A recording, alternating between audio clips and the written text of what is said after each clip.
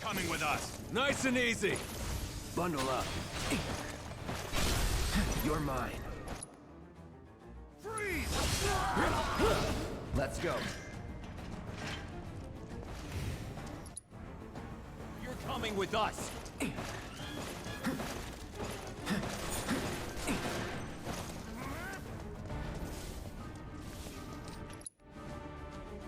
Real joy to work with, though. Get him, boy! Freeze. Cool. Let's do this. Good. Nothing to it.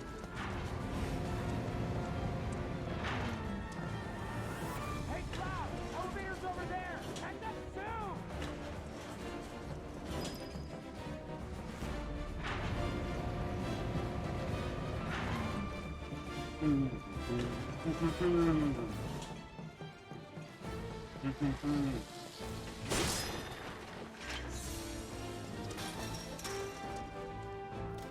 If my options are this or Master Duel, we're doing this.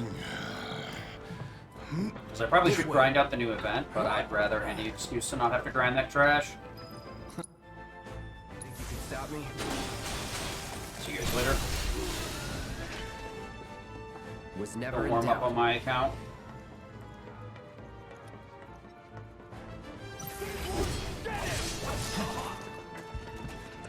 Let's go.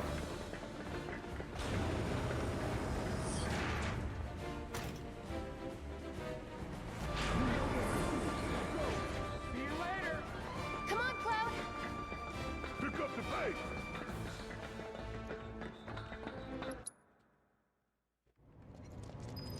Seriously? 3, 2. Damn, I'm good. That's an interesting mess up.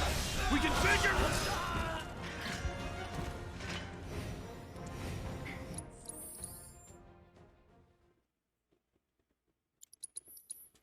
Should be inside our hitbox. Really?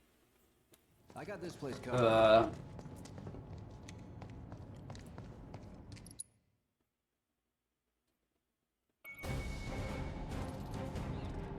Gonna throw your sword at him? Let the man with the gun go to work.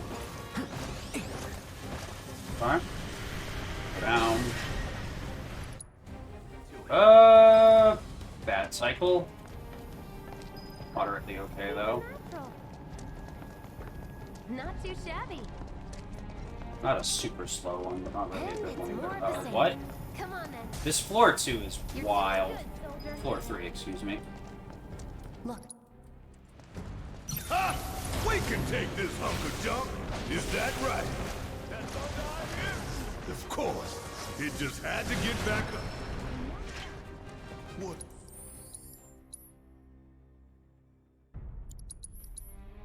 Slick menu open, but not good otherwise. Actually, I need to make sure that I'm not clicked in on anything so I don't try to split.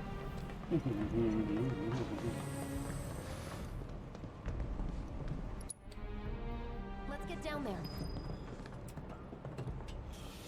God damn. Right? I can practically Very bad camera management there, though. it up. Sip of water. Should have known better. Oh, it's pounding like a jackhammer. Scared, huh? Huh, more like excited. I've been dreaming about this.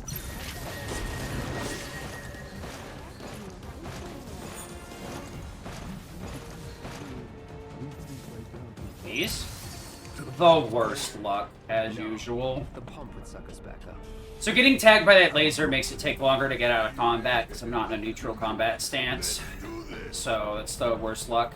If you can get hit on the other side of fleeing exit, you can get your sword put away immediately and it actually saves time. Might be okay.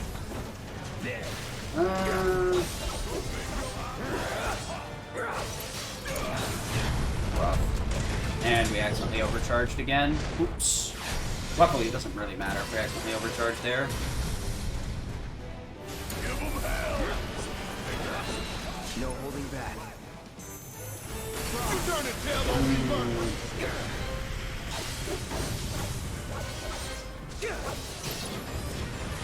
I barely got that in.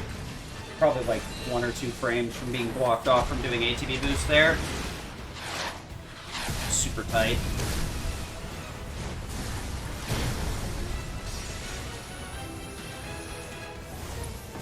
Buzz off. Gonna make your Bam.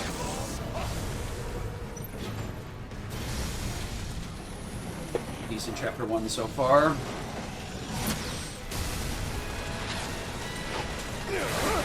Need to tag the leg here, or else we won't do enough damage to Sentinel Scorpion consistently.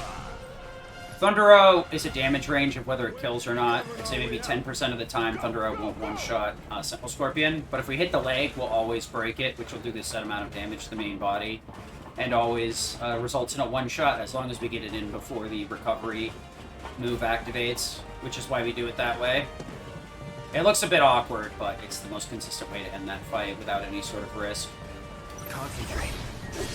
There's a couple of different ways to do this fight that are faster, but I do the triple slash method. It's faster if we can have Barrett kill everything there, but because he doesn't have Magnify, that ain't happening.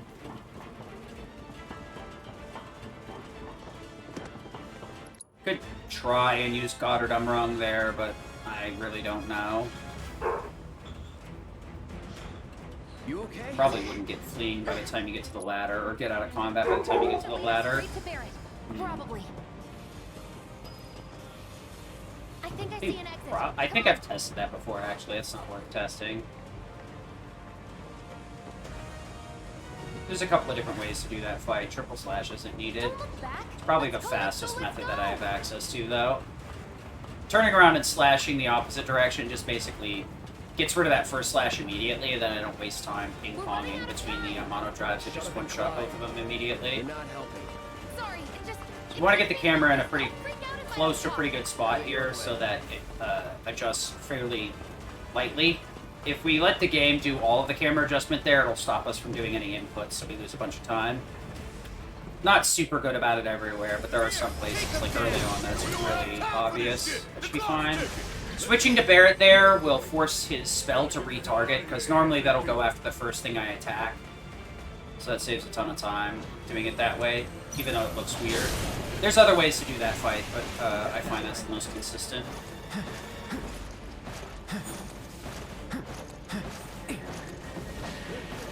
Okay, close enough. No shit.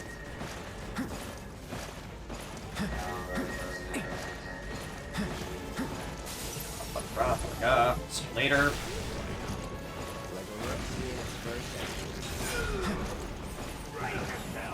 Why would I?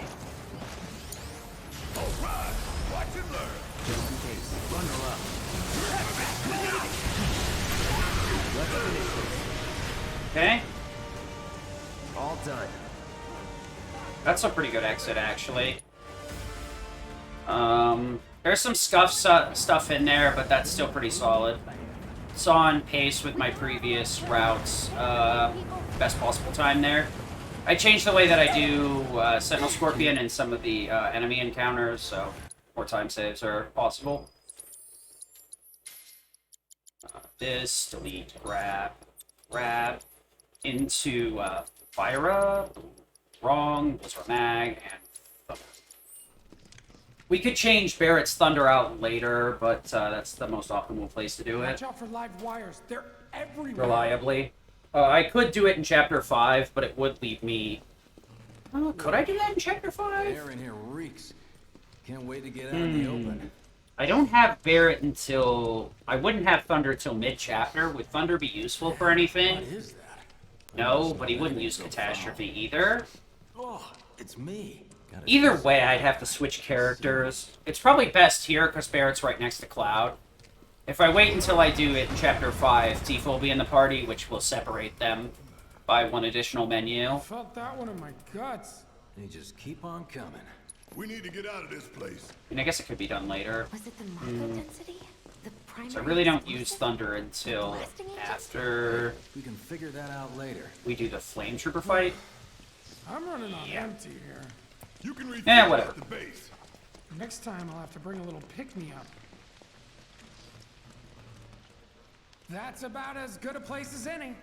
Stand back then. I'll set the bomb. Can't wait to see you, Marley. Can't wait to take a hot shower.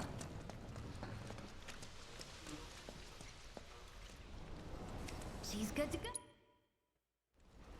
listening to some Megadeth in the background because I had an extremely good run going earlier, and I punted like 30 seconds at a time, say after Crab Warden, which happens sometimes, but not very frequently. Sometimes I misinput a little bit, and it slows down all my moves, which result in my muscle memory going haywire. Because the recovery is really wonky since you're on Tifa. You can have it. Once we I know, like, who is on which bumper, or R2, L2, if I'm on Cloud, but on Tifa I'm a little bit less better at remembering that. Oh, before that really was. Well, see you on the train.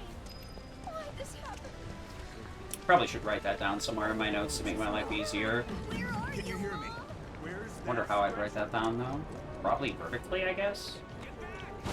So if we manipulate the camera properly, we can keep relatively full movement speed there. It's a nice little trick. Skip this. And then we're going to do a little weird menu here as well. Station's intact. Wrong. There we go. Alright, Sephiroth, bugger out. It couldn't be. Okay. But then...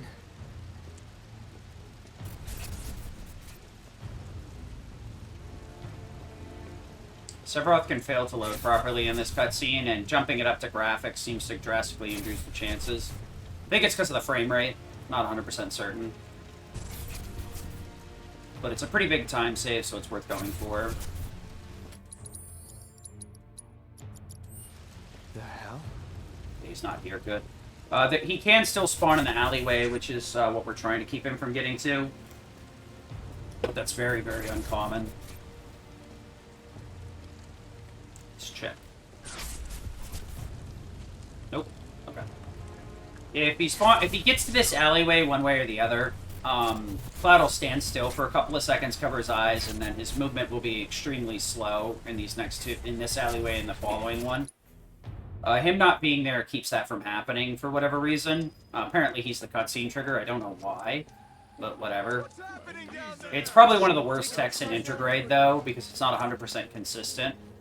Even with turning it up to graphics mode, they're like maybe 10-20% of the time he'll either spawn in immediately anyway, or he'll hit one of his backup spawns anyhow, and still get back in bounds.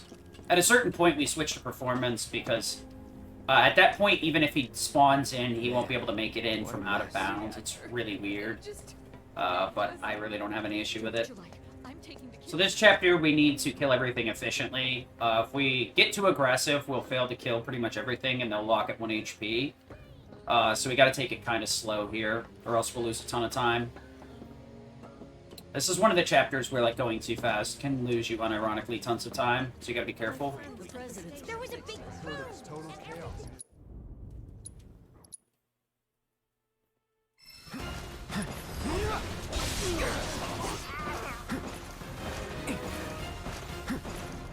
Just give it up! Don't run! Take him! Box him in! Box him in! There's nowhere to run! That's gonna be super annoying. And that's what I was talking about, if you kill them too efficiently. That's gonna make everything really awful. So I didn't get a stagger there. How am I gonna solve this? I'm not going to. He's dead. That's super obnoxious. Don't let him escape! Alright, so my best choice is going to be boost, triple.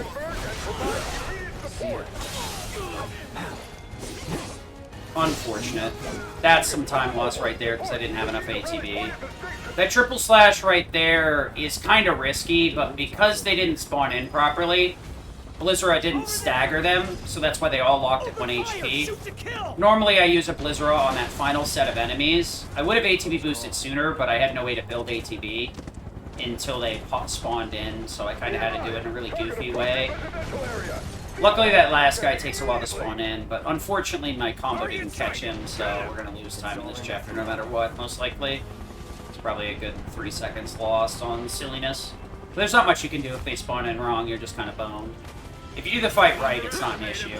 Luckily, I didn't need to use ATB boost earlier, because my ATB was perfect, so it saved me from a cruel fate. That is super cool, too. That's mega cool. That's super rude. Well, we're not getting any time saves here. If we get a sub 16, I think. This chapter has been incredibly awful.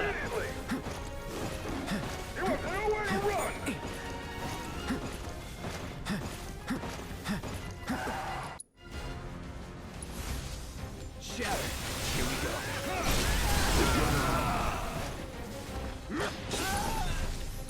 Freeze. There we go, did that right this time. This is really awful. Triple fire up. Time to burn. That's not bad, actually. 1550. That's a lot better than I expected. Chapter 1 must have been really strong. The freight car too. Because of the evacuation order? Look at us. We've got a crowd to hide in. Head for the front of the train and If I had ATV boost in between the triple slashes, I'd have been fine. But I didn't really think about the Blizzard not killing. That's what I should have done. Cast Blizzard ATV boost, then followed up with triple slashes. Then I wouldn't have had an issue with any of them surviving the triple. And I just still had enough ATV to do the rest of the fight. Should have expected them to not get staggered there. Okay. Train car is pretty deceptively difficult there, actually. Please. Getting around the first set requires you to kind of sneak in between them and wedge. And you'll always be able to get around. Then you need to glue yourself to Biggs's back so that Kyrie won't block you from progressing. And then we need to make sure we don't bonk too many times, where Cloud like kind of shifts his shoulder when he steps into a NPCs like that right there. He loses quite a bit of momentum and stops moving at full speed. And if we do that 3 times, you'll never be able to slip between NPCs. Sometimes you can get through it with 3, but it's really, really uncommon. But anything more than 3 is an insta-death there. You're going to have to wait for the NPCs to separate. Usually I can do it in about 2 bonks. If I get really lucky and the game is being kind of wonky, it'll let me get away with 0 bonks, but it's not very common that you're in that situation. The hour can't come soon enough. I can barely tell my skin from all the ash and sweat. We're gonna have to do a really weird menu here, and I'll explain it after. The long and short of it is, we gotta kill a bunch of monsters in here. Such a kid. And because we have access to Tifa, who has really optimal movement, Cloud can't keep up. So we're gonna switch to a long-range materia. And you might think magic is long-range in general, but ice and fire need to be able to see the enemy to actually make contact. So we're gonna switch over to lightning here. Place blew up. Wrong. Want to do it this way. Decent. So we want to walk over here so I can mash triangle out of this save load to just start Marlene's dialogue immediately and then skip it. You don't have to do it that way, but I find that's the easier way to do it. of course. But what I did is I took ice and fire off and swapped it out with thunder. That way I can just use lightning magnified spells to clear out the monsters in Scrap Boulevard, Sure does. instead of dragging Cloud along to each fight. If I don't switch out to lightning, I'll have to enter and exit combat over and over again.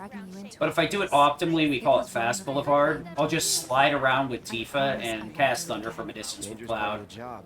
and take out 2 of the fights, exit combat after using ATV boost, and then enter and exit, enter and exit. So that way we waste a lot less time swapping between fights. Saves about 4 to 5 seconds, even though we have this menu in the I Thunders. could, all things considered. We take fire off because fire would take precedence in the menu. Ice, fire, lightning, wind, I believe is the order. So if I had either ice or fire equipped over lightning, it wouldn't be the first thing in the menu. So there's a decent chance that I might accidentally mash it out and cast fire, which completely bones you. The reason is, you can't switch to an AI character when you give them a shortcut and or tactical and tell them to do something before they've activated it. So I could switch to Cloud to cancel it, but the camera will take a while to pan over and back, canceling it out, and it'll really lose you a bunch of time. Not a ton, but it's, you know, we're just trying to avoid that as much as possible. So it's better to just swap out both Thunders. I do it that way anyway later, so it's worth doing. Don't have time for much else. Try and get Cloud in the right position here. Not even time to decorate. Here's your Okay, so if we bonk into Tifa in the right spot there, we can make this cutscene start instantly or near instantly. That wasn't a perfect one, but it was pretty close. I use a couple of visual cues on the floor of where her feet are and where Cloud's feet are to help set it up. Right here, we're going to try and flatten Cloud out with a door like that, and it'll start the cutscene immediately. There's a lot of places where the game wants your character to be in like a very particular position, and will adjust your angle to make sure that it fits what it wants. So if you can get it as close as possible, it saves time everywhere. Oops. I was thinking that was a cutscene, so I tried to open up the menu and then remembered it wasn't, so it took me a second to cancel it. Loud and clear. For dialogue, you mash triangle and circle, and X is your confirm button whenever the menu's open. My husband decided. So in that case, like, I don't easily hit the button without having to go out of my way when I accidentally open the menu like that. You can skip cutscenes instantaneously, or near instantaneously, that is. If you open the menu normally, it will just say resume, and if you hit X as soon as you open the menu, it'll just resume. But you can hold down on the D-pad, which will buffer the down input, and it really has no other interactions with your other stuff, so it's not that big of an issue. Just gotta be careful in combat if you're trying to skip a cutscene, because you'll swap characters, which is, you may have seen at the end of the boss fight. I didn't do it because I wanted to be in control of Barret, but I did it because I want to hold down to buffer the cutscene skip. So it's... The thing is the down input isn't immediate, so you have to be careful with it. Hey there. You can't just hold on to it and then hit X immediately after you open the menu. You need to give it a little bit of breathing room in between for the game to actually input the down. So that may be why at some point you'll see me like flashing like the black screen over and over again. I keep accidentally resuming instead of waiting for the down input to get put in. Just met her. Then you know what to Gotta be expect. careful with how close we get to the item store there, or else Tifa will start walking, so that's why I stopped and waited for her to get ahead of me. Here we really can't save any time, we just gotta follow her with as straight a line as possible. Hey, Marl. We can save a little bit of time at the item store here, but it's not super, the weapon store, but it's not too much. If we stick next to the fence at a certain point, we can get a jog going, which will let us get a run going, and then we can get in the weapon store well before she finishes talking. We need to wait for her to finish talking, though, because if we do, and then enter the weapon store, more so walk over the cutscene line, we'll warp her inside the weapon store and save a bunch of time. 5 years. Well, not a bunch, but a lot. But never mind that. We've got to get you your money. Last stop is the weapons store. Hey, if it isn't Tifa. Yeah, if you go in too early, you can be kind of a rough spot. Unfortunately, I got the slowest version there. I went into the weapon store a little bit later, because I was playing it safe, which means she started moving pretty quick there, and I'm pretty sure, I have no way to verify this, but I think like she has to stop outside to start this cutscene. So if Tifa starts moving and grooving outside and starts jogging to the weapon store, it takes a while for her to warp. It's kind of annoying, but that's how it is. So here we're going to be doing Scrap Boulevard. The main gimmick here is we're going to be using the parry material with Tifa, pretty much the whole game. Parry will modify your dodge roll if you're holding guard and have it equipped. Parry on most characters just gives you an interesting little animation, keeps you from getting knocked out of it in most situations, and will deal damage if you hit an enemy with it. For Tifa, however, we get a really fast slide kick. So we're going to abuse the heck out of that because it's really The more fast. they show up. And there's our first challenger. Show me what you got, Cloud. Unfortunate.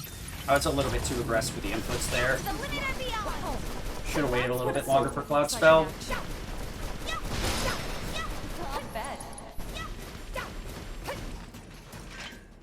And that's what we call Fast Boulevard. Okay, yeah, we got Fast A win's Boulevard. a win. Because the other part of it is getting to this area here to trigger the cutscene here instead of in the previous combat area. So it's actually really deceptive with this, because that's a huge part of it. Otherwise, we have to walk to the fence ourselves, which is much slower than using Tifa's parry movement. We were using a faster variation of her parry movement called parry sailing.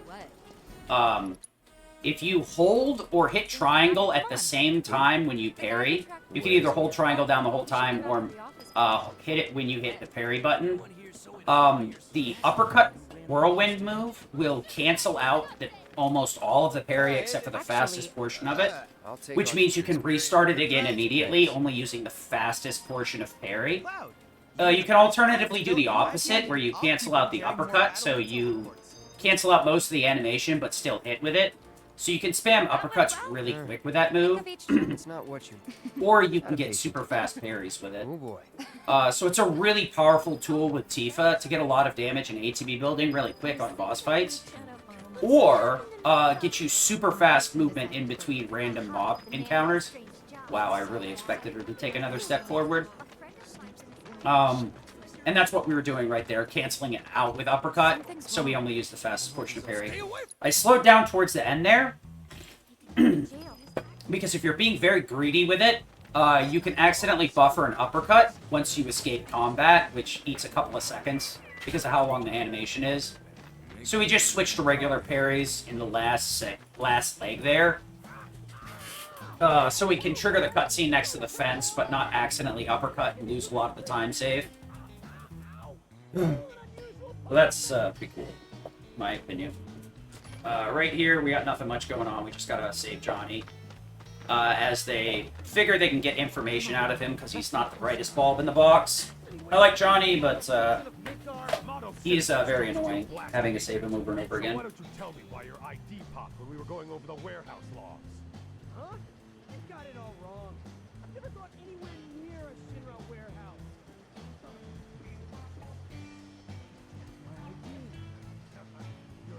Sorry, listening to Megadeth in the background to kind of chill out, because I threw away a really, really, really good run in Chapter 5 on the boss, and I'm still a little salty about it. I swear. Yep. It happens sometimes, but it is super tilting when you are like minus 30 seconds, or 30 seconds ahead, and then throw it away on a single boss fight. It's an impressively bad mistake. Okay, No holding back. Let's finish this. I think the Blizzara from the Elite Trooper would have killed him, but I hopped on him anyway to make sure he went down. The Tier 2 and Tier 3 Fire and Ice spells have a really wide AoE, or area of effect. Their explosion will often hit enemies you wouldn't think. Especially with Tier 3, it's like a 5-meter radius. Tier 2 is like a 3.5-meter radius. It's in-universe, but you get a rough idea once you've used it long enough. What do you want to do? The Tier 1 spells and Lightning and Wind have a much more... Lightning specifically have a much more petite radius. A much smaller radius, if you will. Wind, I think, is like a meter, 2.5, and then 3.5. So the Tier Arrow God is kind of equivalent to Fyra or Blizzara. Long story short, you can multi-hit a bunch of things with fire and ice spells, but you have to be really cute about how you do it with wind spells. I see. In that case, And basically have to use Tier 2 or Tier 3 for the most part.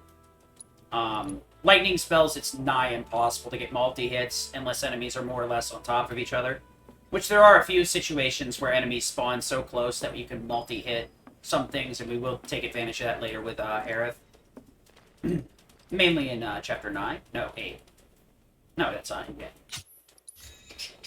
Maybe just chill a bit. So the dart minigame here, if you beat the score, if you haven't before, will give you the luck up materia from Wedge. It's also a minigame. You get the luck up before you head into Chapter 5, at the end of Chapter 4, but it's not that really useful. Even maxed out, the 2 luck materia you can obtain will only give you a 40% increased critical chance hit rate. And in terms of New Game Plus Hard, where we often have to cycle our equipment to, how do I want to put this, to target weaknesses, because we don't have enough damage to just one-shot everything with the wrong element. And it's not even just that we don't have enough damage, but like, a lot of things have bigger HP pools too. So sometimes we just can't even, like, one-shot them anyway because they have more than 10k. Or 9,999, which is our cap, and we have no way to break that. There's one enemy that does break that, but it's a boss fight, and it's an intended mechanic. There is another place where that damage cap doesn't seem to apply, but I'll explain that later when it is pertinent for self-destructive use. Yeah, we do use enemy skill. It's a really cool materia. Luckily, Hard has a lot of cool things in it, and isn't like landlocked to one really like powerful ability. Okay. Big man with a big gun right on. Miss hell. Oh, we got a double. Nice! Alright, I'll take the sub 30 with a song in my heart and a smile on my face. 29.50 there is pretty strong. As long as it's like sub 30-10 or below, I'm happy there. For a marathon run, 30-30 is probably like the peak. If we get anywhere past that, something very bad has happened and you're in a really bad state. We gotta talk to Jessie up here, but we really don't care what she's got to say. Basically, like, early game, in New Game Plus, she gives you a bunch of materia. Starts with a healing, gives you Ifrit here, then she'll give you Barrier later. We will not be using Barrier, not even close. We're not even going to be using Planet's Protection. Barrier will reduce the damage you take, which could be beneficial in hard. But the thing is, if we're getting hit, we're doing something wrong. There are a few situations where we take hits on purpose, but the damage you take will determine how much limit you get back from it, and that's based on a percentage. And since Barrier would reduce that damage taken, it's almost always a bad thing. Because there's a lot of endgame bosses where multiple limits will be required to make everything go optimally. We got to go out of our way to make sure that we take certain amounts of damage and or stagger the boss a certain number of times to get those limits.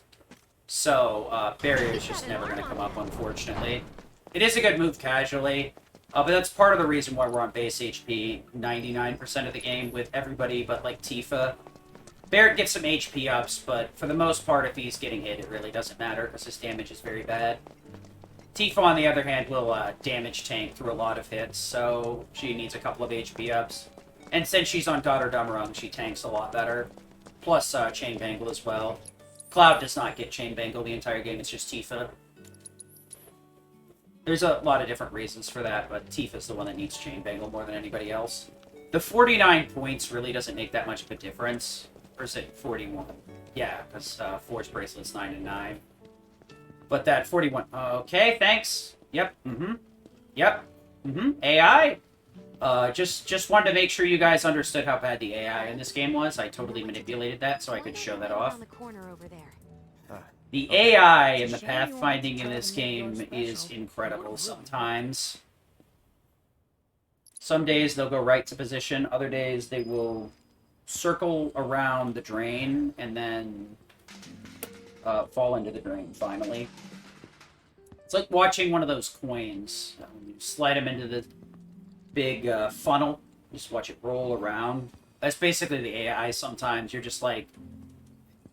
Sometimes it goes straight into the hole, and then other times it does 1,000 loops, and you're like, I'm kind of bored. Can you just go in the hole now? Sorry about dropping in like... Got a bunch of cutscenes here to skip because we're stealing a key card. My dad. This is mainly because Jessie is upset from Chapter 1. She thinks she's the one that caused all that panic and destruction.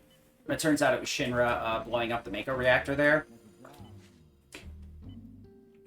Thanks. So she's worried she used too much explosives. So we're getting some less impactful explosives here. Which won't mean much in the long haul, but it does mean we get some extra content here. We need to break into the annex to steal them. This is something completely new from the game, if I remember correctly. There's nothing even close to this, at least in the early game. We will be using a combination of Ice, Magnify, and ATB Stagger here to make it through here consistently and quickly. The thing is, Skillmaster's pretty good, but it's very slow because it requires 3 different moves to activate and only gives you 900 ATB back. It's very good in boss fights, but in enemy encounters, especially solo enemy encounters, it's pretty slow. So it is a nice thing to use. Sometimes it'll help you out, but not very often. Because early game, the enemies are so weak, Ice will pretty much one-shot them regardless of whether they're weak to it or not. And Ice's gimmick is that it staggers enemies really efficiently. And what that does would normally increase the damage they take and stun them for a while until the bar empties out. But in this case, staggering will activate 2 things. It will give us a chunk of limit, and it will give us a ATB stagger activation. You get 350 limit per stagger, and ATB stagger will give you 900 per stagger. Both, however, have an interaction with Magnify, so if we use Ice Magnify, we can get 3 activations of both.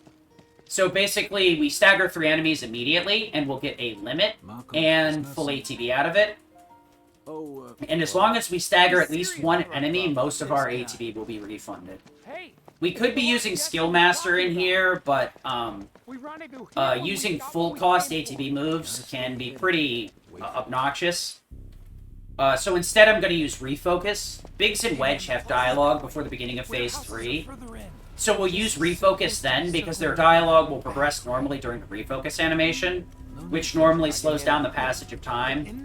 Refocus is usually not a good idea with a solo character, but when you have multiple characters, you can have them perform the animation and switch to somebody else to avoid the time slow, which we will be doing a few times with Tifa. Refocusing with Tifa is actually, unironically, super duper good in a lot of cases, so it works out great for us. Okay. But right here, we're just going to be spamming a lot of ice. Freeze, stagger, A to B refund, limit refund, let's go. We won't be able to use the limit on Roche, though, because the game forcefully empties it out. So we're going to have to do something different. That's why we need fire.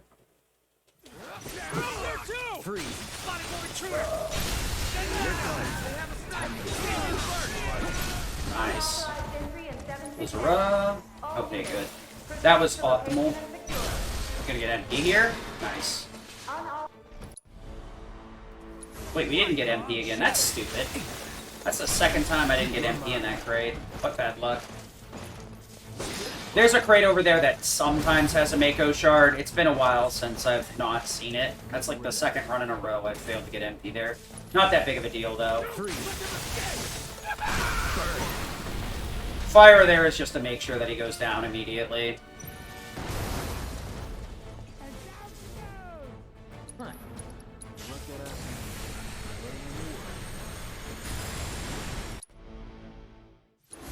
Chill. Get on my face. Let's do this. That's super annoying. I'm pretty sure. Nice frame drop, by the way, OBS. Great. Quad Lizera 2. Worst situation possible. Calling ice. You're mine. Chill. Worst situation possible. I'm gonna lose time here for sure. Calling Not much I can do about it, though. Gotcha. Time to burn. My MP is really shit right now. That's super bad. I had to cast a lot more spells than I normally need to. Oh, you've got to be kidding me. I actually can't. Sorry, guys. Hopefully that doesn't get me claimed. Calling fire. It could be moved. Just Fire, fire. time to burn. Calling fire. Could have been better. 37-30 would have been like preferable, but that was a lot of really bad luck between not getting the MP crate, the dogs dodging a Fyra there, Blizzard not hitting. There was a lot of super bad luck in that entire fight. It was very sad. He'd only get upset. Why is that? Because a soldier wouldn't understand. I'll tell him you're worried about him, though. Well, it's been good. I guess it is what it is. Sometimes you get a bad strat there. So what happens is, the first phase went fine. The second phase went okay, but I grabbed 2 of those crates there. That left one sometimes has a Mako shard, and by sometimes I mean like 90% of the time. The last 2 runs, it hasn't had one in it, which is really awful. But it is what it is, I guess.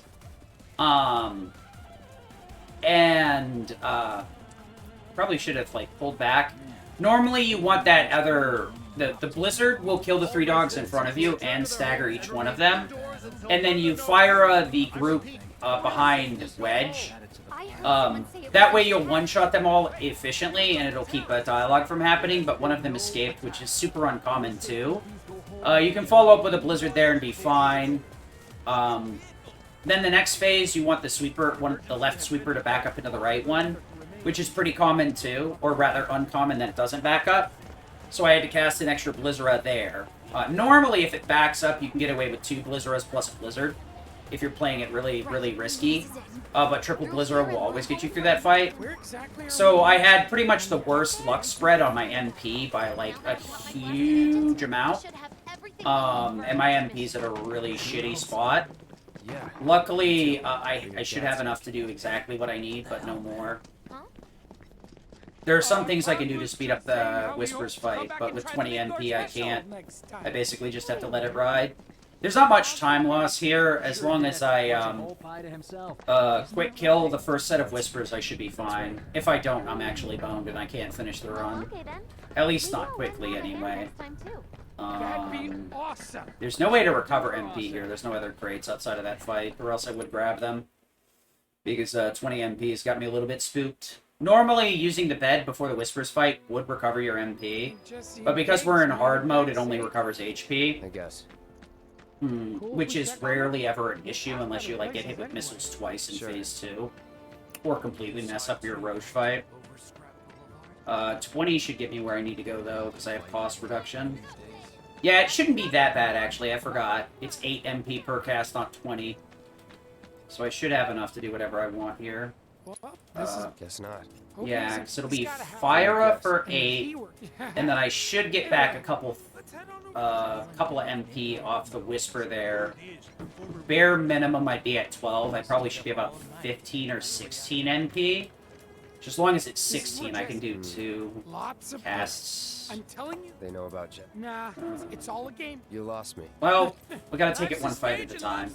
So I'm trying to one-shot the first set of Whispers. If I don't take out all 4 of them, or get rid of one of them and take out the remaining 3 all at once, if I get down to 2 or less Whispers, it will spawn additional Whispers. Used to be able to use cross-slash, but for whatever reason, the sideways slash hits on 2 different frames. So it'll kill the left 3 and then the right one, automatically triggering the second wave of Whispers to spawn. It's super obnoxious. So instead, we're going to use Somersault here. Somersault does have a pretty wide hitbox, so as long as I target the middle Whisper on the left side, I should be able to reliably hit the left 3 Whispers with it and one-shot them. I'll fire off the Whisper on the right side, and because it has MP Absorb, I'll get some of my MP back. But if I don't one-shot all of them, the next wave of Whispers is going to take forever to kill, because I don't have enough MP to cast Blizzard or anything. So it's a really rough position to be in. I honestly don't know what I'll do if I don't get the quick kill here. Because normally I have enough MP to just spam a Blizzard right after. Oof. Well, let's just do it. We'll just get the quick kill. Simply, B, Fyra. Okay, yeah. We're not gonna worry about it. Oh, good, I got 16 MP, I'm fine then. I have enough to get what I want. So this next fight here, we're gonna Blizzard the 3 Whispers in front of me. I'm gonna go out of my way to kill one of them, and then cast Blizzard again after that. And that will stagger the main Whisper. And because I have more than 16 MP, I can do that. Otherwise, I wouldn't be able to. Because it's 8 and 8, since the 20% cost reduction, thankfully. I won't have enough to fire here, but it could be a lot worse. I'll just have to use Somersault. Of course. It's on now. You're done. Freeze. Giving it my all. Let's do this. You're done. 4330, sure, I'll take it. I think that's even better than the last run I threw away. That's Boomer. Hey, yeah, my MP is super tight here. Normally I'd cast Fyra after that second round of Blizzaras, but I didn't have enough. I didn't even have enough for a fire. So spells are normally 4, 10, and 21. Lightning, add 1 to each one of those. But because Mithril Saber reduces the cost by 20%, it goes down to 3, 8, and 17, I believe. Because it rounds up in your favor. So it's hard to explain, but yeah, it should be 18, but it rounds down to 17. So just be thankful it's a little bit less. That lets you get away with some tier 3 spells that you probably shouldn't be able to. Alright, you sure you ready? Alright, let's miss the save load here and get really, really mad. There's a save load we can do on the train car here, but it's not super consistent. It's really hard to hit. Probably gonna miss it after getting it last run. Yep. Missed it. It's basically like frame perfect.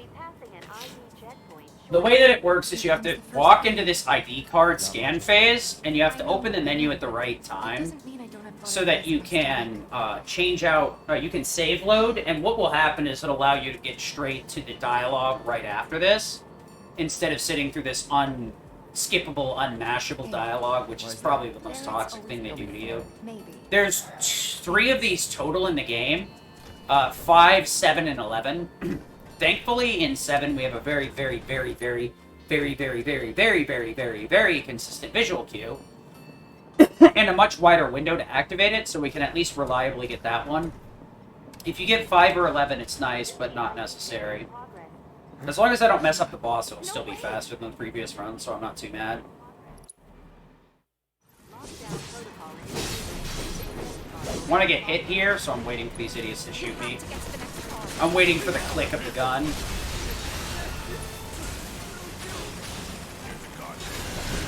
Okay. I do have to waste some MP here using ice. I would have menued to Thunder if I had opened the menu, but I opened it late instead of early. I do need a visual cue there for that save load, because it is so specific. If I go for it too soon, I can lose a bunch of time by saving and loading and not getting the effect of it. But if I do open the menu, I should swap out my equipment then, so I don't have to bother menuing later. But because I opened the resume instead of the menu, we're going to have to do it a little bit later, which is both good and bad. It'll make MP management a little bit more obnoxious, but it'll also make a couple of the fights more consistent.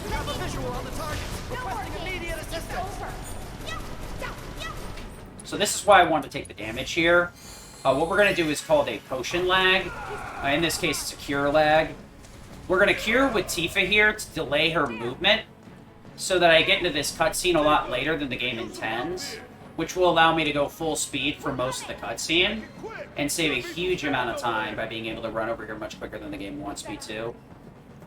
Or the developers intended me to. There's a couple of places like that where we can get really good, if we get really good movement, we can save a ton of time.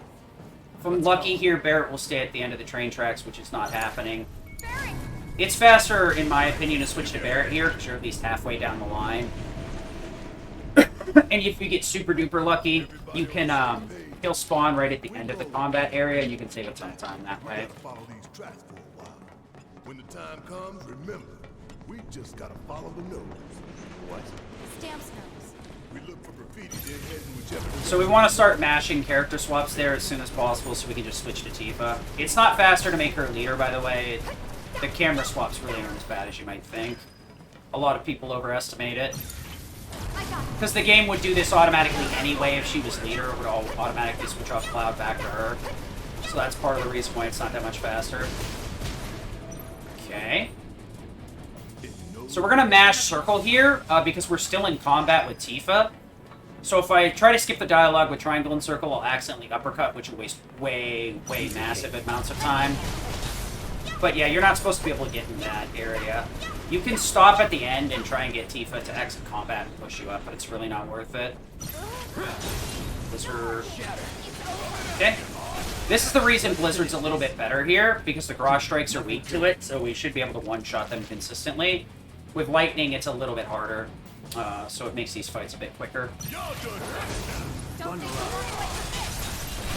Really? That's stupid. Very. Okay. Swap. That was a really awkward fight, so it kind of threw off my timing. Thundera. Thundaga. Thundaga mag. Button. Worked up a good sweat. Excuse me. Got a little phlegm in the back of my throat, and it's just going to be there until it decides to go away. Oh, that's interesting. Blizzaga. That. Thundera. Thunder. Well, the upside of that is I took a bunch of damage with Cloud, so I'll be able to cure buffer with him most likely. Barrett does have Bloodsucker equipped, so if he kills any of these enemies, he is going to get 5% of his max HP back. It would be beneficial if I could cure buffer with Barrett with himself, because it's the optimal version, but it's not guaranteed at this point. I guess she was doing something about those monsters after all. How did we pick such a shit detail? Okay. Let's just give it a quick once-over and call it a day. Thunder. ATB boost. Thunder. Thundera. That's super annoying, but whatever. Movement's pretty bad, but Not bad. Pure Buffer himself. All right. Come on, come on! Where the hell we are? Keep going. No! This is why you want to Cure Buffer with Barret, because of this awful movement right here. I didn't lose as much time because I didn't waste time trying to set it up. But I expected Barret to heal himself up there. Man, it screwed up my MP management, or it screwed up my timing for that. We'll have Barret cure up Cloud here. If he was just short a little bit, I wouldn't bother healing until after, because normally the missile turrets can sometimes hit you with a missile launcher, which will take about 1,000 plus HP. But at that low HP, a couple of missiles could kill Cloud. I love it when like my frames drop on a decent run. It's the best. At least my local recording won't suffer from it. Think you're making progress, and then you hit a wall. Knock it down. You're starting to sound like Barret. So yeah, we're gonna tune up this missile turret with Cloud Barret's Thunder, but I'm gonna have to wait a little bit because the AI is really not all there, and we'll just roll immediately. So like right here, then he'll cast. You're done. Calling lightning. Let's do this. The Thunder Up Magnify there should kill everything, but there is some cases where the damage is a little bit low. So I make sure to have Tifa do Somersault there just to follow up and finish it off efficiently. Soldier. Biggs made the plan, right? I provided some input. Hope not too much. What's that supposed to mean? Give it up, asshole, or we'll burn the hell. Surrender! Hard and fast. Hey, did you Kinda see tempted me to switch back to Thunder there, because it just doesn't do enough damage consistently enough. Keep looking for faithful little Stan. Alright. He'll lead us to the Crab Warden, please just die in a fire. Specifically this lightning-bathed fire right here. Okay.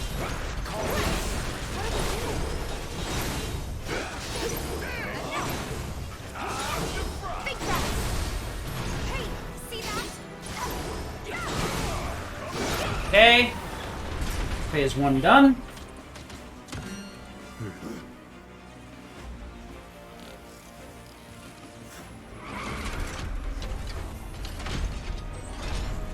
What are those? Heads out! Get out of our way! Nice. Alright, easy peasy. That it? Now don't mess it up again, or else it won't be easy peasy. It'd have been nice to see these gold splits, though. Now what? Okay, let's Call go. lightning. Back off. Got a sting. Finish him off. Coming at Back off. 53, let's go. Could have been a 52 if I hit the save load earlier, but because I hit it on the late side, I had to menu an additional time for Thunder. Which isn't really a big time loss. So, Because if you see the resume menu, you know, like, you've whiffed it, so you don't even have to think about it for more than a fraction of a second. Like a scorpion. If you go too early, you have to, like, look at the visual cue real quick and assess whether or not the save load would save you time or not, and menu. And trying to do the menu while visually assessing it is nigh impossible, so can't really complain too much about it. Hitting these save loads is additional, in my opinion. It shouldn't be something you route in and reset over. There's so many other things that you need to be good at besides stupid save loads. Some runs I hit both of them, but those are a fraction of runs, maybe 5% at best, and that's being very generous. Shut up and move. just don't look down. Okay? Most runs will either miss both completely, go for a save load that I know probably won't work, or hit one at best, maybe like 10 or 20%. For whatever reason, Chapter 5 seems to be really easy to me. I don't know why, though. It shouldn't be. The more momentum that you have in those save load situations, the easier it is to hit them. It's kind of hard to explain, but you need to like walk into the cutscene as you're opening the menu, and if you can move faster, it gives you a wider window to open the menu while stepping into it.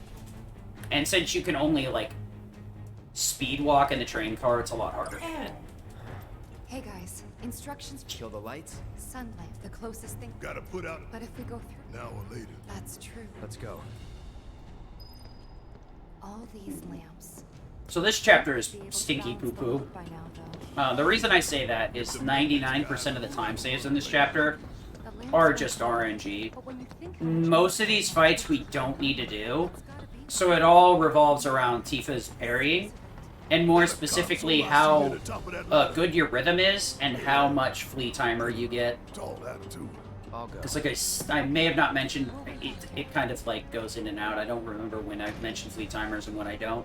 But the flea timer is randomly between 3 to 6 seconds every time, every single combat. Usually not 3 and usually not 6, but somewhere in the middle. It tends to obviously go more towards the median. But we want around like 4 or 5 seconds in almost all these fights. Don't mind us, y'all. Excuse me? Passing through. they busted? Nice laser turrets, by the way. Literally don't exist. One less thing for us to worry about. I love how the camera angle changes there, and sometimes the lasers just don't spawn in properly. It's like in the It's super funny. Good thing we don't have to kill him or something, or else it'd be like a hard quit situation.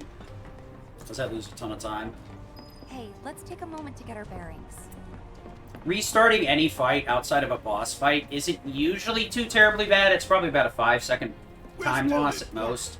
Okay. Because of how long it takes to restart and load. But if you completely mess up an enemy fight and have no way to finish it, sometimes discretion is the better part of valor and will save you more time.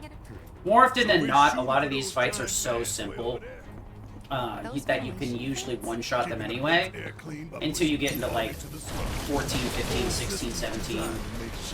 I'd say 18, but there's no enemy encounters in there. That's awful. That's what I mean by the flea timer can be really bad. You can get like, you can actually get on this platform and soft walk Sure seems that if way. you have a long enough flea timer. But like, not even getting down the stairs is horrendous. That's like a 3-second flea timer. It's really bad. And those fleas weren't bad at all. My parry rhythm is pretty good. The reason I'm talking about rhythms actually is the parry sailing in general is a rhythm. It's not just a mash it as hard as you can type thing. You actually have to maintain a 1, 2, 3, 4, 1, 2, 3, 4, Hey, 1, 2, guys. 3, 4, 1, 2, 3, Hell 4. no. I'm just worried. But like maintaining that rhythm is what you need to keep the full movement speed. If you're doing it right, Tifa will be like halfway sunk into the floor. If you're doing it wrong, she'll stand up after every slide. Don't look at the fan. Whatever you do. So you gotta be very careful about it.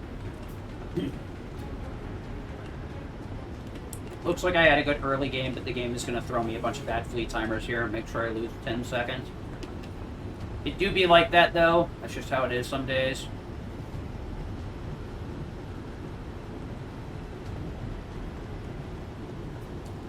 If we do this right, we can kind of snake in front of Tifa, but I'm not quite sure how that works. It just happens sometimes for me.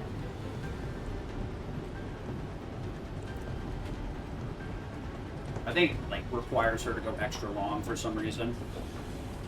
Nice. That is a nice little time save. Not a super big one, but it's nice. Made it through in one Because piece. Tifa normally makes you take much longer getting through here. I think that took a couple years off my life.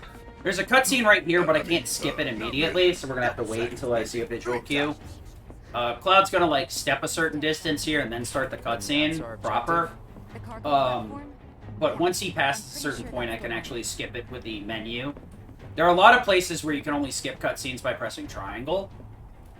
Or there's one place where skipping it by triangle is faster, but almost every situation you can skip the cutscenes faster by just using the normal cutscene skip option. Say what?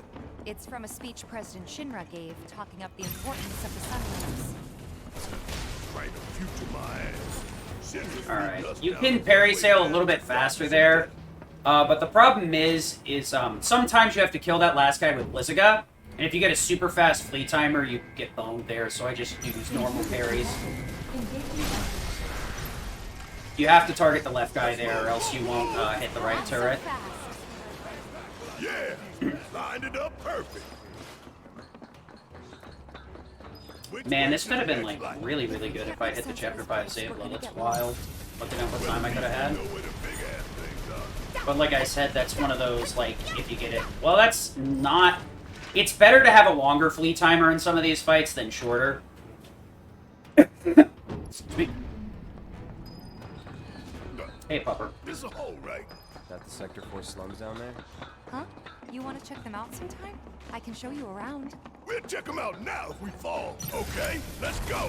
Gonna finish it quick. That's super bad, actually. I think I need to exit combat here. Yeah, it's fine. Yeah, got me some slack anyhow.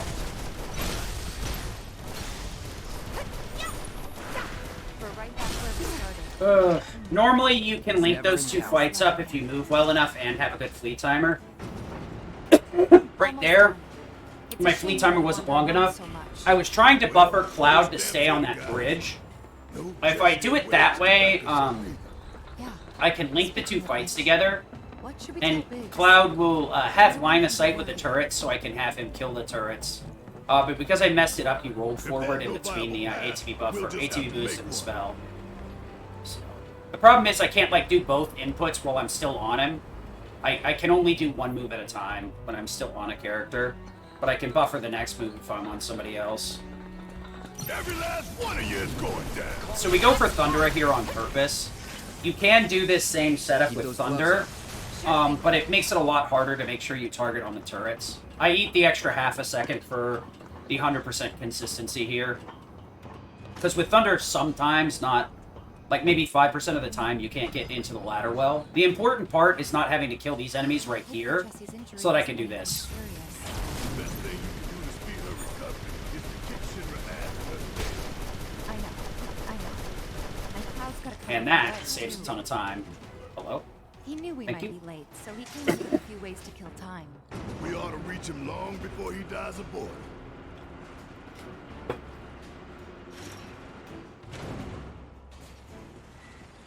And we're back at the cargo platform.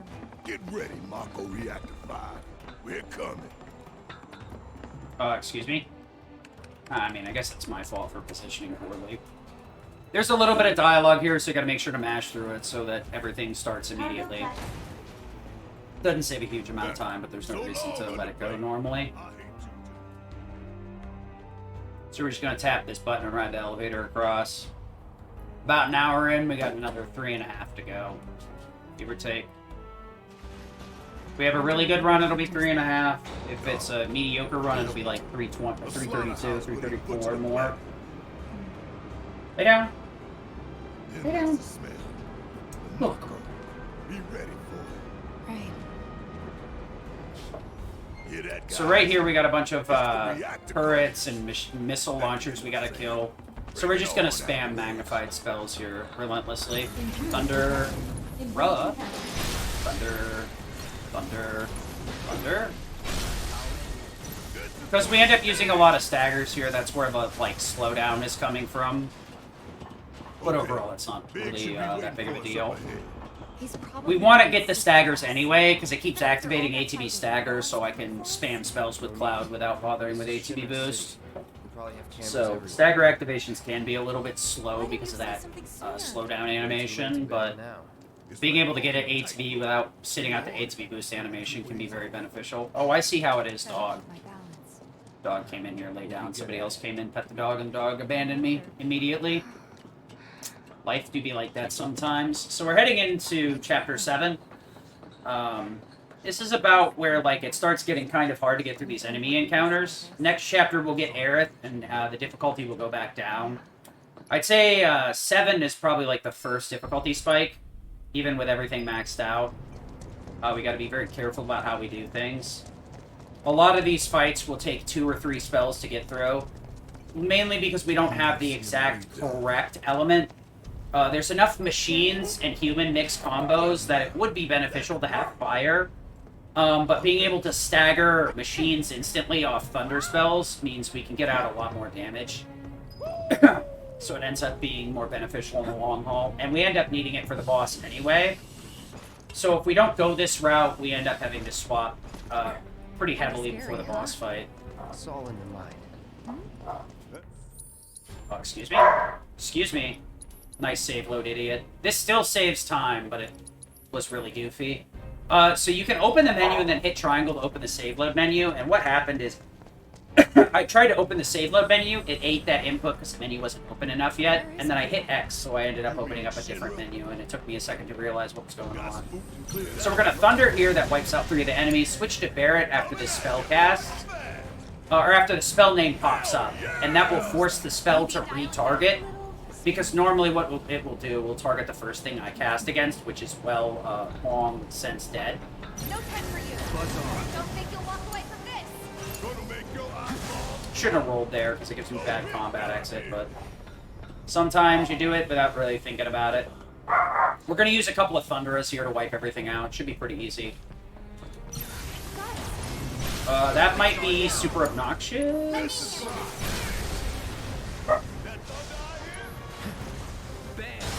Very unfortunate. Because that sweeper decided to stop, it messed with my MP. Or messed with my damage output. Shit, Cloud's MP is 1 short. That's gonna be really obnoxious here. Actually, yes? No?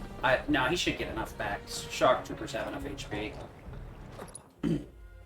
We're not gonna overthink it. Max MP isn't super important, because that's not what's killing here. It's not an issue yet.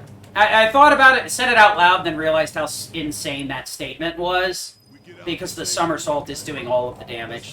The Thundera is just to keep him locked up. And because I have Thundera Magnify, I shouldn't have an issue.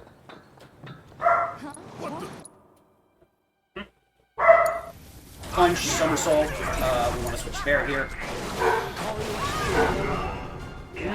I didn't get back as much MP as I expected there. I must have crit last time. Whatever. Okay. It may have also been because I cast it so late. It's whatever. We'll just do double Thundera on this fight here instead of Thundera. That'll bring my MP curve back down.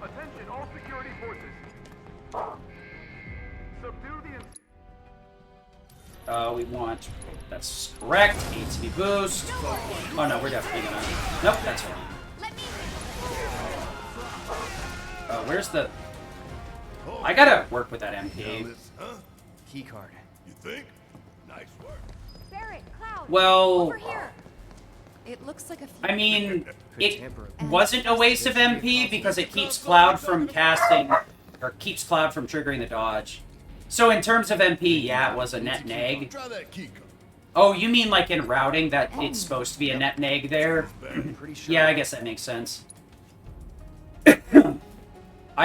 The other day I exited that fight with 92 MP, so I got some really weird impressions of the fight. And unit. I could have used Thunder in that scenario because I took so long to cast. Would have been fine. Heidegger's got no idea. But it doesn't matter. The MP crates and stuff should still level out as long as they don't get aggressive. Yeah. Well, the reason I go with Thundera is because there's no chance of him getting out of the spell too early. I've used Thunder Magnify once, and he gets out of it. He got out of it too early, so I have some respect for that fight now. Give your best shot. Button? Hello? That was easy. Button. Okay, I need to do that a lot more aggressively. Should be enough.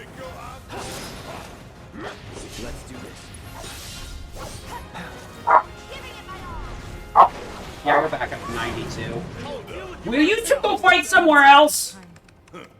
Double the So, this is the same thing that happened last time I punted Chapter 7. These two started fighting in the hallway. Or no, it was Pearl in here freaking out because we were freaking having somebody deliver something and she was acting like she was dying because the door was closed. That's what it was.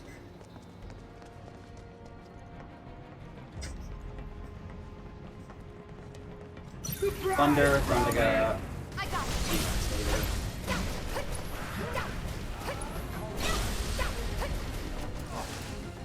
Button. ATB boost, Somersault, Thunder. I just realized I can just cycle right there and it'll turn the thing around. Thank you. I didn't even realize I should just press right on the thumbstick there and it would cycle to the left set of enemies because there's nothing else on the right side. Dingus. Oh no. Just gotta make sure I don't cast Thunder too soon here. It's my big issue right now.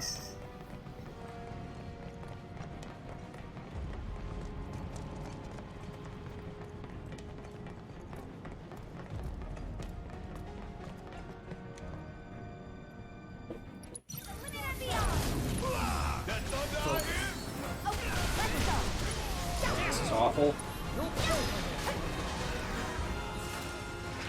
really bad positioning. Bunch of Whatever. pushovers.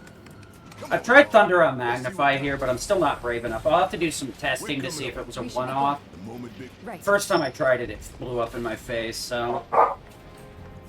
Thunder up. You'll walk away from this. Thunder. See ya. Probably should be a little bit more aggressive with that movement there. put in the bag. I was trying to see if, like, being more aggressive with Cloud shortcuts was the better way to do that, but I was Can't say we wrong. didn't prepare. Now we just Excuse me. Shh.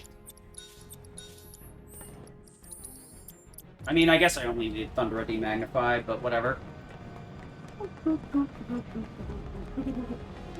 Damn, I thought she just picked up a plate and walked away with it, but luckily it was a toy. Okay, that stinks.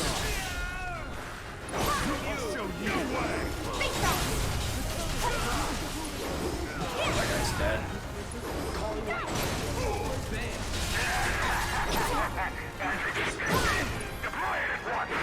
Think fast. That's that. Sir, it's not ready yet. See ya. That's that. Too late. Understood. Hi. Prepare the airbuster for immediate deployment. That's too late.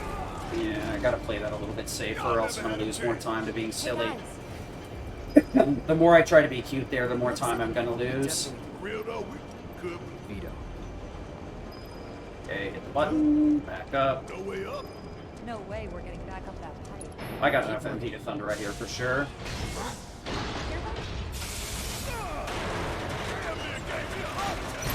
Get ready. What the hell? Let's go. Here. Should be enough. Nice. Barrett's. Real subtle. Tifa heal herself. Tifa heal Cloud.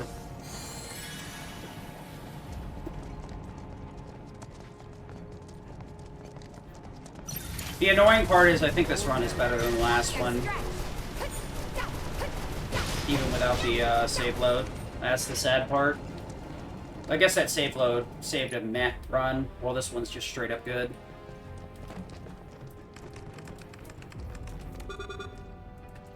What? It's locked down. Is there any way? Yeah, from that. So Airbuster here is a lot more complex and at the same time extremely simple compared to the OG version. You know the. Do you think we'll find The thing one? is, Synergy gives you free spells So every how do time you we- use it, and because we have Synergy Lightning and MP Absorb Lightning on Cloud, we'll be able to cast some spells for high damage, and then use Synergy to refill our MP, and then we'll very quickly get back to max, so we'll get that additional damage bonus from being at max, and the cost reduction will make it so our MP curve is Pay really attention, nice. you two. 3, 2, 1.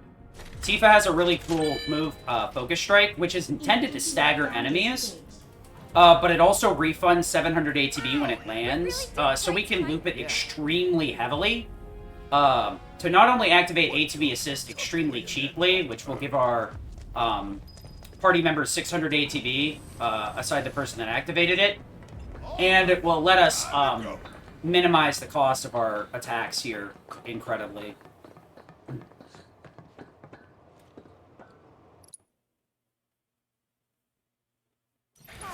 This ATB, what the hell? Last couple of runs, I've had incredibly good ATB here. Focus. This ATB is wild.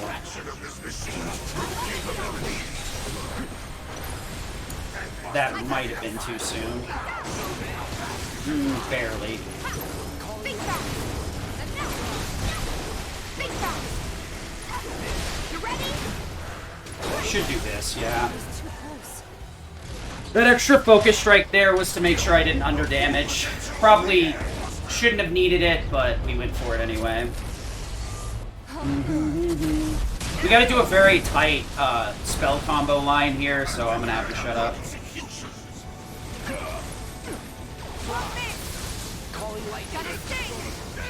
Should be good here. Unfortunate.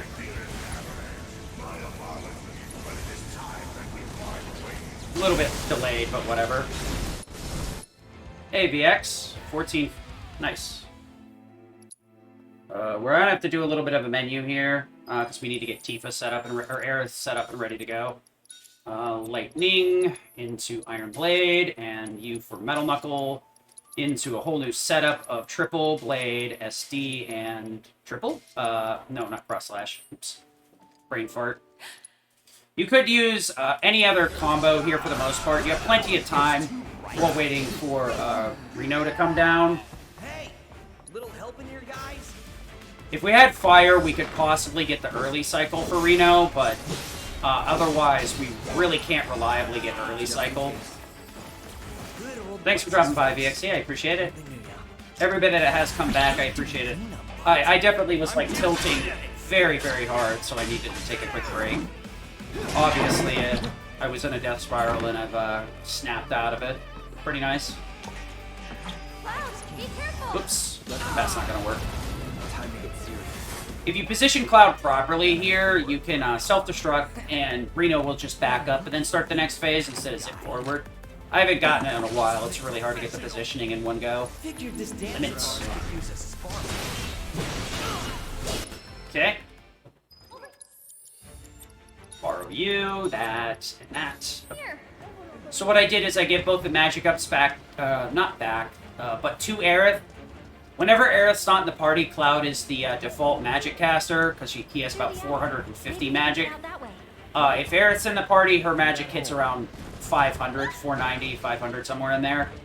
So for the most part, we want to be using her as a caster, because she'll do a lot more damage.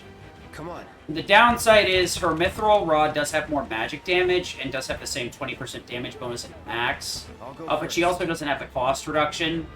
So, in my personal opinion, using MP Absorb isn't worth it, but it probably is, to be perfectly honest. I just fight against it because I'm a big dum-dum.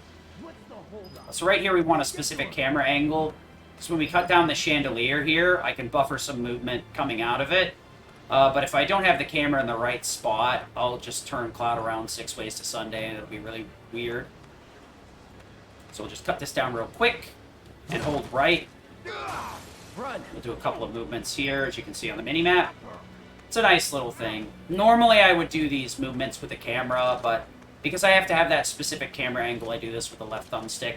And this kind of shows off why you shouldn't use the left thumbstick, in my opinion. Because there's all this delay in between the inputs. And if you do the camera, you can like gradually turn it as you want him to turn. So you can time it a lot tighter and it'll be a lot more precise. If you need to do any tight movement, doing it with the camera is probably the proper way to do it. The getting out of Aerith's house is actually a really good example of that. We use the camera there to move Cloud around all the buckets and briefcases and all that garbage, pots and pans. It's like they're guiding us. If we get lucky here, Aerith will push us, but now that I've brought it up, it's not going to happen. Last couple of runs, I got a good push from her. Most of the time, that's what she does, just slip right off you. Or not. It's not a huge time loss if you miss it. There's really, like, no way to set it up. So, all you want to do is just make sure you zip past her here as much as possible. They gone? Yeah. But it's one of those RNG things, so it can either save, you know, you either save time or you don't. I don't know. And it's not much you can do about it. Let's just go. Problem is like, she will boost you some of the time, but it's so inconsistent, it's not even worth practicing. There's a lot of other things that save more time that are worth practicing. A little bit of bodyguard work. Right. After that... We are coming up to the first break, thankfully. I could definitely use it right now. Yep. Of course you do. That suit from earlier. He was one of Shinra's I'm used to Turks. doing the camera What's a movement Turk here. with you? It's as soon as I jump across, I have to look at that Hey, big thing, right? Don't Turks keep an eye out for potential soldiers and stuff? I think this one's another one of those camera movements. It's gonna... Turks get called in to handle all kinds of situations with extreme prejudice. Extreme Professional prejudice. guys. Gotta love them. Wide Back to my prejudice. question. I don't even know what So the what's fuck he that to voice you? means. I don't know what's going on. Send help. My brain's broken. He thought I could I had a be decent great. first hour. Now I'm going literally cuckoo caca crazy. You mad? Chapter 6 was pretty awful though, so I undoubtedly lost time there. Because almost all of those fights had a subpar fleet timer. Honestly, kind of exciting. Any amount of time spent walking there is really awful, unfortunately. So we want to make sure to look at that. Yes. Wait. Gotta look back here. Moment. Gotta make sure to go back enough to get her to jump across. Easy Don't peasy. just run off on your own. Nope, don't care. Use the words See you of a later. soldier candidate. You'll catch up sooner or later. This one's really weird right here. I think it's like a cutscene into a triangle grab. It's super awkward. And then there's nothing after this. This is normal gameplay. There's a lot of things like this where it's like a cutscene into an interaction into nothing, Cloud. where it gets really awkward and your like brain's thinking of something else completely. There it is. The wall. Well, I guess worst You know, case scenario, I can mess up. Dangerous. Too much. Best case scenario, I won't mess up the slums fight here this time. Those dreams. Hopefully I don't throw super hard. Hopefully the rats work This with me time this I'll go time instead of first. screwing me over. After all, I really count hate on that you to rat wait. gorger Sure fight. about That thing's See for cancer. yourself. I really wish those fights weren't like Maybe that. I'll go on ahead and leave you all by your lonesome. Just It's tempting to just Maybe you self-destruct on those shouldn't talk. gorgers, to be honest. talk. Tell me a story. It really is. Hello? Not for free. Cheapskate. You're. Ah! Ah! Ah! Ah! Ah! Aerith just straight up capping here. Playing with my emotions. You're killing me here. Well, this is Zoomer terminology. What am I doing? Zoomers don't play this game, only boomers. Let's go. Here goes nothing. Yeah, nothing. People have told me you can slide down with her. I've never seen it happen myself. I've only ever been able to get behind her. Gotta wait for her to join the party here, and then we split. We're getting closer to the station. If we have to kill something, Aerith will do it in one shot. If we don't, we'll just leave it be and run. We do have 1, 2, I fought 3, scarier things in my 4. sleep. Wind Elemental here. You serious? That's the worst luck. Bring it. The game is really weird about that, where sometimes it'll just spawn Aerith in front of you. 2, 3, 4. And I, like, reacting to it super hard, because that's normally what'll happen. Well, it's quite unfortunate. Station's there. I can There's see a lot of weird things that lose you little bits of time all over the place that you have to be aware of, and reacting to is nigh impossible. Or by the time you've reacted to it, you've already lost all the time you would anyway. Wait. This is the one, it counted one cutscene in the game where it's faster to hold triangle to skip, Wait. because there's a camera change there where it shows the helicopter coming in from the top of the frame, and that, you have to wait for that camera change to be able to skip that cutscene. It's super obnoxious. I don't know why it's like that, but it is. We're gonna try and one-shot both the rats and the gorgers here, but there's no guarantee that we'll actually get it. To hang around in. But a great place to lay low. You jittery? Okay, No telling where they'll come that's from. good. Monsters instinctively. We're gonna walk this out because Thunder is gonna one-shot these guys anyway. You better watch out then, Cloud. Thing is, rolling can kind of lose you time, but you're like threading this really weird needle. Because you can't just cast Thundra on the rats there. If any one of the rats takes any amount of damage and then one dies, Call to Arms can be activated, and usually will.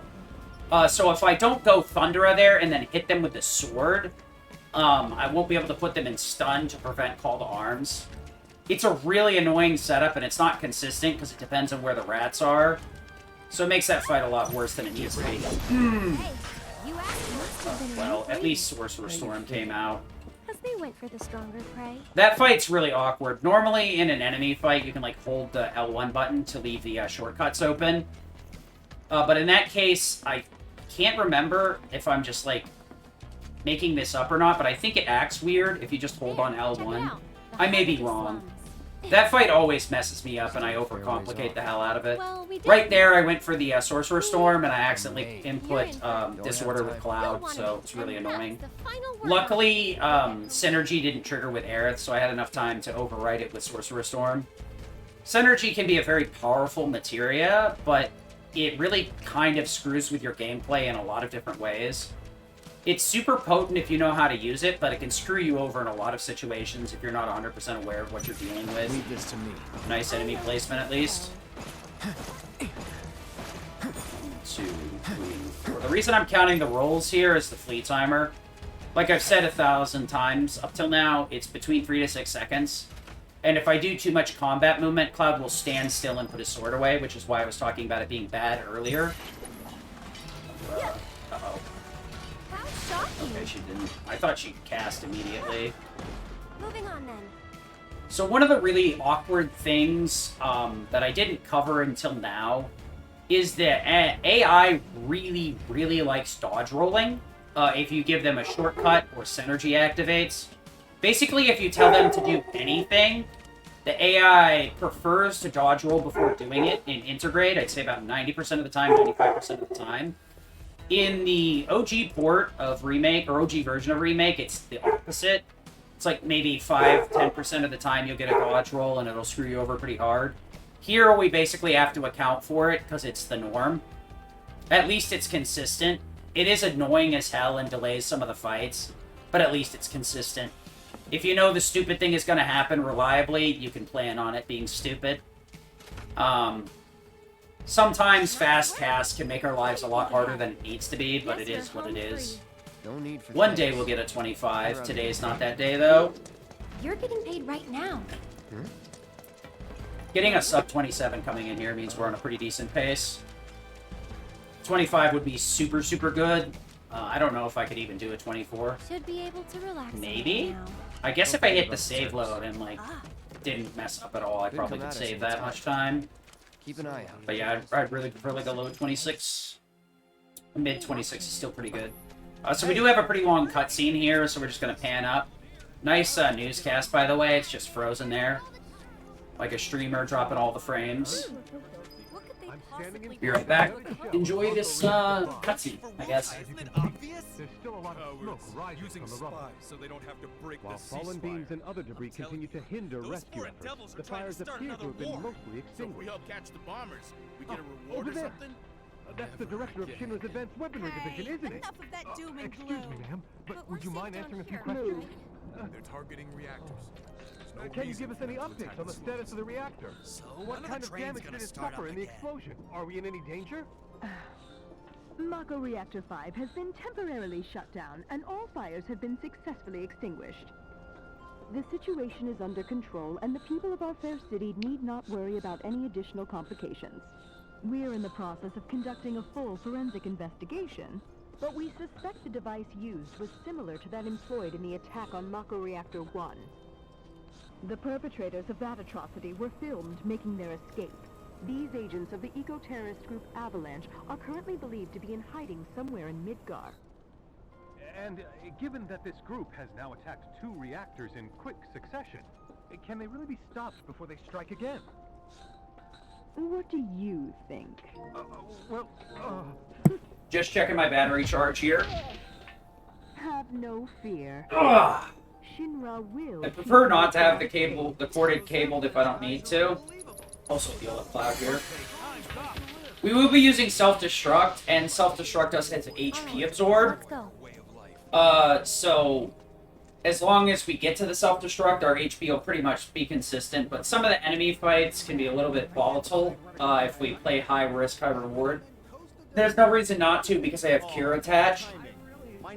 Cure is, believe it or not, for Chapter 11, for Eligor, or not Eligor, but Ghoul, just in case things go sideways, and Aerith bites the dust, or if Aerith's ATB is completely borked, Kiriga plus Fyra from Aerith will be enough to get you through that boss fight, because she'll trigger an ATB stagger and get you enough.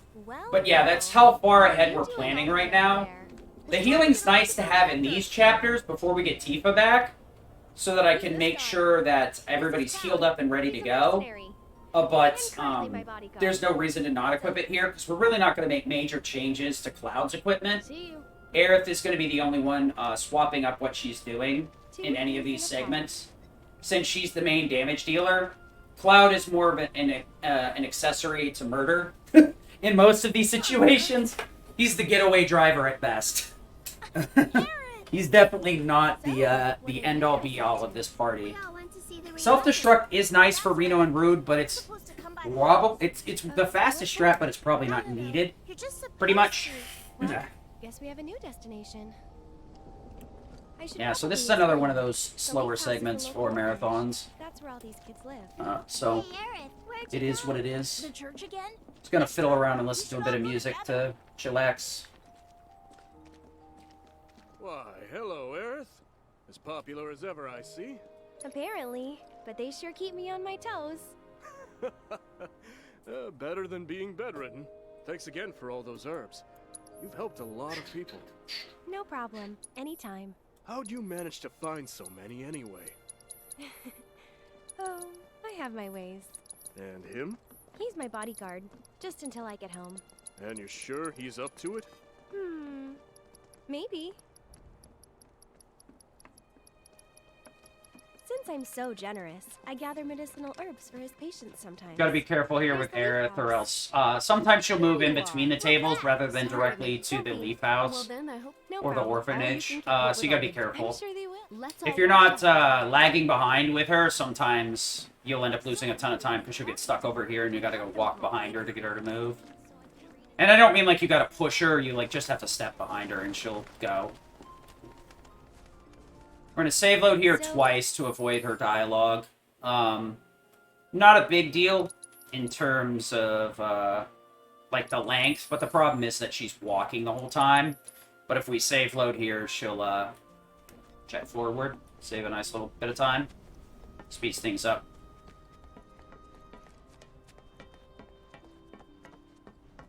A little bit of Megadeth never hurt nobody. If it did, I'd be surprised.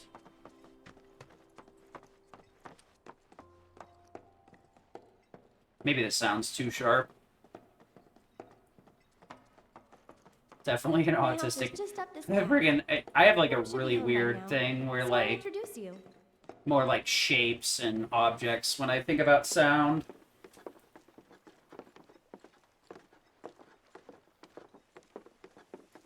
Like more smooth, sharp, jagged, stuff like that, rough, polished.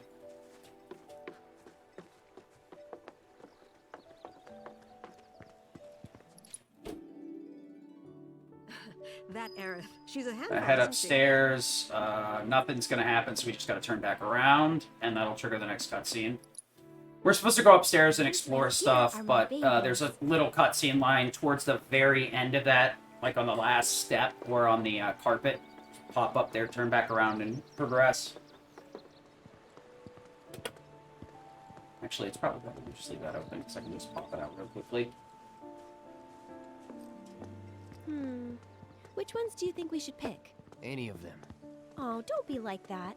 I know you have an eye for this kind of thing. Right, we're gonna pick up some flowers. We go for the white flowers because they're the furthest place we can reach without having to stop. If we stop for the foxtails or the chocobos, we lose a little bit of time. It's not too much because we can run right after this segment, but slight optimizations are slight. Depending on which 3 we grab will determine what we get. If we pick 2 of any one type, we'll get the same mascot, I believe. And if we pick 1 of each, we'll get like a flower collage. Yellow is Moogle, or white is Moogle, excuse me. Yellow is Chocobo, and the foxtails, which can be brown or green depending on, are actually a cactuar, so it's green. We're not under the gun or anything. I always said Tonberry for the longest time for some reason. I guess Tonberries have scared me so good that I'm replacing Cactars with them. Cactars are dangerous early game, but Tonberries are dangerous at any point in the game because they can one-shot you. Which they do have in a side quest if you aren't aware. Also, Hell House can spit out Tonberries in hard mode. Hell House can summon a bunch of reinforcements, but we're not letting that happen at all. The most you'll get out is some chairs and some exploding fuzzy wuzzies, and that's the end of that. Hell House could be a lot worse if we hadn't found the God Mode skip. I remember. And not only the God Mode skip, but the consistent God Mode skip. Now every strat, I think, uses God Mode skip.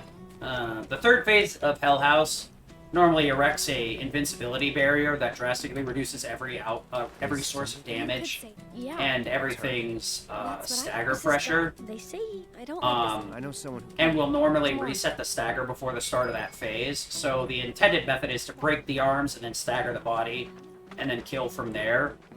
But we can do some really specific stuff to make sure that we carry the stagger over in between phases.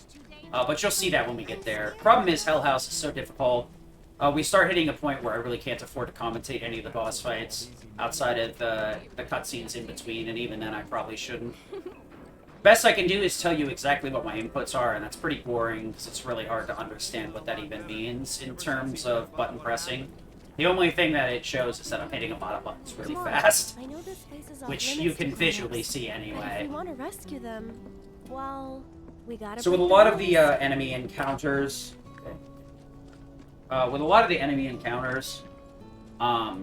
we can one-shot most things now that we have Aerith back in the party, or have Aerith in the party. The difficulty won't spike back up until around Chapter 11, because there's a lot of obnoxious enemies. There's a couple of annoying ones in the sewer in Chapter 10, but I'd say 11 is where it gets difficult again. And then we lose her in Chapter 12, and we have to really do a bunch of overkill setups to get through everything consistently. These hedgehogs here really don't mean much. We just need to get them out of the way so that we can get down the ladder. Thundera should hit everything here. Bump, bump, bump. There we go. If she was short HP, she would be getting a lot back from Bloodsucker, but that's not the case. I don't think so. Hello? Was worried there for a second. Let's go. Nah, that's fine, Wolf. I had to dip because I was death spiraling pretty hard. I had a decent run, and then I threw Mega, Ultra, Giga super hard to Crab Warden, and it just made me play like crap, because I was so annoyed. Luckily, this run's about the same quality. Minus the save load, but I'll take it. Backing off a bit. So we want to make sure to play very passive here, so that we can one-shot all the rats with Sorcerer Storm. It's just that one guy. The disorder there isn't to do damage, but to trigger the Synergy ability, so that she'll just use a wind spell and kill him there. I have no way to, like, do long-range attacks with Cloud, so that's what we do. Watch out for high winds. We want to go Thundera. You jittery? Okay. Thundera should be good. How shocking. Alright. Good fight. We'll be right back. Last time was a complete hello. That's my fault for not walking into the cutscene. Oops. If we save load here at the right time, we can make both the girl and Aerith go up immediately. So we gotta be careful here. Okay, that's perfect. If we wait for the boy to go transparent, for whatever reason, Aerith and the girl will go up the ladder immediately, saving a huge amount of time. Normally, you have to wait for the girl to go up and then save load, or you have to wait for all three of them to go up super slow. It's a nice little strat that Strife found. I don't know if it's in any of the other categories, but it's super cool. So right there, we cast Thundera really, really late, because moving outside of combat is obviously super slow because of the kids here. We can only walk. But if we set it up like this, we can get a little bit of a jog right out of that, and the dodge rolling is much faster than this speed. We want to make sure that we will kill the Smogger once we reach that little entry point so that we don't waste too much time on it. Get back. Got to be careful with the inputs here, because sometimes Let's go. if you Thundera too quick on that last set of enemies, they'll HP lock like the earlier chapters, and then Cloud will either have to attack them or you have to let Aerith kill them off, whichever. Both are super slow, so we want to avoid that if possible. So we got a couple of cutscenes here, so we're going to be meandering for quite a bit. Luckily, this is like one of the only points where we have to walk for no discernible reason and have like no way to speed up besides just like holding a straight line. And not like a straight line into the wall like I did there. I mean like actually a straight line, so you don't bounce off walls. But yeah, thanks for the good luck, Wolf. I appreciate it. Thanks everybody for watching and coming back. I really appreciate it. Gonna have that run tomorrow morning at 3 a.m. and it's probably gonna be a disaster, so let's PB today. How's that sound? Sorry, that ain't gonna happen. I'm just joking. As long as we get like a 34, I'll be happy. As long as we're consistently like 2 minutes under estimate. As long as we're 35 or below, I'll be super happy. 35s are pretty frustrating because it requires some pretty bad mess-ups to hit that point. But it is what it is. You know, as long as I do some somewhat stupid mess-ups and don't, like, completely melt down, which isn't the case. Usually when I reset runs, it starts, like, stacking on my sanity, but with a single run, as long as I just, like, bite my lip for a bit, I'll be fine. Most of the time, I have other people doing commentary with me anyway to keep me from going mad, like a rabid animal. So right here, you see these kids bonking into Cloud. This can actually cost me a ton of time, because that right there can be delayed. Cloud standing to exit that cutscene. So luckily, we saved a bunch of time there. I almost did that wrong. Didn't take enough damage. Oh, crap! I critted myself. Nice! This will actually save a little bit of time here. Okay. I'm gonna roll forward and then cross-slash. I'll always get ground-waved here, but this will allow me to cross-slash early. So that my first hit won't get guarded. Believe that I have. Oh, we want to cross-slash here. Row. You'll be blown away. Gonna get windy. Go on. Nice. 40-42? One day we'll get a good one. These are pretty decent times. I honestly don't know any of my thresholds up until about 2 hours and then about 3 hours. And even then, those are extremely skewed for, like, marathon runs. Yeah. So, like, I know what's a good one, and I know what's an awful one, basically. It's usually in sewers where things start to fall apart. I can tell how bad it is when it's like a 309 or something sewer entry. Pretty sad. So we're going to use the camera here to do the movement. So Cloud's a lot tighter in terms of movement. You're leaving? So, to be honest, the left and right correction with the thumbstick there is pretty sloppy. But if you use the camera, it's very tight and precise movement, in my opinion. Almost everybody, me and all my homies, use the camera to do that area right there. Otherwise, you're in a pretty tight spot. You can run up there, but most runners that have run up there stop doing it or aren't running anymore. Some of them have even told me they stopped doing it because it just was annoying accidentally kicking stuff. It saves like maybe a second or two, but unless you're really on the ball, you can very easily kick something.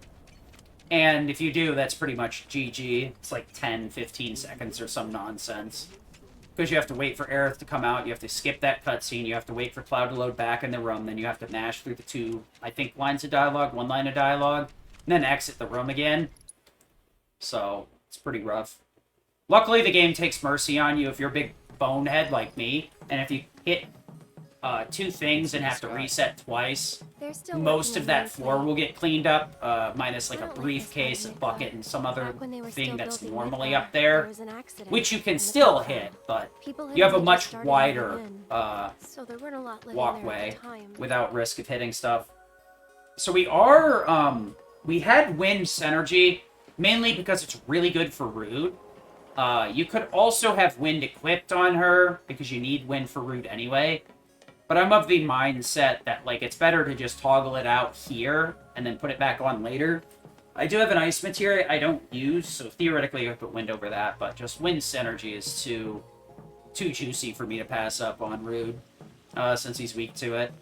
Makes your life a lot easier. You can do it with Lightning Synergy, but it's a little bit slower. We want to have Lightning Synergy specifically for this chapter because there's a ton of machines, and they're pretty bulky. So it's going to be really hard to do enough damage to kill them consistently. The nice thing about Wind is these two guys are a lot easier. With Synergy Thunder, it's really hard to hit the damage threshold on both. Specifically the Drake here. Okay, we're going to have to swim Drain.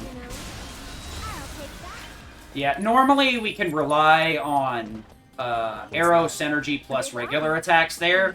If Disorder hits, because it does about 700-800 with Wind Elemental on. But it's not consistent because the Drake will be in a completely different spot each time. It's probably better if you miss the Drake anyway. Luckily, a Soul Drain will always get you where you need to go. Just going to mash through this dialogue real quick. Drop that down a little bit. You want to get the hands as close as possible to where they need to be before you actually hit the triangle, circle, or whatever button. Once, twice, 3, 4, 5. The counting there is to make sure I don't bonk off the ladder, which I might still do. Yep. I let go too soon. I was pretty sure I was going to bonk, but that's what we're trying to avoid. It's a really stupid time loss that's easily avoidable by not letting go too soon. I should have known better when I thought it was going to bonk and just tapped up once and it would have been fine, instead of wasting time on those animations. Did we wake it up? Get ready. Wow, that was instant thunder. Hey, you act. Oh, that's weird. That's not very common. So I had to attack in between those disorders, because normally, like I said, the AI will hop and then cast Synergy, or anything you tell it to do. But in that case, she casts Thunder immediately, which is very uncommon. So I could have just disordered into disordered there. Thing is, disorder into disorder is usually too fast to trigger multiple synergies. So we usually don't get a chance to use it. Disorder is really good, actually, because it refunds ATB on hit. And since it's a slash, it can multi-hit in some scenarios. So disorder can straight up get you more ATB than you spent if you hit enough targets. Super cool. And the other thing is it normally switches you into Punisher stance. Oh, that sucks. Switches you into Punisher stance, which is your heavy damage, low movement. So Disorder can be very good in some scenarios. Honestly, I slept on it a lot early on, and I really hated it. Because I was like, I'll switch stance if I want to. I don't need to waste ATB on this. Because, like, the difference is Operator is balanced or low damage. It's very quick, builds ATB very efficiently, and does not cost you movement and allows you access to guard. While you're in Punisher, you move extremely slow. You have to dedicate to your first couple of swings. You can't cancel them out. The ATB building is kind of bad in general. And your movement's nerfed. You can only, like, walk a couple of, you can only, like, kind of shuffle your feet forward a little bit. And your guard gets changed into a Punisher counter, which will physically counter physical melee attacks, and will reduce the damage drastically, but anything else you'll get hit with. So, like, there's benefits and negatives to each. Everybody has a different triangle move. Over here. Cloud's Operator is interesting. It's not bad or good, but it gives you a lot more damage options than the other characters, I'd say. Tifa has the uppercut, Not too fast, which can be charged up to 2 times total, which will allow you to add on Omni Strike and then Beat Rush.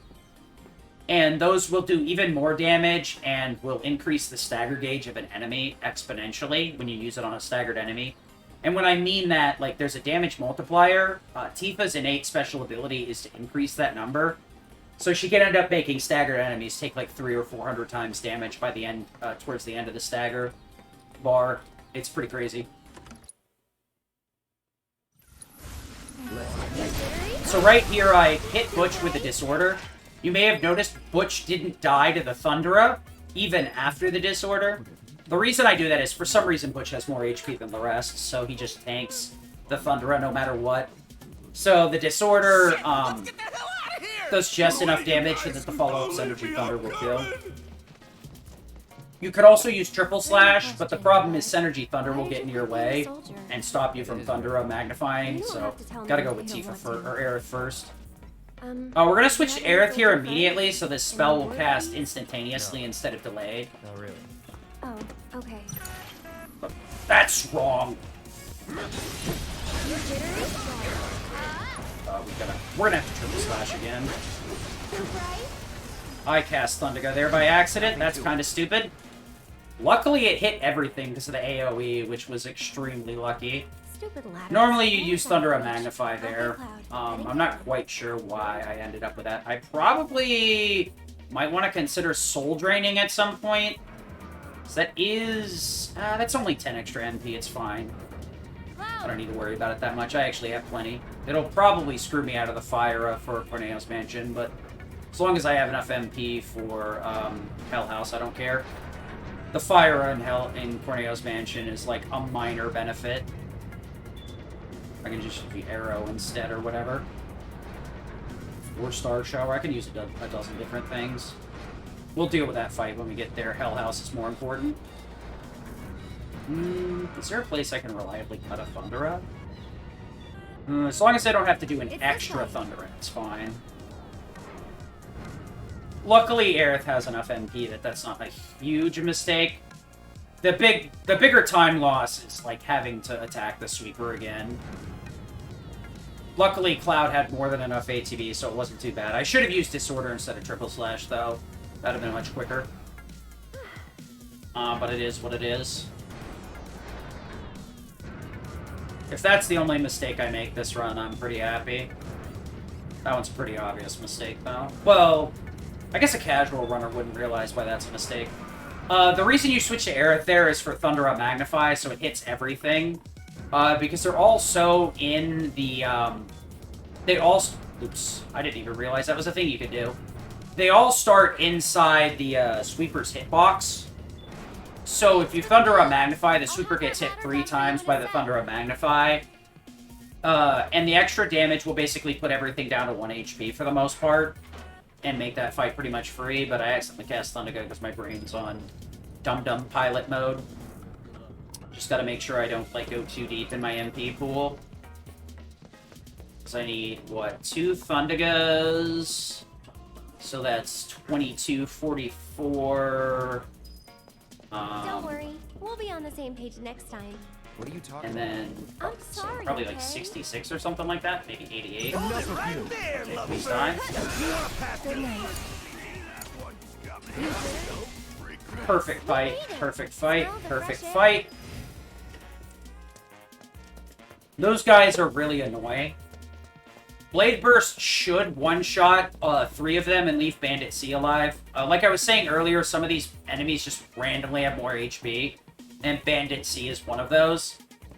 So Blade Burst will never one-shot there. The reason I switched to Aerith, even though Synergy Thunder should hit it, sometimes the targeting gets really wonky there, and Synergy Thunder won't target Bandit C, so I need to use the Force Retarget to ensure that that is the case. God's HP is fine. Yeah, as long as I can get away with doing the Thugs fight without a Thundera, which is not likely. We'll figure it out.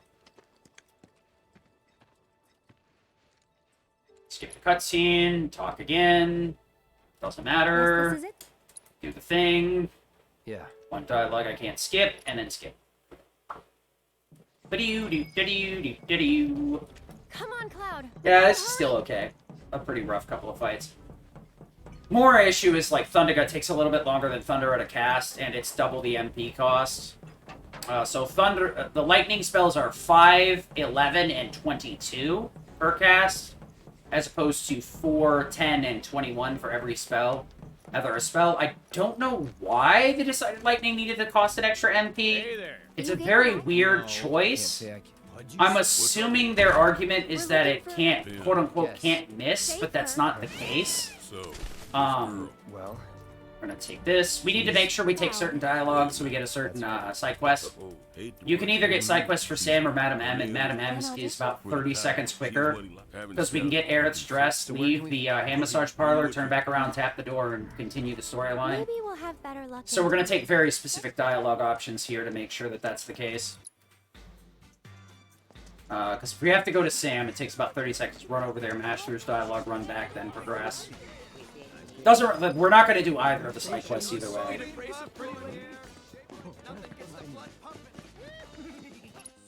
Oh, wow, wait, what? I can save load before she talks here? Okay. Interesting. Normally the save loads require a character to talk, but that one right there, like, you can't open the menu during the camera pan. You have to open it after, so I guess it doesn't matter if she's talking or not. It just matters whether you can open the menu or not. That's why I hesitated there for a second, because I wasn't 100% sure I could save load, but I was like, I guess I can? Come on. A lot of these save loads are really weird and jank, and may or may not save time. Probably didn't save any time because I hesitated there. So I was thrown off by not hearing any of her dialogue, but what are you going to do? Now I know you don't have to wait for it. Hopefully I won't ever make the mistake again. So right here, we got to talk to both Sam, go try and talk to Andrea, and then talk to Madam M. Madam M is what will progress the story, but we can't talk to her first or second. We have to talk to her last. So it's actually a little bit faster to go Sam, Honeybee Inn, or Andrea, and then Andrea, and then Madam M. It's actually a lot quicker to come over to Sam this way, rather than bouncing back from Honeybee Inn. Really? It's a little bit longer to go from Honeybee Inn to the hand massage parlor, but it turns out that it's just this is way quicker. We'll skip this. No deal, skip. We don't have to select no deal there. It's only like an extra point towards Sam. But as long as we take 3 out of the 4 options correct for Madam M, we'll always get the her side quests instead. Although, for other difficulties, I don't know how tight the money route is. So, you have to take the expensive hand massage to get points towards Madam M. If you take the cheap one, you get points towards Sam. Take the middle one, you get points towards nobody. So, if the GP route is too tight on, like, a new game run, you may have to take the no deal there. Luckily, I have about 3 million gil, so it doesn't matter. Unfortunately, I can't buy the million gil dress with my 3 million gil. Apparently, my money's no good here. So that's annoying, but it is what it is. For X, yeah. Luxury course! Skip. And we can heal here. We don't need to, but we will anyway. 56? Alright. This could have been a little bit lower without those silly little mistakes on that last fight. Probably could be a 55, but I'm not going to complain about 56. Not my wildest dreams. Weird, Cloud. As long as we're 57 or below, we have a decent run. If we're on a 58, we have an okay run. Think you'll make a habit of it? Thank you for nothing, shirt. Sorry. I gotta take some stretch breaks here and there because my back's no good. Probably should be too, every hour. Gotta stand up just for a little bit there. It's late. Blood clots are a thing. Be careful with your health. That was a little bit scuffed. I may have lost a little bit of time there because I took too long to turn around. Whatever. So right here, we're gonna take it. Matter what I think. Doesn't. At this point, I don't necessarily need to take it, but I always try to make sure I take all of them properly, just in case, so that the muscle memory's there. So if for some reason my brain shuts off and I mash through one of the dialogue options improperly and get 3 points towards Sam, that I'll reliably do the rest without, like, just defaulting to mashing X. Nothing good. It does lose me a little bit of time, but I find it's worth it. That guy being that far down that alley kind of worries me a bit, though. NPC pathing in this game is pretty inconsistent, but it still spooks me sometimes when the NPCs are in places they shouldn't be in. The problem is, somebody decided to buff the NPCs, so they straight up push you out of the way in situations. It's super obnoxious. This team. Yes, the two of I need to. So a lot of these fights we're going to tag team. It's going to be a combination of Cloud and Aerith clearing everything. The second fight, hopefully self-destruct, will just solo it all, but there's no guarantee. Down, down, down we go. So, how deep does this thing go, you think? We're trying to skip out on Aerith's dialogues here, but we have to wait for the menu to be able to load in. So our queue is the command and the map menu being popping up. That lets me know that I can open the menu. If I mash the menu button anytime before then, the menu won't open up. It'll just give me the resume menu over and over again. Aerith's dialogue is what keeps the elevator from hitting the bottom, so the sooner the better. We can't ever get the menu to load in before her first line, but usually we can get it after the second one. I don't move forward, because if I do, it seems to delay the opening of the menu. So it's just a matter of, like, being careful about it. Excuse me. Gotta go for it now. Unfortunate. I canceled Synergy Thunder, that's why she hopped forward like that.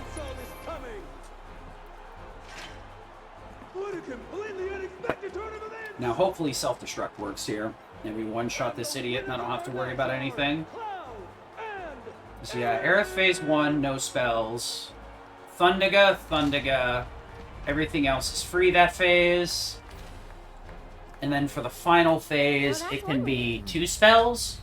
So in worst case scenario, 33. So 3, 4, 5, 4, 5, 6, 7, 8. Wait, 5, 6, 7. So she needs 77 MP. Okay. So she'll have enough for Fyra, even if I cast an additional spell in there. Your match will begin shortly. It's 88 at most. Get ready. Kaboom. That's annoying. Gotta be careful. You jittery? That's what I was trying to avoid, but it was faster than doing it any other way, so I had to do it. It was 2 against, I don't remember how many exactly, but a lot. But somehow the winners of our match are... Once again, Cloud and Aaron! Let's get the cutscene here. I will need to use Buster Sword for Hell House. It is actually optimal. It's not a meme.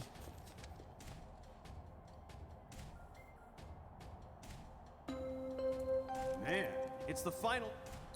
I've got a lot of money riding on you two. The final match will begin shortly.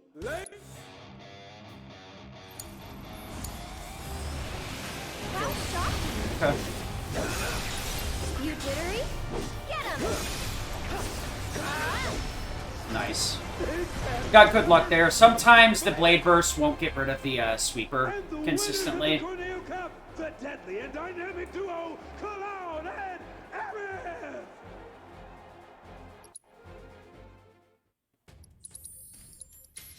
We want to do this, that, into Blizzaga, Berserk, Blizzara, and Fyra. Let's go. That's how optimal the menus are at this point. Even for boss fights, it's a very mild change. Try and get as close to possible without wasting a bunch of time.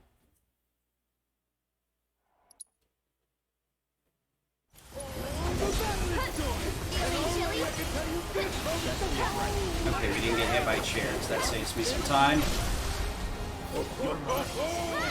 That is a bit annoying. So we're going to need 2 Thundagas here. Minimum. And then we'll need 2 spells in the back end, so we need somewhere between 31 MP, or 32 MP, or 20, depending on what element we get. But this is the God Mode chip Skip I was alluding to earlier. What the?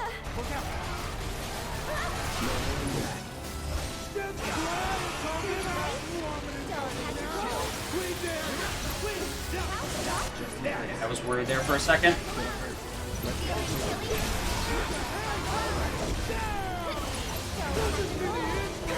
Oh, Aerith got the stagger. That's why my ATB was messy there.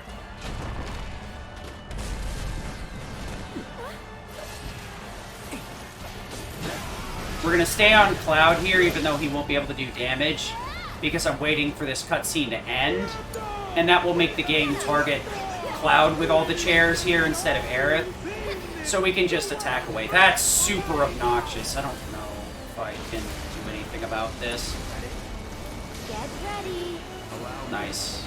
Let go. What do we have here? Wind? That's super annoying. Ugh. Very annoying. It is what it is, though. Wind was the only one I didn't want to see there. She barely has enough to fire. So, Okay. Madam, big events like the Corneo Cup are pretty sporadic. He's just telling me there's a bunch of extra fights I could take on right now if I wanted to, but we're not bothering with that. Already did them all in my previous playthroughs. So we're not going to bother here. Not in all. I wonder how long this would be with all side quests. Probably 6 hours, I'd say.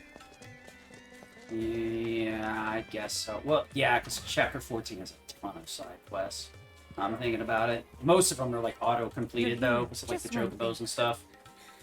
Alright, so we're gonna get Madam M's side quest here because we made sure to take all the right dialogue options. Right after we get the dress, she gives us a side quest for either her or Sam.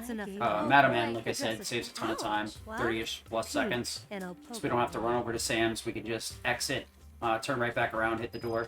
We do have to walk a certain distance away or else the door won't close. So we walk away, wait for it to close, and then hit the button.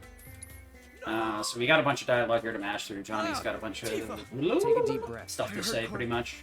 Well, I do. I'll come too. Barking at the moon. Johnny did have a propensity to soft lock in the PS4 version. I never personally saw it myself, but they like went out of their way to change his pathfinding. Because sometimes he could wander down dead-end alleys while trying to run over tornadoes, and the pathfinding wouldn't correct itself. Here they like made sure that it was on a track. There's only 2 places he can go. Right, it's around that center tent carnival, I guess. Carnival tent, whatever. So yeah, Buster Sword is 100% needed there. It's not. I'm not memeing. The reason is you need a very specific balance of attack and magic attack on Cloud to make that work. Either Iron Blade or Buster Sword hit the specific thresholds. Because Iron Blade is set up for self-destruct, it's just better to go with Buster Sword. Because we can optimize our materia a lot better to get an optimal Hell House fight instead of just using Iron Blade. If we could use self-destruct in some way and have it be efficient, it would be worth it, but it's not, unfortunately. There is another place Buster Sword can be used, specifically on the final boss. You can save some time by going for Hard Edge, probably like 10 seconds, but 20 total, but you spend about 10 seconds in the menu. So we're doing the Buster Sword route. Look at you, all dolled up and fabulous. We'll call that a free donation incentive for you guys. We're going to prototype test to make sure I can get through it in a marathon run without throwing Super Mega Ultra Giga Hard. We do need to swap out our equipment one more time when we get into the basement. This will be the first case of switching to either Twin Stinger or Nail Bat. We're going to put those on and select No, so that the materia setting on those stay. And then we'll put Mithril Saber on and select Yes. And what that'll do is it'll overwrite the materia on Mithril Saber with what was on Twin Stinger, so we can quickly and efficiently swap out a ton of our materia to get the right setup as quickly as possible. It's a super cool little thing we can do to kind of pseudo-make materia setups. I do it a lot with Tifa, too. I use her Sonic Knuckles and Mithril Knuckles to overwrite her Metal Knuckles a lot, and efficiently swap out the setups that she needs for each boss fight. Because some cases, having binding warding is super helpful and or necessary, and in other places, binding warding like just never comes up at all, so we can take it off.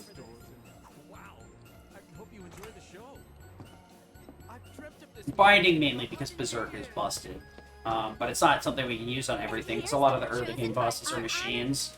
That's why we use it on Hell House. Reno and Root don't have enough HP for it to even be worth thinking about it. See?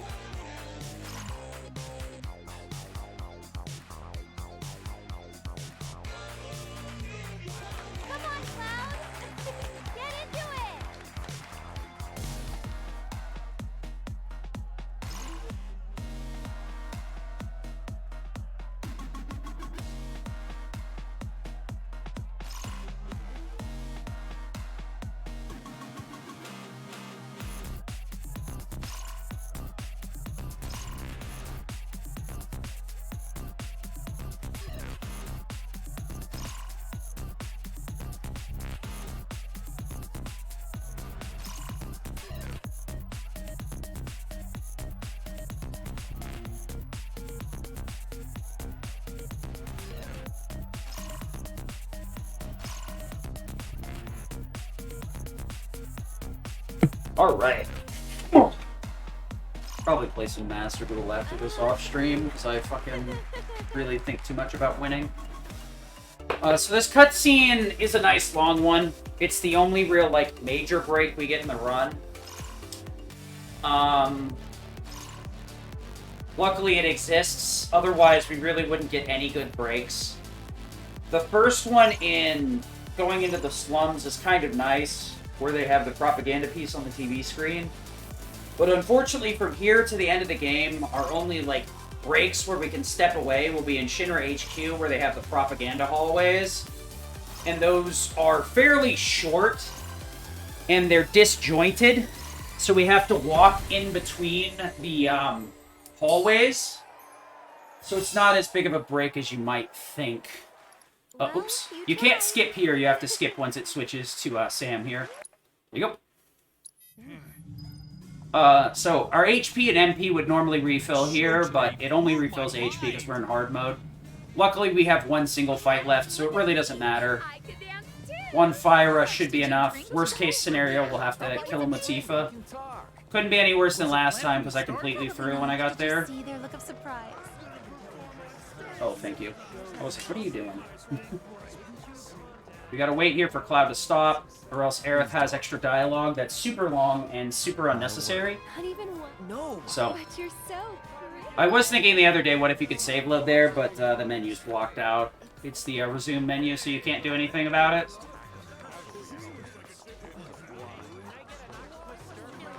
So, we're almost out of Chapter 9. We do have a lot of menus in this chapter. One to switch into Lightning Synergy. Another one to do a little bit of adjustment so we can do Optimal Hell House. And then we need one more adjustment for Abzu, but luckily the menu that we adjust for Abzu will get us all the way to the end of Chapter 11. We don't need to make any changes after that. So we have a huge chunk of time here that we can just not worry about menuing. We'll have to do it a little bit more later. But that's one of the big tricks with hard, is trying to get, like, as far as possible with the least amount of time wasted on menuing. Leslie here, I think, is the only guy with actual eyeballs. Well, should I say it like that? No, I think Leslie is, like, the only one that actually can figure out what's going on here. I don't know about the other two thugs. The rest of these guys, I guess they have an excuse for not knowing Cloud's a dude, because they've never seen Cloud. But Leslie, on the other hand, has seen him, and can very easily put 2 and 2 together as what's going on here. I don't know about the other guys, but whatever. Leslie's like, you know what, I hate Corneo anyway, screw it. Doesn't matter to me. What happens now? So now we've saved Tifa, and we're going to punch our way to the moon. And I mean that very literally. Tifa's going to punch us to the moon. That's actually not the case. We're going to slide to the moon with Tifa.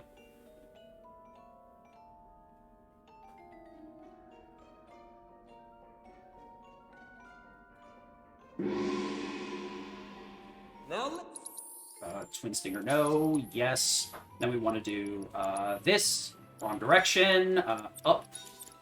Over. And fire, mag, and arrow mag. Then we save load here to open the door.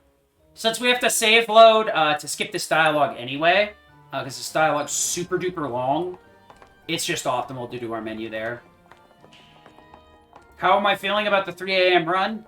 I'm pretty sure it's going to be a disaster, but I said yes, so hey, we'll figure it out. I'll survive somehow, right? Nobody will be there watching, it'll be fine. Okay, let's go rescue Cloud. I've been slowly spinning my sleep schedule around, so I'll probably be going to sleep at like 5 or 6 today, if possible. Coffee and naps. Yeah, I did ask Nanaki Emmy to do commentary with me because I heard... I think she lives in EU, so it'll be nice. They? I actually don't know now that I'm thinking about it. You can slide all the way over to the door here, but I was worried that I separated them with that slide. So if that's the case, Fyra will only hit one of them, or none of them. So... Emmy doesn't know a ton about hard mode, but with a color commentator there, at the very least, it will reduce the burden on me and help keep me awake, as well as, like, allow me to focus on boss fights and help calm me when I get tilted. Arcane on Cloud, Disorder. We're gonna get the horn here. Berserk. There we go. Instant boost, fire somersault, fire somersault. I keep using Star Shower and calling it fire, but whatever. Okay. We didn't mess up Abzu 1, so I'm happy. I did see your initial DM, Ren, by the way. What is it? I haven't seen if you responded, but like I said in there, I'll need to speak with you on Discord more about it, because that's where I do most of that kind of conversating. Sure, we're not. I'm not opposed to it, but I need to do Discord conversations because it's much easier that way. Trying to remember to check my Twitch DMs is a challenge. I think that was literally the first time I've checked Twitch DMs in months, maybe even years. Because it's usually just, you want to buy more followers, dude? Would you like a follow bot? We can sell you our house or something. It's always frickin' scams. I'm like, dude, I'm just here playing my game, having fun. I'm not trying to get popular or, like, make money off Twitch. If it happens, cool, but that's not what I'm here for. Leave this to me. We'll have to change that mindset later if I can actually... You gotta be careful there. You do not want to physically attack the Scissor Claw or the Crab, because they can activate a guard ability, which will drastically reduce the damage. So you'll end up having to somersault with Tifa to kill, which will be pretty slow. So that's why I was, like, really spooked when I uppercut there, to make sure to not mess it up. This is the segment in the game where I throw the hardest, so we'll see if I throw my back out or not. Literally and physically. Literally and metaphorically. Yeah, that's how that works. That's how that joke works. When you say it right, it could be funny. When you say it wrong, it's funny because you're being stupid. That's funny, but for the wrong reasons. I keep mashing the dialogue here, like you can actually shortcut this. The best joke gets explained. Isn't it, though? That's how that has to work. Yes, the over-explained jokes are the funniest. Hey, would you look at that? See you later. Nice. I shouldn't have done that. What I was doing there is I was trying to mash triangle to interact with the switch early, but I forgot I was still in combat, and what that does is cause Cloud to switch into Punisher stance. And Punisher stance takes a while to resolve and exit combat, so that was a bad idea. That's what all the greats say. I'm sure that's what Gilbert Godfrey would do. He wouldn't just say something completely insensitive about a tsunami killing people. He would explain why it's funny, too. God. Oh, that's... Fucking Christ. Never mind. We're just gonna act like I never said that shit. Oh, God. I know this. That was too black even for me. Let's just try to make it through this. For sure. Laughing at myself because it's the only way. Oh, Jeebus. Alright, so we got 4 enemies here, so I gotta pick one of them off somehow. That's gonna be really annoying, actually. Cloud targeted a really weird enemy there, so I had to delay arrow. And we're safe. But yeah, with Magnify, we can only reliably hit 3 enemies. And because bluegills and rats are so aggressive, even if we went for Arrow Raw Magnify or Arrow Gum Magnify, which have a pretty wide AoE, there's a pretty decent chance one of them would just straight up ignore it.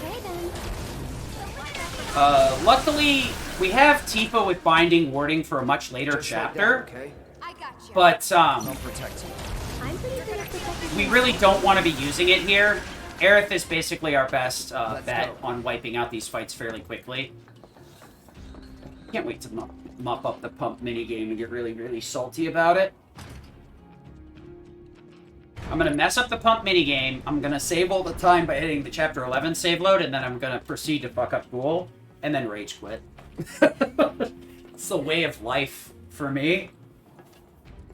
Like, if you're not going to mess it up. As long as I don't mess up the first 2, I don't really get that salty. It's when you mess up the first 2 that gets really tilting. Because the third one is, like, absolutely stupid, and I don't even care. Easy. Fire? Burn. So this fight's really awkward. If I just cast the spell and don't lock on to the Sajin there, excuse me, the spells will just hit the gate here instead of the Sajin. A lot of these fights are really awkward in that, like, the lock-ons aren't immediately apparent, and you have to go out of your way to make sure you hit the target by either locking on or getting close. So it may look like the game is working as intended, but that's only because I'm going out of my way to force it to work as intended. The lock-on system in this game is sketchy at best, and it requires a lot of goading to get it to go where you want to go. You really have to gaslight this game into believing it's functioning properly, and then it might actually do that. But the reason we have to move super slow in here is this is actually loading another part of the sewers. PS4 could barely handle this game, so it needed to hide a lot of the loads this way to make it feel like one continuous area. I believe the PS5 and the PC don't really have that much of an issue loading, so the slow movement here is just a carryover from it. So if you somehow glitch your movement speed, you could save a lot of time in those areas, because the game doesn't have any issues with the loads at all. But that's why.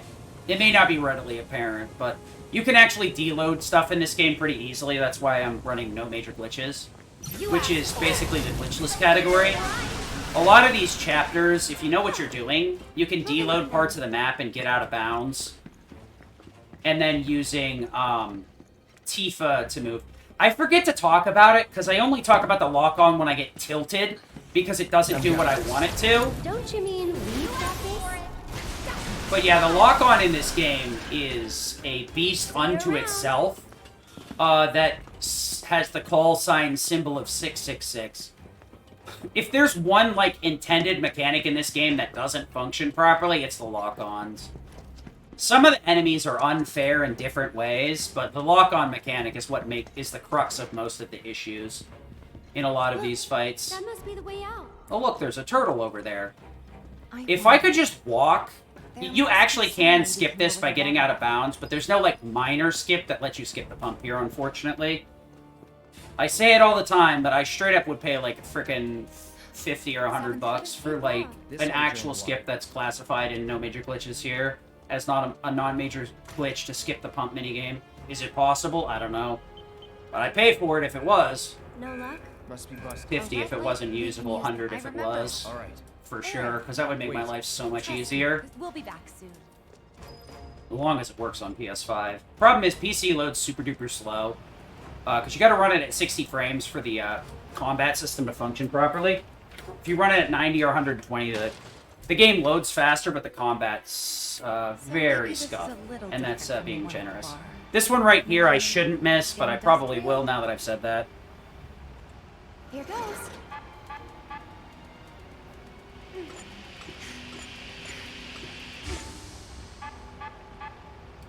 Okay. Timing is correct. That one's pretty slow, so it's super free. The next one, not super.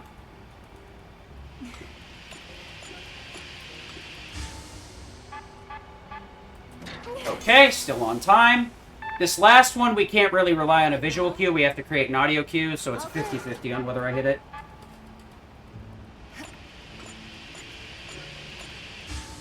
One, two, three, four.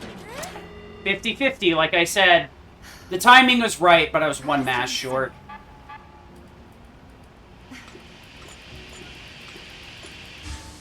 One, two, three, four. Yeah, that's the perfect timing. That'll work every time. The timing I used was a little bit early, so I whiffed. Let's head back. 4 out of 3 is fine. It's like a 10-second time loss per miss, but I always expect to miss the pump at least once. It's cursed. It really is. The problem is that some bright star down at Square Enix decided that the inputs needed to be on the thumbstick, or the D-pad, instead of the... Wait, never mind. Ignore me. When I get done with this, I'll explain it.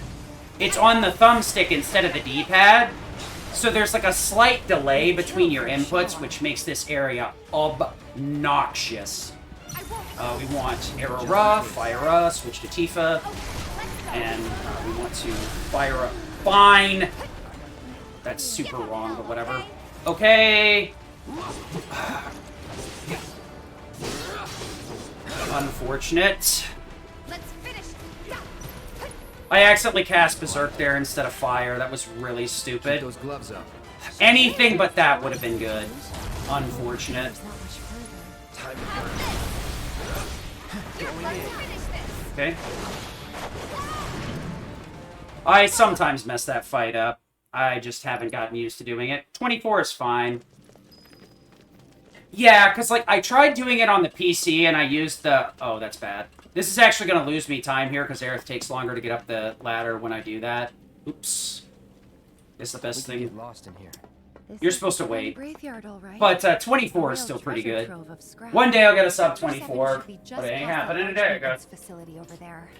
23, 22 is probably when you should be coming out of there, but for me, that's kind of out of reach. For a marathon run, like 25, anything that's 25 or below is fine. And what I mean by that is like 25.59 is still acceptable. It's still within marathon estimates easily without like a major mistake. That middle turtle fight, for whatever reason, is impossible for me to do correctly. I need to stop trying to take it so fast and just slow down. Lose a few seconds to execution, rather than like 10 seconds to like going too quickly and misinputting. Hello? If I'd started with Berserk, it would have been fine. It's like the worst thing I could have done was do it that way. The problem was Aerith was asleep because she could have finished it off too, but she got slapped by the bluegills, so that was a double-decker is stupid. Yeah, Strife brought it up yesterday, and I remember that that's probably part of the issue. The thing is, it's not like a crazy ask to say they should have used the D-pad there. Why would there be kids because whenever you're trying to skip a cutscene, you have to use the D-pad. The thumbstick does not work. So there are places where they went out of their way to make it that you use the D-pad, not the thumbstick. So in the one place where you need a precise input, use the thumbstick, which has a dead zone. So the input isn't immediate. Rather than just immediately pushing down on something, you have to flick down.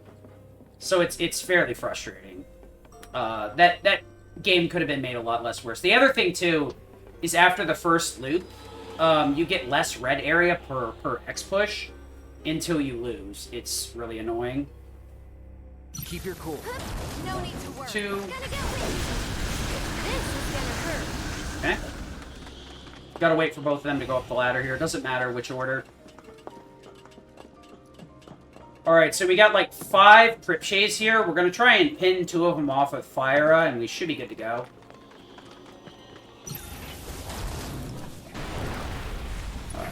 Hera. There's actually some crates here I can pick up for MP, but there's no reason to.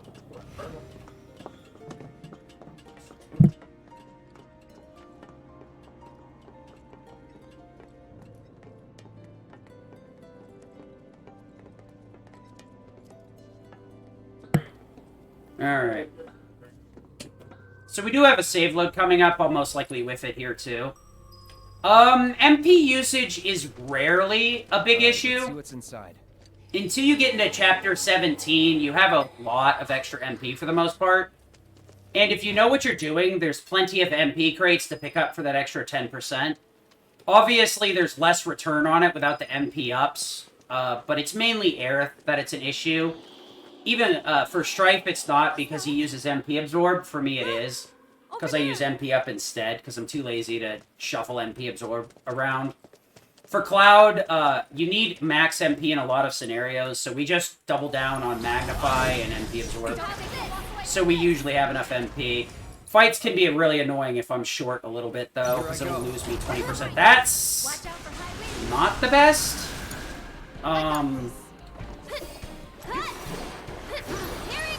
No! Shit! Damn it! Okay, I'm fine. They almost screwed me up there. Fuck off. So that fight would have been a one-trick pony if I'd used Arrow, but I fucked up and cast Arrow instead, which isn't enough damage. And if I let these idiots cross the cutscene line, it would have kept me from doing the dialogue skip at all. Or at least attempting it. That's why I swapped between characters there to keep them from walking over the cutscene line, so I at least had a chance of hitting it. So it's probably a good 10 seconds lost in just stupidity. I'm making a lot of really weird input errors here. It happens a lot for me, though. I start losing stamina at some point, and I'm not really, like, thinking super clearly. That's not fun. To some extent, like, most of the run needs to just be muscle memory in your head. Hit X button and X fight. If you have to think about it, you're probably in a bad spot. You might not want to work on your routing options or the way that you execute. Problem is, when you're at the point that I'm at, you've probably rerouted 10 different times, so your shortcuts are probably vastly different than when you first started. So trying to keep track of that can be a giant pain in the ass.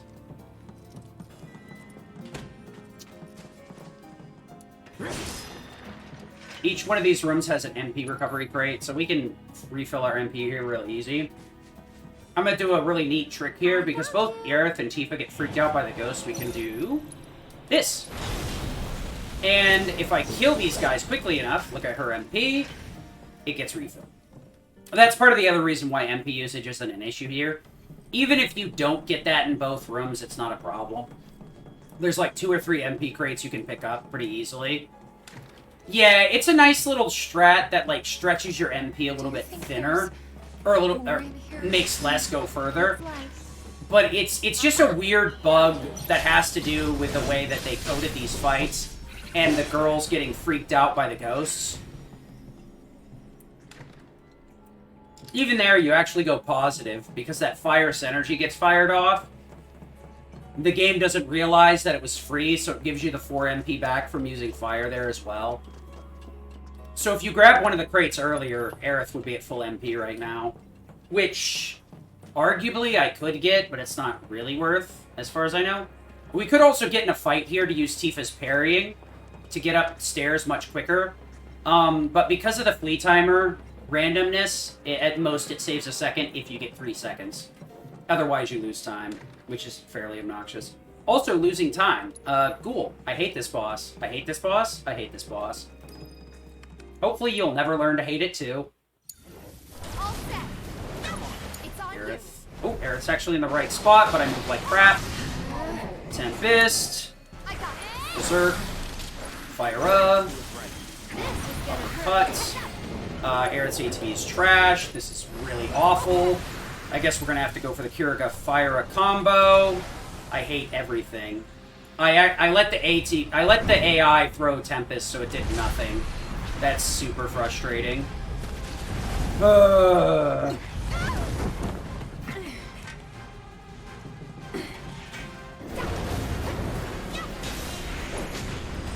Where's Cloud? We're gonna have to come over here for sure. Oh, we need to go Kiriga on Ghoul. I need to switch to Aerith. Into a Fyra. Into a Soul Drain should be good here. Yep. Alright, good. I went with Soul Drain because it was the fastest input. It really wasn't needed, but it does refill a bunch of HP. By the way, if you have your things on Remember, you can use Kirigas a lot easier. What do you guys think? But they're not always the most optimal. Maybe they're the ones who... If you use any more than 3 cures, Kiriga's better. If it'll heal the same or more. Right here, we can skip a cutscene as soon as the train car moves, so we save a little bit of time. That was unfortunate, but luckily I didn't screw up the backup this time. That's why I said I have healing on Cloud.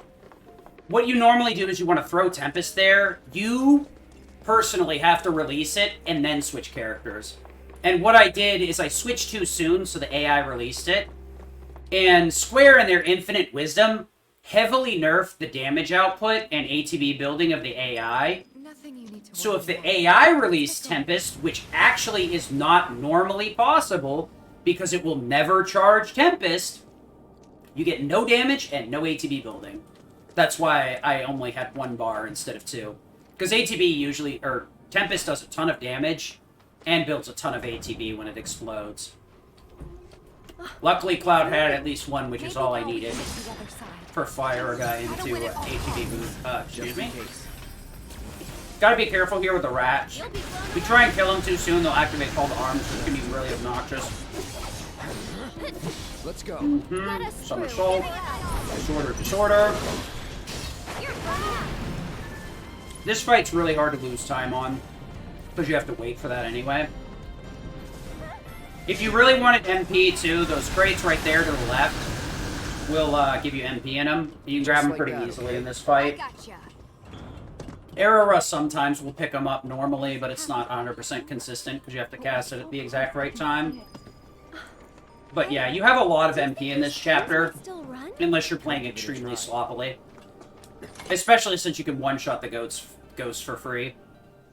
You can also switch to Aerith, and as long as you cast Firaga immediately, in that one room with the 2 ghosts, you'll just one-shot them as soon as possible. And you'll get your MP back. I wouldn't suggest it, because you can screw up the timing, but it is a funny thing you can do. Luckily, we have more than enough MP to make it through here. It's mainly because Synergy is the backbone of our damage output. So even though we're casting a ton of spells with Aerith, it gets us where we need to go. This is why it's a damage spike. If you cast the wrong spell, fights spiral pretty hard and you waste a bunch of time killing enemies that should otherwise be trivial. Which I did for the last 2 chapters. Luckily, I didn't, like, have to reset fights, which would have been way worse. I might as well reset that Sajin fight, though. This isn't a game. Focus. So we Arrow Ra here to get a stagger. Arrow again to kill. That will stagger the other one, and then that will kill right there. We want to... what? What are we on? Fire to Ice. And we want to... Arrow Ga. Very scuffed, but whatever. Yeah, we need to switch back over to Ice Energy here, so we switch Fire back to Ice here, because Eligor is weak to Ice. What's our HP looking like? I thought I got hit by Ice. Huh, whatever. So we're going to be spamming a lot of Ice Energy here. We're going to weave in a Berserk off of this, so that we get at 30% additional damage against Eligor. And since everybody's Berserk besides Tifa, our damage is going to go through the roof.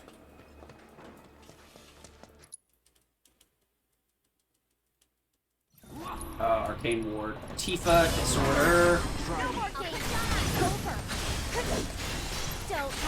So what we're trying to do here is stun lock Tifa and Ice animation, or Aerith and Ice animations, so that we keep her on top of the ATB or Arcane Ward there to get multiple casts out.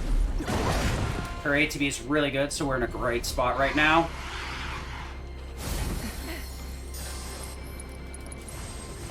Better safe than sorry. We don't really need to jump under. The attack there is just to get the last bit of ATB we need. You can wait to switch to Aerith here, but I switched because the last few runs she had bad ATB, so I kind of did it instinctively. But we placed the ward on Tifa here so we can get plenty of multicasts. Sometimes she'll die to win to Gahana here, but it looks like that's not today. Excuse me. Very low damage for Eligor to survive despite everything going correct. That's a very, very low damage range. That might have been like a 1% at best. So this next fight here, the Eligor Whisper will normally back up and away towards the pillar. But as long as you've beaten Eligor and loaded this chapter, he'll actually stay right next to the lamppost. It's super cool. But if I have to reset the fight, it'll change that and fix it. Switch over to Tifa. Blizzara, ATB boost. Fire, somersaults. Nice. We want to heal up Cloud here, because he's going to be soloing the first portion. Shit, I healed too soon. You got to be very careful about where you heal here, because it'll make Cloud stop if you do it at the wrong point. There's a lot of like really weirdness in this area. We want to do Wrecking Ball, no, yes, and then we want to do everything. I'll be right back in my brain. What? Grab this, take that, give me my magics back. You can have assist in first. And we want to go into, that's incorrect, fire, Blizzard, Blizzara. And we want to go to Dolphin Flurry and Arrow and Dolphin Flurry. Okay. Easy peasy. That's probably one of the bigger menus in the game, too, because we need to cycle out of Aerith and get Barret, Tifa, and Cloud set up and ready to go. Especially since Cloud is going to be our mage again, since Aerith won't be coming back till Chapter 17. We need to get his damage up. I'm going to walk up the stairs a little bit here, roll back down, fire. Okay, that could have been unfortunate. Sometimes the fire goes for the sentry gun down there and makes your life really awful. This is actually why I heal, because sometimes you get gadded by that shotgun and you lose about 1,000 HP. It's not because the enemies are actually dangerous, it's because I have Fury Ring on, which gives me permanent Berserk, so I take 30% more damage. I have Force Bangle on, so I only have 9 defense and magic defense. So my defense is pretty low. We're going to do a very specific setup here to bait this Helitrooper A to the top floor so we don't have to wait for him. And it should allow us to set up so that we can get into the next fight without and instantly one-shot them like that. So that way we don't exit and enter combat there. In the worst-case scenario, the Fire will only take out the other Helitrooper, but if you do it perfectly, it'll take out the Helitrooper and the Grunts.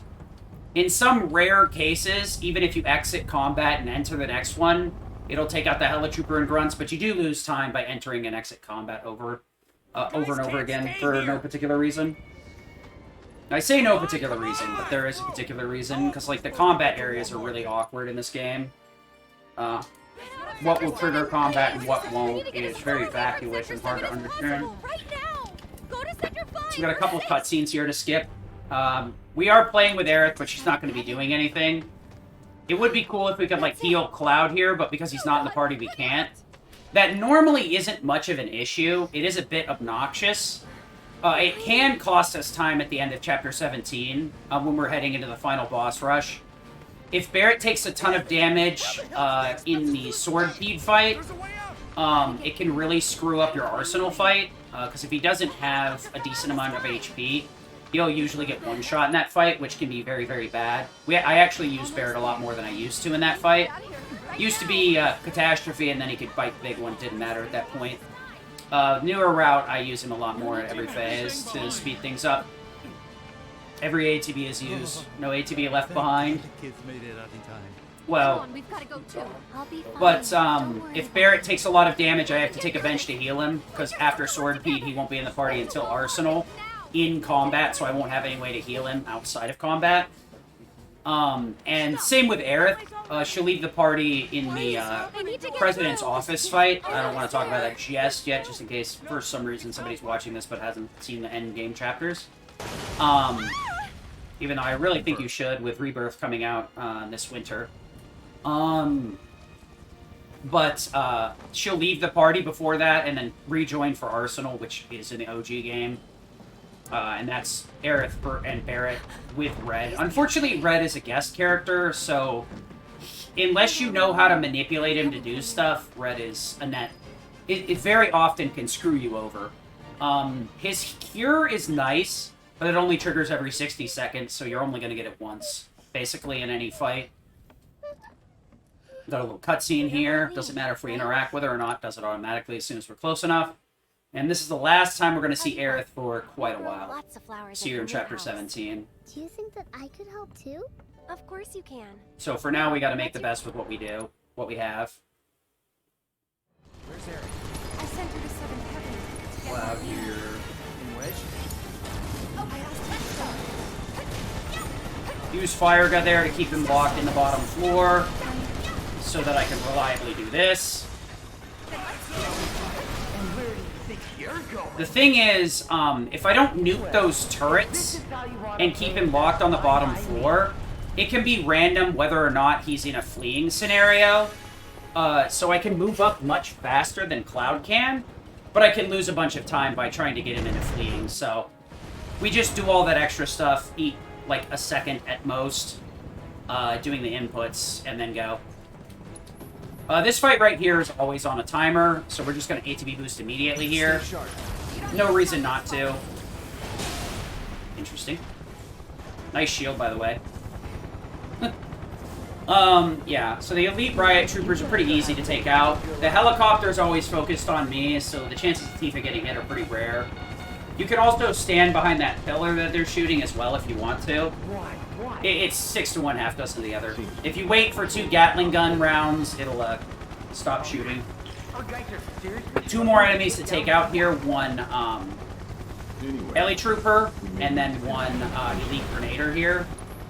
Whatever you say, partner. This one we can let Tifa take care of. We can Star Shower, we can Dolphin Flare, we can Arrow. I'm going to use Arrow because she wanders around kind of randomly, so there's no guarantee she'll be in the right spot. Should be fine. Arrow should one-shot, but if I get in a really weird setup, it's... Never mind, just let me Stay sharp. fire Dolphin Flurry, fire up. So if I get the proper setup there, I'll stagger off of that Dolphin Flurry. Dolphin Flurry will... Any limit will never kill until its final hit or you intervene. Or you're in control of the character in some scenarios. So Dolphin Flurry is just literally used to juggle that Shock Trooper because it can activate a dodging ability if it's physically attacked. And it can't regularly dodge the limit, so that's basically what it is. It's just to keep it juggled. And then I can use it as a center point to bank my Magnify off, so it kills the Helitroopers consistently as they're flying in. Otherwise, sometimes I might whiff and it won't split, or sometimes it'll hit the ceiling if the Shock Trooper's in the wrong spot. So it's just a lot easier to do it that way. Not the most efficient way, but I like it.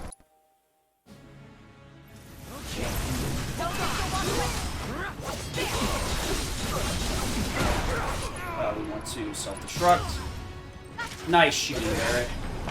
Unfortunately, I switched to Barrett as the game was recharging, and there was really nothing I could do besides guard. But at that point, it was already over, so... Luckily, he has enough ATB, it's not really that big of a loss. So what I did there was stun locking with Star Shower and a normal combo into a self-destruct. So I don't have access to self-destruct, but I do have access to a level 1 limit. We're going to shoot here a little bit randomly to delay this overcharge so that all of the hits make contact here, both for damage and ATB purposes. With this setup, Thundergo will get me where I need to go. It's a little bit too soon. Gotta wait for that lock on, or else we lose a little bit of time there. Arrow. Unbridled Strength. ATB boost. Punch, punch, punch, punch, punch, punch. And now we've got enough ATB to do whatever I want. If we get Flash Foot, we're boned. But we're going to throw Dolphin Flurry right off the bat here. If we get Flash Foot, Tifa should follow Reno, Redhead. And we can just spam wind spells on Rude. If not, Dolphin Flurry will hit both of them and pretty much annihilate both Reno and Rude. And I can do a very specific setup to glitch out this next cutscene and save a bunch of time, pretty much. Let's teach them the Turks two-step. Flash Strike, easy peasy. What happens when you mess with the Turks? Play Burst. Okay, perfect. And double perfect. I'll explain what happened in a second once after I do this next menu. 47, huh? Nice, nice, nice. Could have been better. Definitely pissed away time doing dumb stuff earlier, but do this into this. So we want to take wind off and swap it out for ice. Barrett needs wind later, so I equipped him with the ice materia that I used in that boss fight, and then I snatched it back for the wind materia so I can give that to him later without having to go out of my way for it. And push. Actually, no, he doesn't get wind later. I am actually setting it up so I can steal that wind materia back later with a Mithril Saber, so I can set up for Wind Magnify, Wind, MP Absorb in Chapter 14? 15. 14's the sewers. 15's the climb, 16's Shinra HQ, and like the 5 fights that are there. Alright, so there's a cutscene right here. What? Oh, it's over here. Oops. You should just be waiting for the mini-map to disappear or the camera change to try and skip cutscenes. That was really sloppy and stupid. Yeah. So, we're in Chapter 13 here. We gotta spend a couple of minutes running around that really won't, are gonna do nothing but further the story. Plenty of time to talk about donations, donation incentives, charity, any of that stuff. cross-talk about whatever. What I'm going to do is I'm going to backfill this time with what happened in that boss fight. Is it true that Depending on what type of commentary, I might be able to get somebody to do it for me. So what happened with the first phase is I switched to Punisher stance and countered because Rufus will, or Reno will always start with Flash Strike there. And as long as I'm in Punisher stance, he won't be able to knock me off my feet. I won't be able to hit him with a Punisher counter, so I won't get any of the damage or the ATB boost, but I will get the damage reduction from it. And I'll also be able to stay on my feet, so it'll be fine. I Star Shower while he's leaping up, so he'll land into it, and then I do a full combo to further the stun lock a little bit longer, so that I always do enough damage, and my ATB is always high enough for a self-destruct. Manually, I have to self-destruct, because there's no reason to shortcut it for a single fight. If you use anything less than 3 times, it's probably not worth shortcutting, for the most part, so we avoid doing that there. The next phase, I switch to Barret early, and I try and get some pot shots off on Reno for some extra ATB, if I can get it. Luckily, Barret had great ATB regardless, so it wasn't too bad. Even though he was recharging, so I couldn't, like, shoot. Every time after Barret does a combo or overcharge, he'll recharge his gun and do that weird animation at the end of the combo. You can cancel it by guarding, but it's really obnoxious, and you have to be aware of it. It's really hard to guard cancel it when you're switching to the character. The next phase, I shoot off into the wind a little bit, then overcharge right after. That gets me enough damage, and overcharge builds me enough ATB that I could follow up with a Fundiga there. And that does 90-95% of the damage to the helicopter. Then I wait for Reno to hop over the fence there.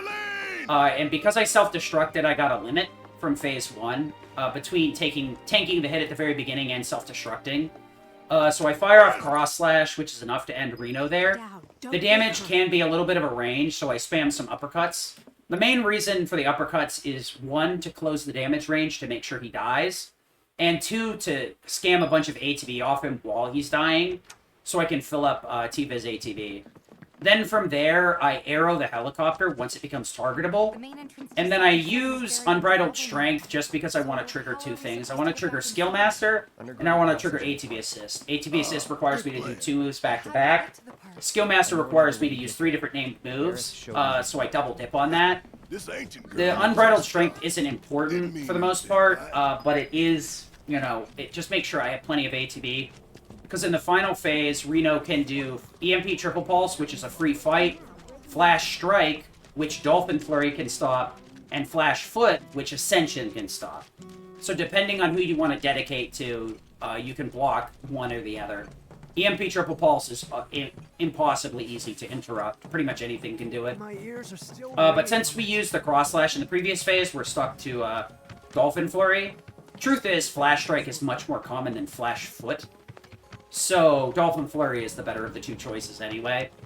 We back up with Cloud over a very specific spot. Over there. I cast Blizzra with Barret to make sure Rude is locked in place. Blade Burst with Cloud after the limit's over, and then move Tifa over to the console so that the cutscene will trigger immediately once Rude's dead. And then Cloud is being held in position by the Blade Burst, so that he triggers a weird part of the cutscene where you're supposed to make the floor fall when you're running over to Tifa. But him being in that spot triggers it like while it's loading the cutscene, so it saves a little bit of time. It's pretty cool. Ain't no walking away from Oh, that's gonna be stupid and awful. Okay. You're good at this. So, we don't really want to one-shot everything here. We're not really worried about that. A lot of these fights have 4 enemies, or a lot of HP. So, we're just trying to make sure that we ATB boost in a lot of scenarios, and then just spam enough spells to murder everything. That way. We've got like 3 sets of enemies here we don't need to bother fighting, so we're just going to zip past them with Tifa. If I can get all the way up to the Sweeper Smogger fight, I will. And then I'll just warp Cloud over after I fire off a Dolphin Flurry. If I exit combat, that's fine too. It's probably better to exit combat because it's safer. Because you go in with a set ATB and you don't have to worry about either of the characters being stunned. You're gonna feel this one. Shouldn't be hard, sure.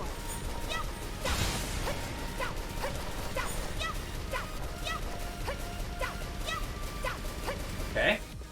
That's really bad. That's super duper bad, actually. I have no idea what to do here.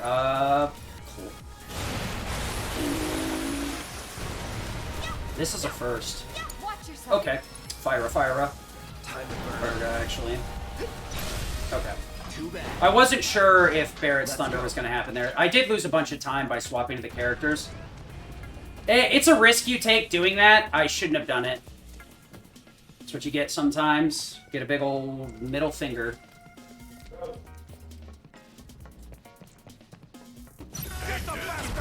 Fire. Okay. I think I might have to HP boost here and double fire, I think. Of course not.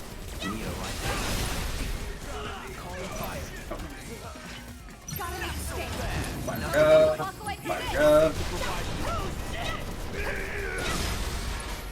Okay, fine. Super scuff highway, but we made it through there.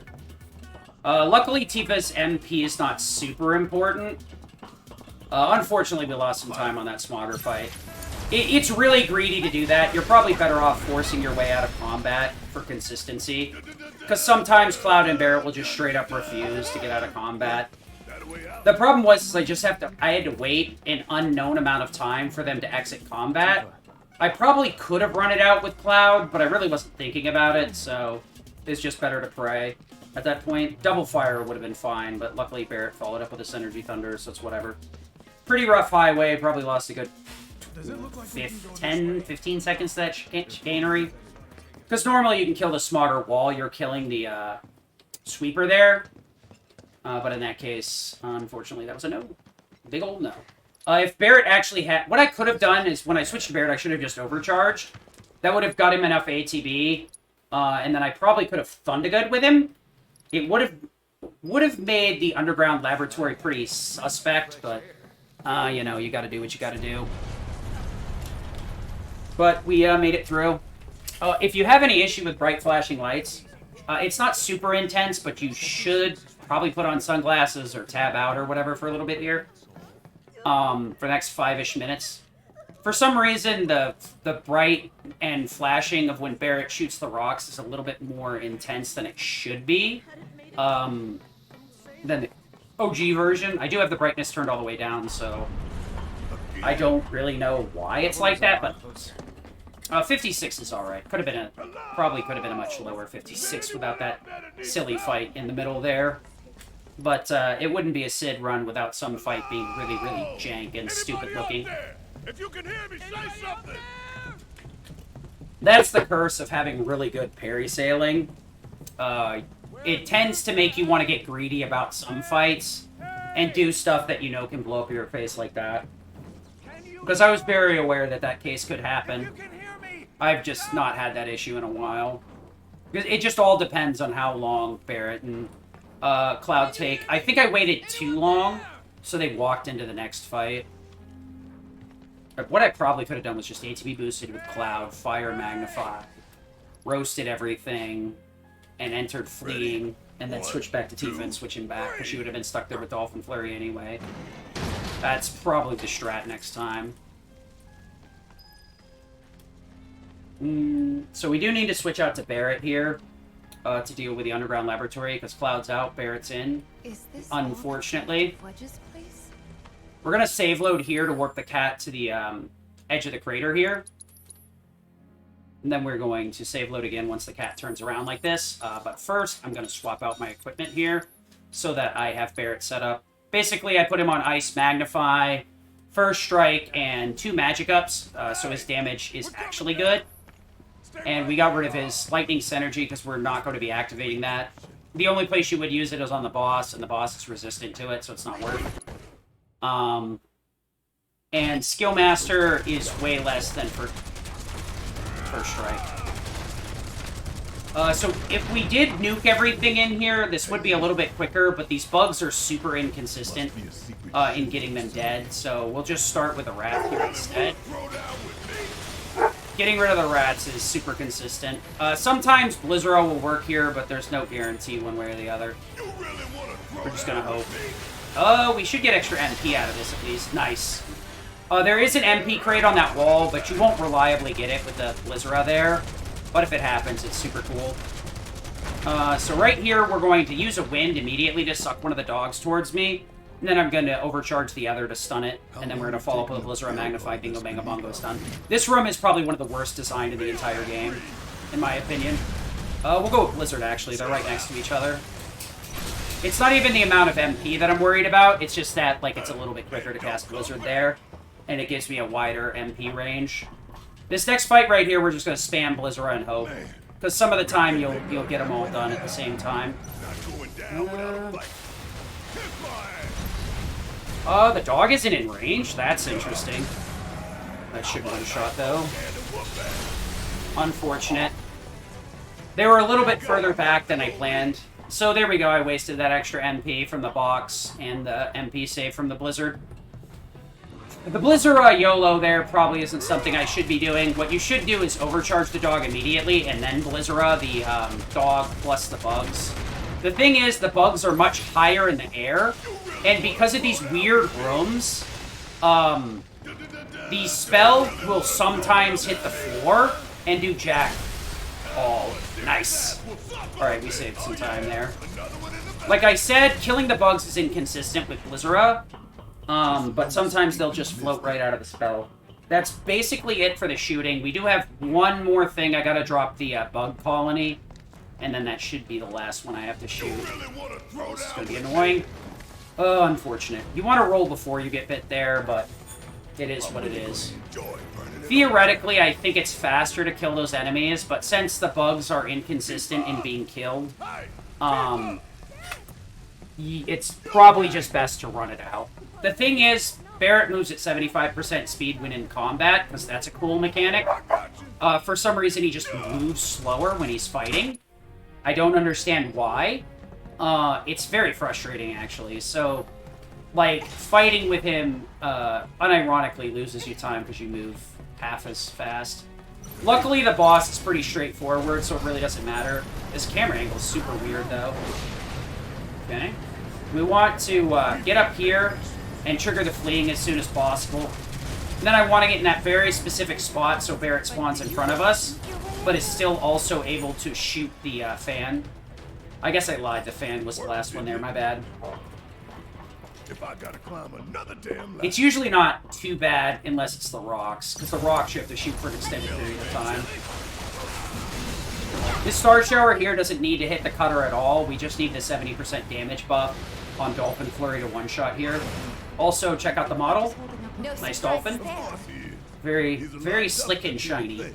Probably sleeping soundly, dreaming of 79 MP is pretty nice. That'll give us plenty of room to deal with this. Excuse me. Oops, lost a little bit of time there because I took a while to get up the ladder. I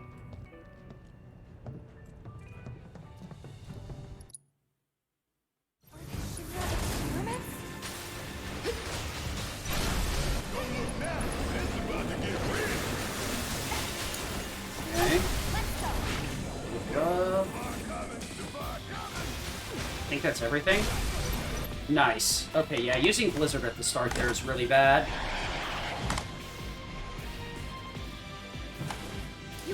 We want to Aeroga the guys on the upper platform here. Switch over to Barrett. Wait for it. Blizzard. Oh, that's super obnoxious. We'll walk this out because I want that last little bit of ATB there. I don't know where she is, though. Yeah, we need at least one bar going in the final phase.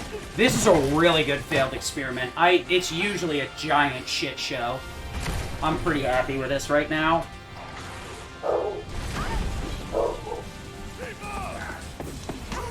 The only way this could be better is if I get, like, triple hits on the Blizzard in the final phase.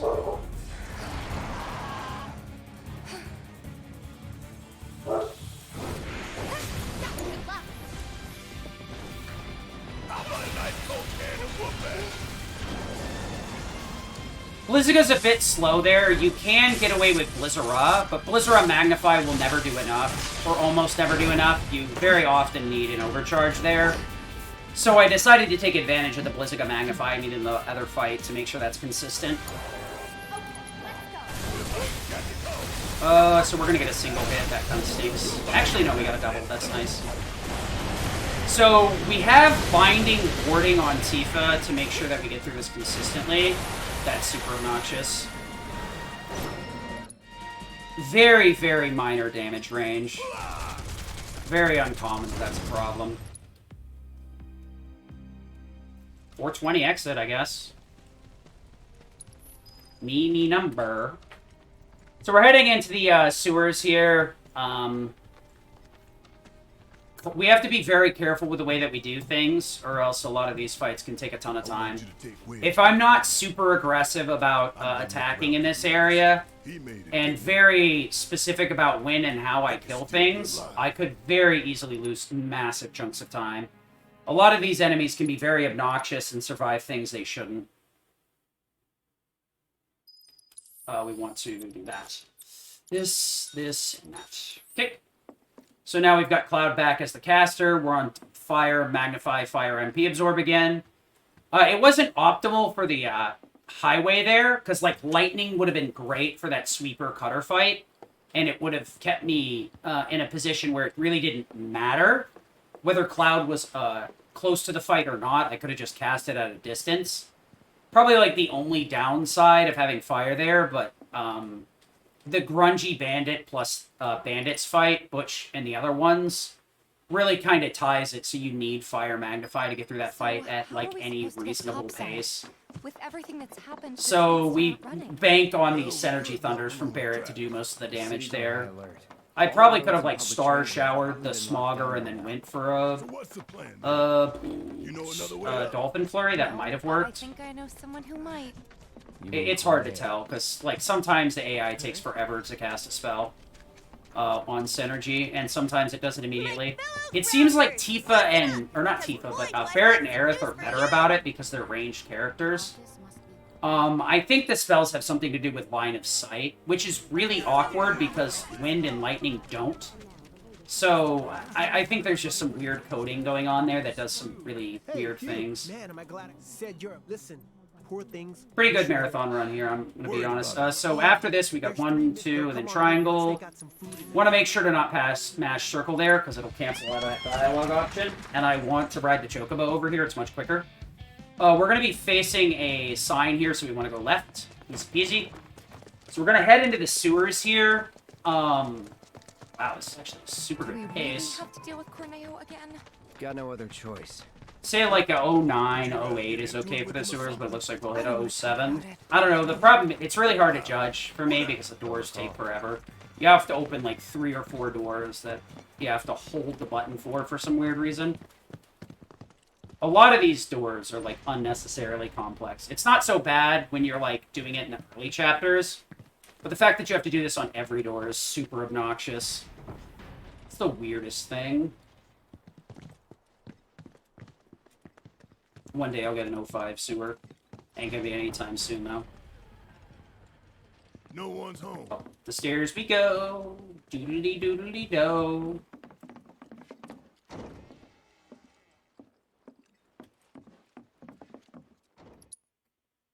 It's probably my best run without any of the save loads, honestly. You guys ready? Yep. Skip. Yeah, 3745 is pretty strong. Once we hit 08, 09 is when I start getting irritated. I'd say, like, anything below a 310 is still pretty solid. Even a 310 is, like, sub-marathon submission of a 36 estimate. Here, I'd say we're probably on pace for a 32 or 33, depending on how the rest of this goes. Which, believe you me, there's a lot of ways to lose a couple of minutes between here and there, and not just on boss fight resets. This is one of those games where it can be death by 1,000 cuts. Don't hold back. You got it. So if you're not careful, you can very easily screw yourself over. You gotta wait until Tifa actually hits the turtle there, and then cast Fire with Cloud. The combination of Thunder Synergy plus Fire should be enough to one-shot the turtle and get us out of there. See you guys later. Oh, these are bad parries, though. There we go. Got my speed back up. Oh, boy. Yeah, that happens sometimes. Cloud gets absolute mollywopped here. Hello? I really can't afford to heal. We're gonna heal Cloud, and that'll be it. Because if I buffer them too far behind, it can slow things up significantly. Fire. Arrow. So the crab there survived because I whiffed it. Luckily, Arrow and Disorder and a few other moves will flip the crab upside down, exposing its weak underbelly. It's a pretty cool mechanic that I didn't even realize until I saw the other runner, Strife, doing it. Oh, excuse me? Okay, that's kind of weird. That fight can be really awkward, because there's those two upright pillars that hold up the bridge above us. But it makes it super easy for spells to whip. I never got I don't think I covered it earlier on because it hasn't come up yet. But there's something I call Floor Ice. It applies to both fire and ice, though. For whatever reason, somebody in their infinite wisdom decided spells should interact with the environment. That's why I had to take the lab the way that I did, was because ice spells can very easily hit the floor in that room and basically do nothing. If a spell makes contact with the environment, the hurt box turns off and it does 0 damage. So you'll see a nice big flashy explosion and it will jack squat. It's a cool thing. Switch over to Tifa here. Ooh. I want to move over here with Tifa specifically because I want to get as much out of it as I can. We're going to be grabbing a couple of crates later. So healing with Barret here is optimal because it'll be a 10% recovery, so he'll get more for each crate I grab. I have to grab at least 2 before the boss fight to make everything work properly, so that's how it is. Okay, out of here. Should be able to one-shot everything. That's both beneficial and not beneficial. Unfortunate. It does suck to miss out on the sliding there in both of those fights, but making sure they go down instantaneously is much more important. Because you end up wasting more time turning around with Aerith. It's this, or Tifa. It's a really weird, like, give and take. Keep your cool. Fire. I make sure to Star Shower there first, because it takes her a while to start it up. And it takes a while to jump over those benches, all over this garbage anyway. Doesn't matter which character I use here, I can do either, or, because these enemies go down pretty quickly. You can do this with Barret, you can do it with Clouds, whatever. Or you can do it with Tifa there, it's whatever. Excuse me. Wind is a nice option with Tifa, because it gives us a long-range hit, plus it actually does some damage.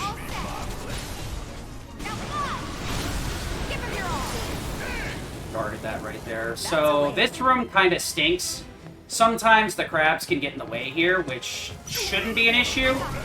But you can, sneak around that Abzu Shote there, which allow me to get in fleeing much sooner than the game normally would let me.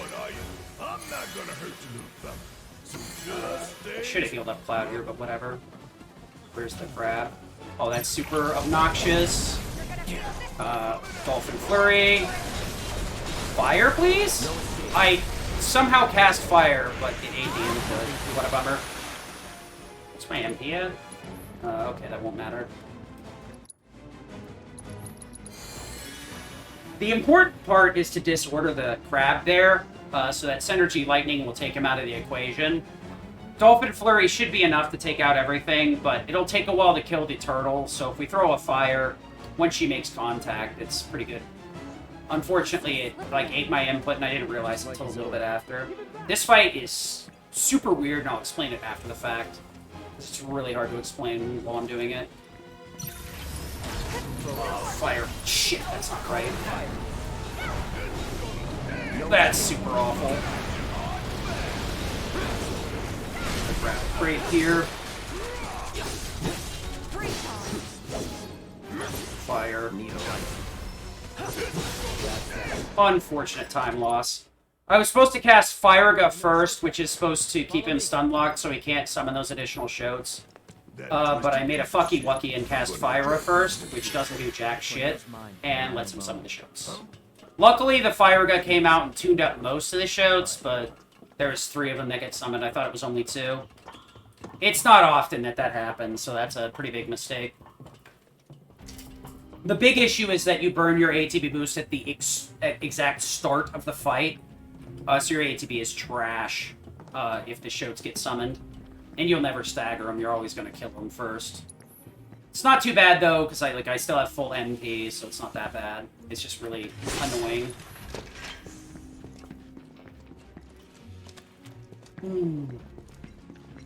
Should have just cast Fire and Magnify, I think, or something. I don't know.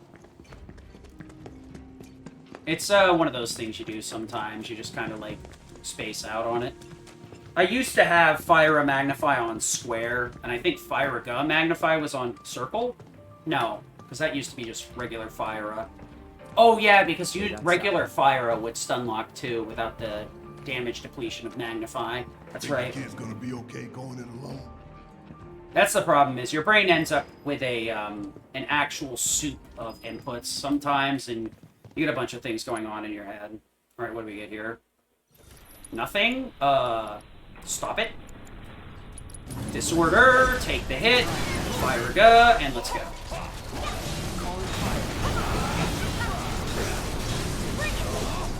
Good fight. Easy peasy. Getting a regular attack there is perfect. Ground and Pound is the only one you really can't stop. You normally just want to tank it with a counter hit. Excuse me. Excuse me. That's super annoying.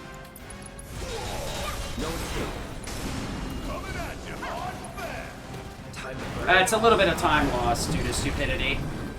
Sometimes if you try and open the command menu too aggressively, what can happen sometimes is you'll switch characters instead when you try to press left, right, up, or down. It's super annoying, and it's something I do every once in a while.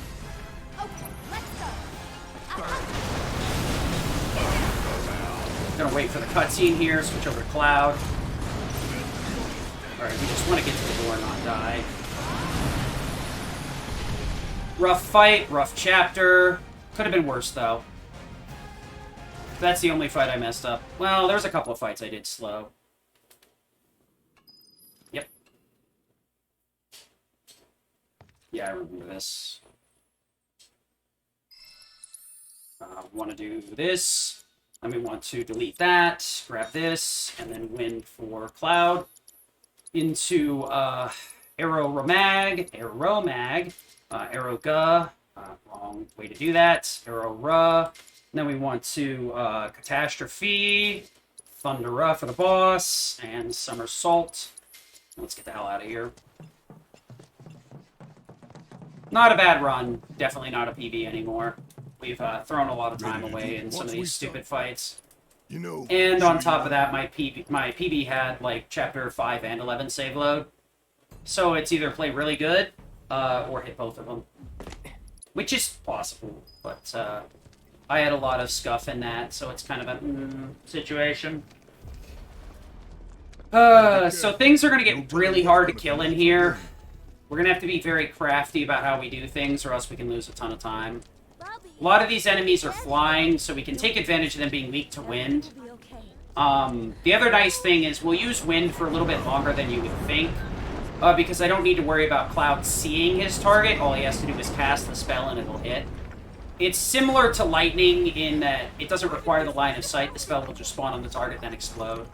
So you don't actually have to see what you're hitting, you just have to be locked onto it. It's too dangerous for you. So I'll be able to abuse Tifa's movement later on, a little bit more. There is a mid-segment where you probably could abuse Tifa's movement, but it's inconsistent with the time save, and sometimes you'll warp all the way back to Cloud, which means you have to walk the whole thing out, so it's not really worth doing. That's wrong. That's right. So we want to Aero Magnify C here, so that the Thunderous Energy will make sure it's dead. I got a crit there, so one shot.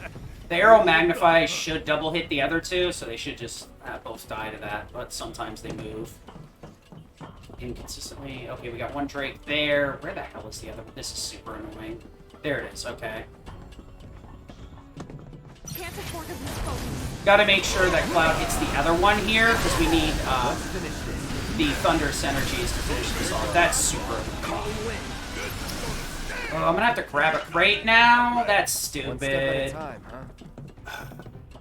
I think Cloud got or Barrett got interrupted during one of his synergies. That's so obnoxious. I have to grab an MP crate here. There's nothing I can do about it, because my MP's too low. Or else it'll make the whole, not this next fight, but the fight behind it even worse. And there's no MP crate after this fight, so I gotta grab it before. Because then I could do a different strat if the MP crate was after this fight, but unfortunately that's not the case. I think I see a rope hanging off the top there. Okay. Luckily we do get a crate here, so it's not too bad. But it is annoying. Limits into A. Switch to Barrett. Thank you. We don't have to grab the communicator there. I am gonna, however, heal up Cloud here, because there's no reason to go in this with full HP. It's super dangerous to do it that way. You can skip this entire fight and glitch out of bounds, but no major glitches shouldn't be doing that. We won't be doing that, rather. That's super obnoxious. Okay, never mind. Oh, we must have got a double hit there. Very bad. Whatever. If you guys want to finish him off, that'd be great. Should be fine. We want to arrow that guy. Okay. Not the best way to do that, but whatever. Should have used arrow there. Okay. MP management's fine. We should be okay. That arrow I hit way more than I intended it to. So the additional spell there was way more expensive than it should have been. Because they had almost no HP left, so I got almost nothing back for ATB recovery. Oh.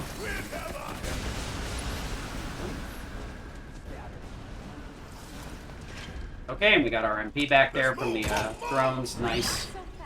We're gonna take this fight on purpose. We're actually not worried about fighting with these guys at all. We're just worried about zipping around. That's not correct. That's a door. You suck. I got a really long fleet timer.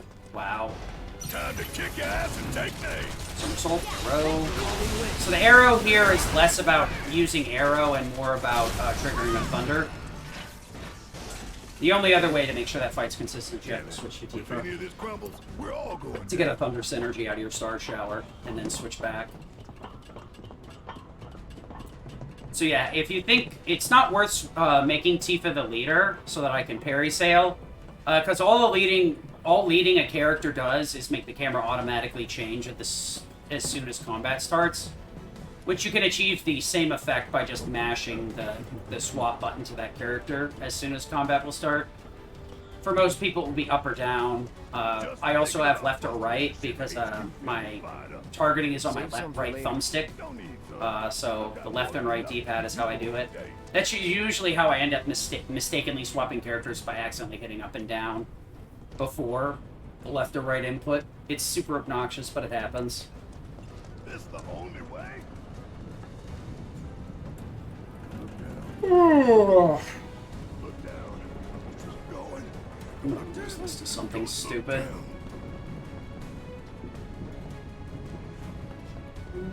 Nah, I think I've already lost it. This isn't a PB. As long as it's a 33, I'll be happy.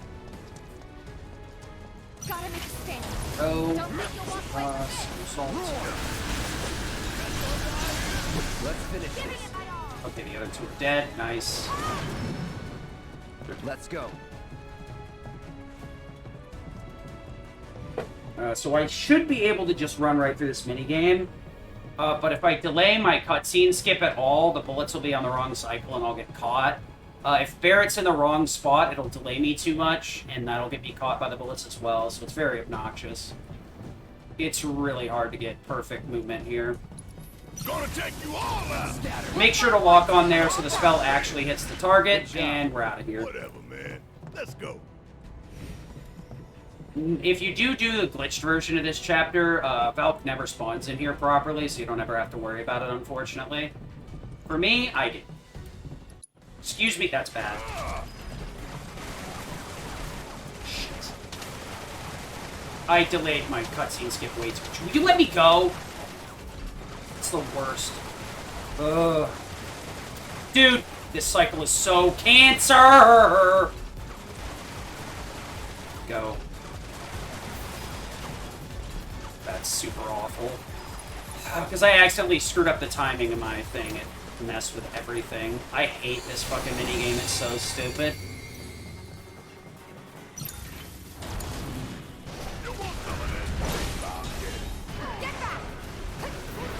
Ugh! This is so obnoxious. Starve. Oh my god.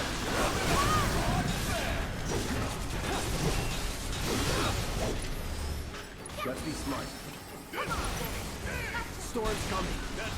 So stupid. I made that all sorts of difficult because I forgot to ATB boost in between arrows.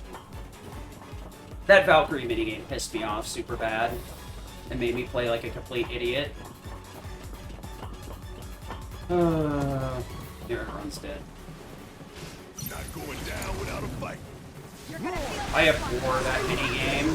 What? Bring in the heat. I guess we have to just arrow this idiot. Super obnoxious. Thanks for nothing, Tifa. So Barret and Tifa can both trigger that trigger the dodge. And if Tifa's being a relatively large ass wipe, she can trigger it, which is super awful. Just have to have Barret cure twice in this thing. It's fine, whatever. Barret being in crit could increase the damage output, but it's inconsistent. It's not worth doing.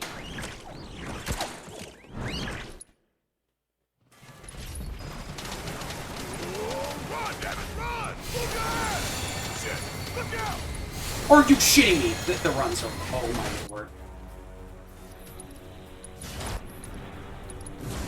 This is super bad. All set. Oh my god, this is so stupid! Doesn't matter.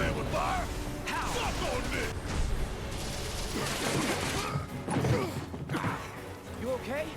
So bad. I got spooked and literally did everything wrong I possibly could. Outside of dying, that is. Erica. Storm's coming.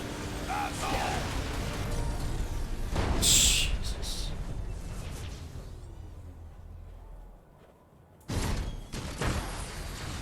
What the hell?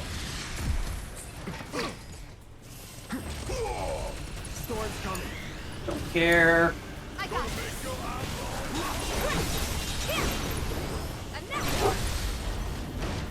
Finish him off.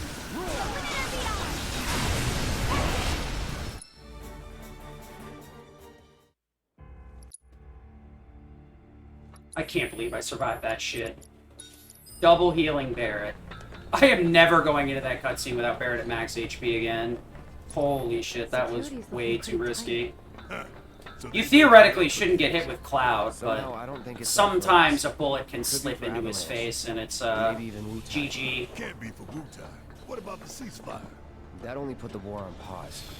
Yeah, being at 1 HP made me a lot more stressed than I needed to, so I misinput a little bit there. Luckily not bad enough to die, but definitely enough to throw away another minute over the course of the last 3 chapters. Remember? Pretty rough, we don't honestly. Need more attention than what we're gonna get. Haven't died to anything, so like major time loss has been at a minimum, but there's been a lot of stupid time loss that could have been easily avoided by just playing a little bit better and playing a lot less freaky about it. No holding back. Okay, let's go. Show me your hands. Nope.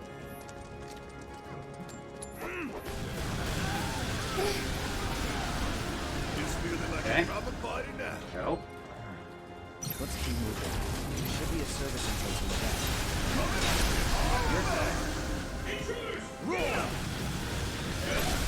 Let's do this. Okay. Let's finish this. Go. No surprises there. Tough, but doable. Oh, that's really stupid. That's extra stupid.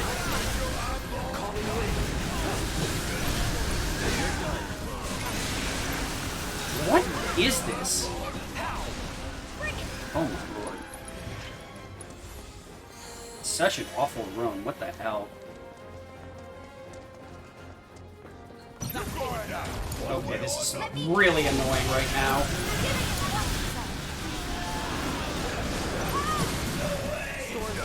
Oh my god, what am I doing here? Let's be smart. Awful. Error.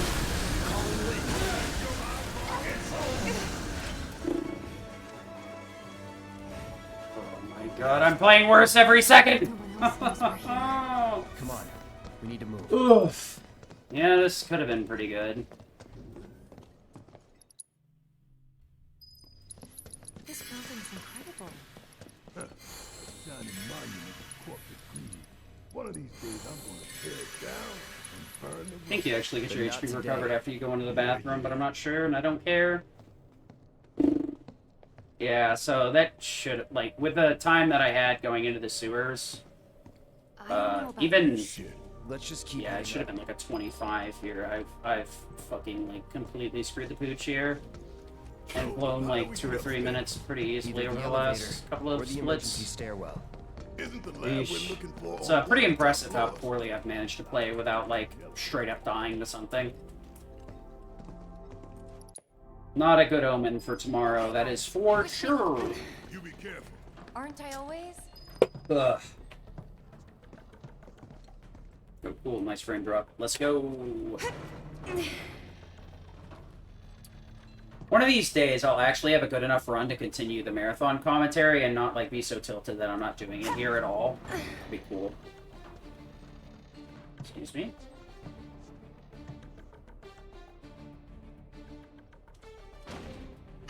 Tifa! Oh shit! Tifa! Are you okay? I thought I was dead for sure. Yeah, this song's pretty good. You had me for a second there because I threw on some Megadeth to like soothe my stupidity. I was like, wait, what? Am I playing that on stream? That's not possible. That's on my tablet. What the hell? Let's go. The moment. Hand over hand, huh? That's fine. So these are kind of boring, nothing too special. They're just a little bit easier to do the movement if you use the camera instead of the actual thumbstick, in my opinion.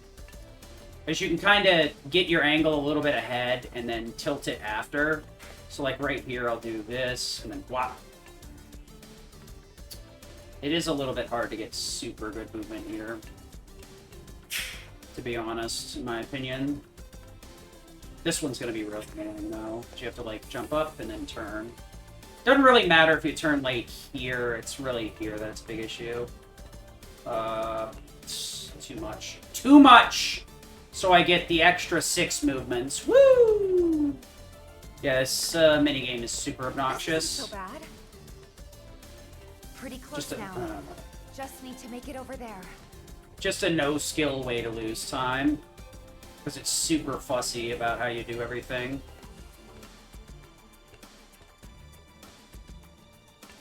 It's kind of interesting that you can, like, do stuff here, but...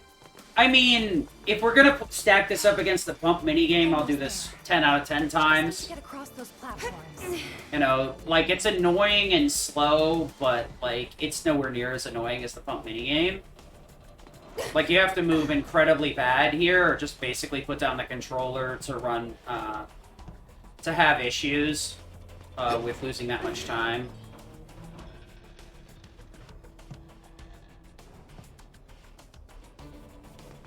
It's an interesting way to, like, kind of pad the gameplay, but, like, the stupid part is, right, there's just a random key card in the entry kiosk here, already set up and ready to go, sitting there within our viewpoint, and we don't just fling Tifa up and over. No. We climb chandeliers to get there. Like, we already... Stupid. We already cleared something that high or higher in Chapter 13. So it's not even, like, consistent with its story feats. It's super weird.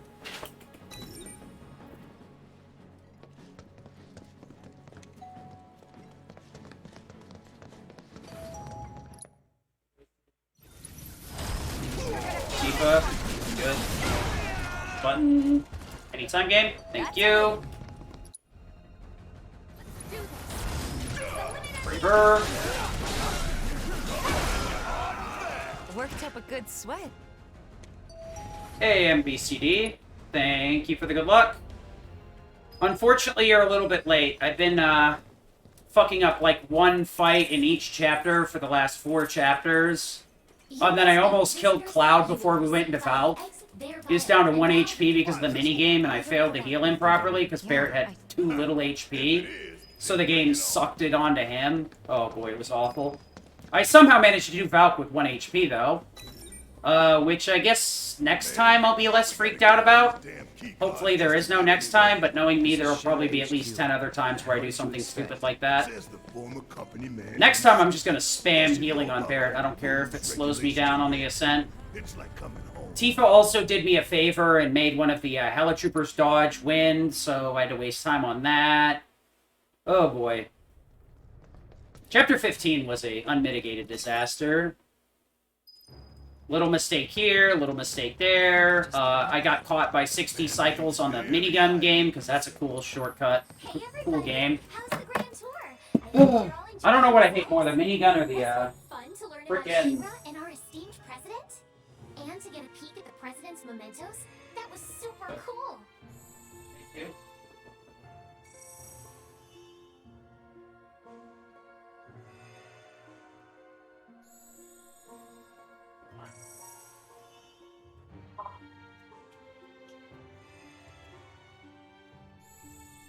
I don't know what I hate more, the pump minigame or the frickin' Falc Gunner minigame. Because, like, if you even so much as miss the skip on the Valk minigame, you're waiting for all of the cycles. And it's just gloves are off, you're getting punched in the face over and over again. Then again, like, it's so weird. If you just miss input, you get screwed on the Valk minigame because that gun cycle goes the whole time during everything. These all look so familiar. So you're boned if you accidentally resume, which is usually the reason you screw up the skip. I don't know. Pump minigame is cancerous too, because the frickin' second one, or third one is so fast. Frickin' even God himself can't do it, thank you. My suffering will be over soon. Doesn't matter. A little bit of Megadeth in the background to chillax the tism. Alright. I don't know if I'll manage to get a run this good on the 3 a.m. run. I highly doubt it, but this should be sub-estimate. I'd prefer it to be like a 33 or 32, but I'm playing like shit, so it's going to be like a 34 at best, I think. I think I should just kind of like accept my flaws and not expect, not expect perfection. That's the problem, is like, when you're practicing for a marathon, you don't want to waste your time too much. You want a PB, but you also know you need to practice. So you just get irritated because you want to push your PB further, especially after a reroute. It's this weird cycle of stupidity that definitely, like, feeds on itself and makes things worse. And leads you to let yourself get irritated. I'm one of those people that gets tilted super easy. It's pretty sad. Like, this isn't that bad of a run. It's just a frustrating run because it could be better. Could have been better. The start was really strong. This endgame is really bad. But I mean, I guess I really shouldn't be worrying about PB, because right now I have to play pretty much flawlessly. Because my PB had, like, bad stuff, plus, like, 50 seconds from 5 and 11 save loads. Getting hit in the same friggin' run.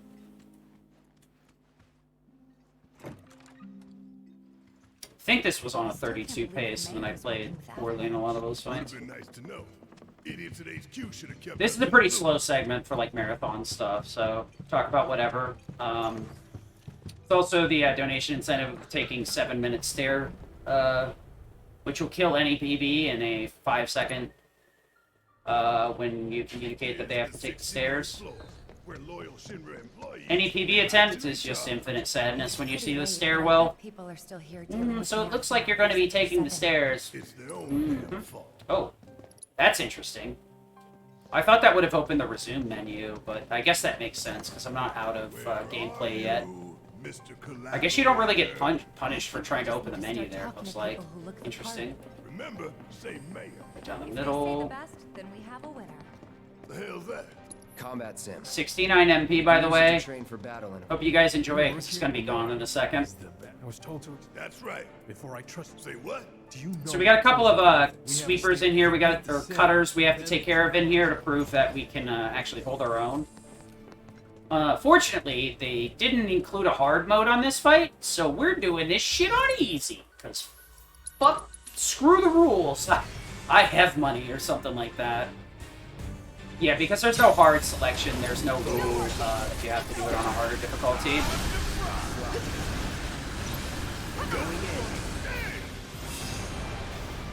You could try and use Arrow into Arrow here, but it's a little bit risky.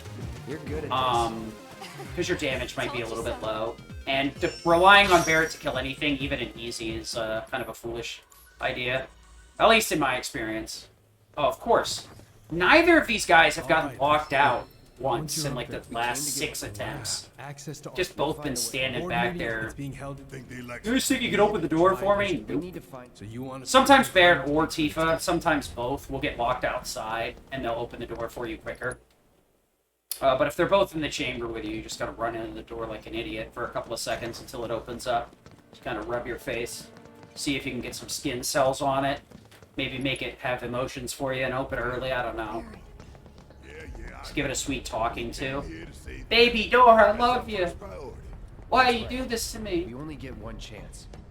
Hojo should be at that board. We're gonna be using magic a lot in Hojo's lab once we finally get there, because they're gonna split up our party between Cloud and Barret and Tifa and Aerith, which is the most lap-sided split you could get. Where he should be. Tifa and Aerith on one side is literally power overwhelming, and Cloud and Barret on the other side is literally power underwhelming. It's Sag. Barret can sometimes possibly kill a thing.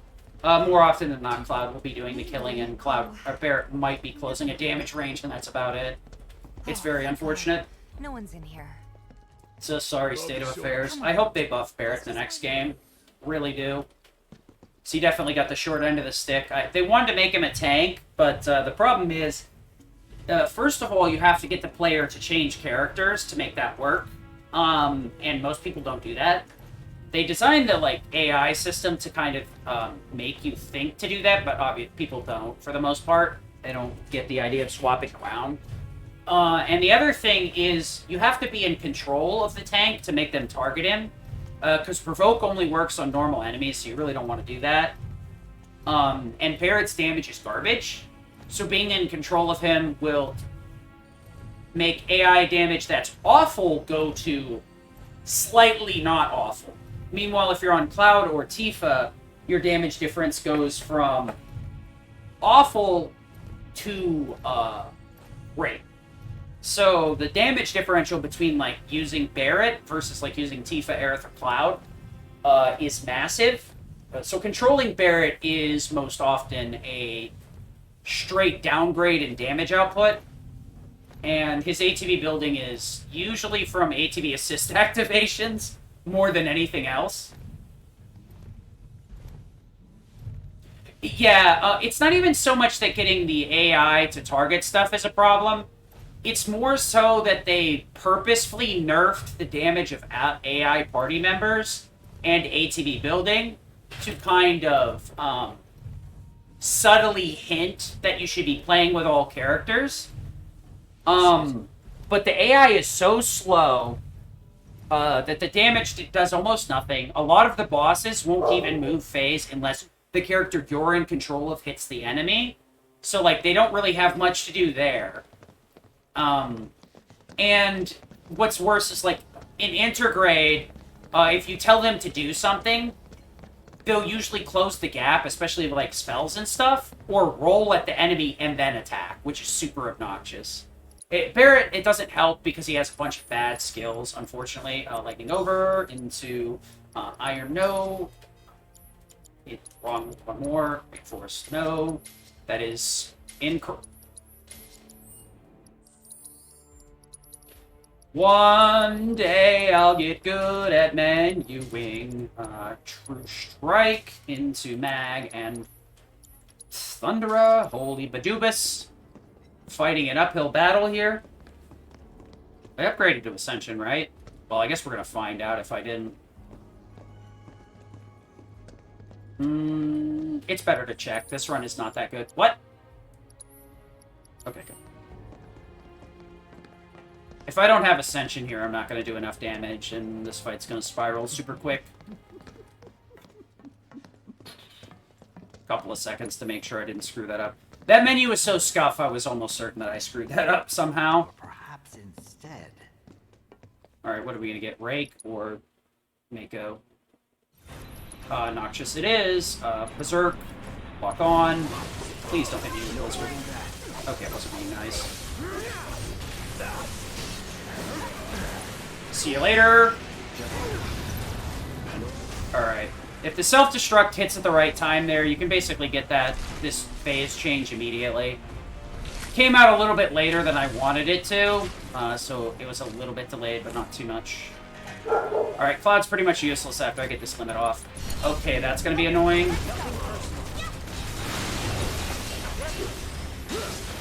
Unfortunately, I gotta wait for the uppercut there from Ascension, or else I'll get snatched up while I'm trying to do Star Shower there, and lose my ATB and damage, so I have to wait for Ascension to come across. Normally, Rake is the better of the two, because it'll happen immediately, so it's a little annoying when that happens. Star Shower, Summer Show. Berserk is still going, so a 70% boosted somersault's going to be enough here. A little bit delayed, but okay. Kirika on flat. Okay, that's a very interesting way to mess that up. Stop it. Mithril Saber, no. That's a very interesting way to mess that up. I don't think I've ever slashed at the same time I cast before like that.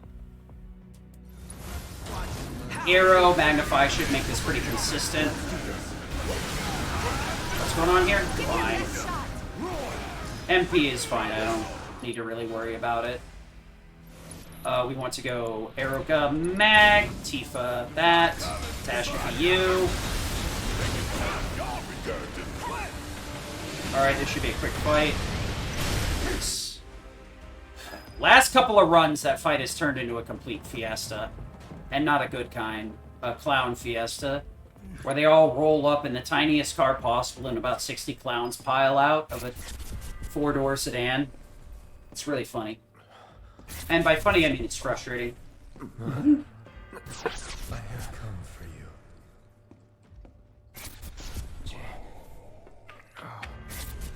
Mother, together we will reclaim our world. I'm gonna be so happy to take like a day off and play Yuffie. Until I start playing Yuffie for like 10 minutes, and then I'm gonna hate it again and want to come back to this. It's the nicest cycle ever. I do need to practice Yuffie in between, because the other marathon is a donation incentive to race Desert Eagle. So, it's going to be an interesting one.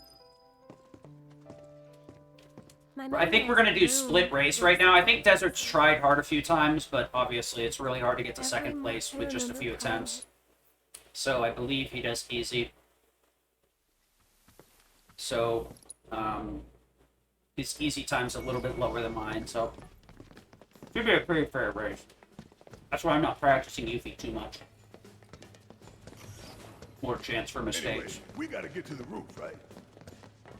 Then we can use the same elevator. It's a little bit easier to go around this way, because then you usually manage to beat Tifa and Aerith there. So you don't have to fight him to get around the corner. Was it this way? His odor still lingers. The little ones in the pod. There's just something about that Where they go? hour 2 to 3, or the start of hour 3, where I turn into a complete clown.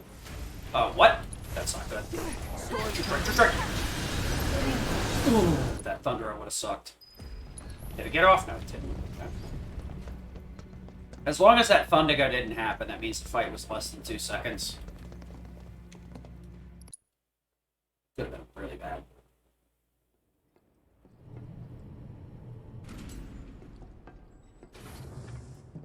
Hell is this place? Hojo's treasure. Shinra's dark secret. What I wouldn't give to burn it all down. I'll probably do the blindfolded Rufus, and in the you'll have to trust me bro mode. I don't have my scope cap around here or an easy way to get it on without losing a bunch of time, so I'm just gonna stare at my controller. I'd better hurry. During the marathon, though, I'll probably put my cap on. Around this time, I'll figure out how to get it on. Probably when I'm exiting the lab or something, take my headphones off, put it on. It's the only way I can actually block my eyes and not have it be like, dude, bro, trust me.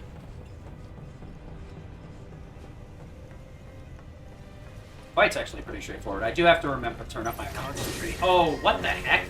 That was such a weird spot for that mono drive to be. You just walk it out, it doesn't matter. Apparently it wouldn't. Wow. What an awful fleet timer. Need a hand? Thanks. Focus. Okay, good. Triple slash there is because, You okay? Era usually kills the one that's right in front of me, but the one further away, for whatever reason, usually survives. Normally, Era Rub Magnify could kill both of them. Unmagnified Era would one-shot one of them. What is it? Consistently. But the 25% damage reduction makes it inconsistent. The reason it was consistent on the first fight, actually, is because I was at full MP. So it did 20% more damage. Unfortunately, it didn't allow me to siphon back enough MP to make sure that one would also be a one-shot. Mainly because I'm on Lightning MP Absorb instead of Wind MP Absorb. Even if I was on Wind, it wouldn't work. It's a little bit too little. This fight here is really goofy. The two enemies will start with Barrier or Magic Barrier. So I'm going to have to hit one with a Wind spell and the other one with a Catastrophe. Arrow. I think I got that backwards. I did that backwards, yeah. Oops. This is bad. Okay, I got lucky there, though. We're going to arrow that guy.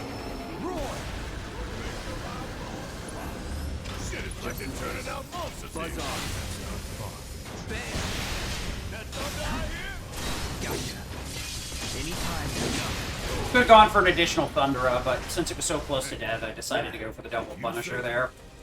Guess we're out. What's the Probably could have switched stances, but I really don't know if that would have hit hard enough, and it may have been interrupted by the blades anyway. Triple Thundera is usually the way to go there, but because I did Catastrophe, I did not do that fight right. I targeted the wrong one with an arrow spell, and I targeted the wrong one with Catastrophe. Luckily, they both were close enough to each other that the Wind spell broke the other one's barrier, and the Catastrophe broke the other one's barrier. I did a little bit of dyslexic there. I'm supposed to cast the spell on the one with the barrier, I believe, and then I'm supposed to Catastrophe the one that starts without a barrier, because that's the one that'll put up a physical. I flip-flop the two sometimes because of my dyslexia. I'm sure normal people do it too, but it's more common with dyslexia for me. So I'll invert words and stuff, and I'll like think about it backwards. I think there's something over there. It's not too severe, but it is enough that it often causes me to like flip inputs if I'm thinking about them too much. That's why a lot of my notes have my shortcuts and everything written down, so I can visually reference them. Thanks. To reliably make sure I do my inputs correctly. Hey, you think Cloud's doing okay?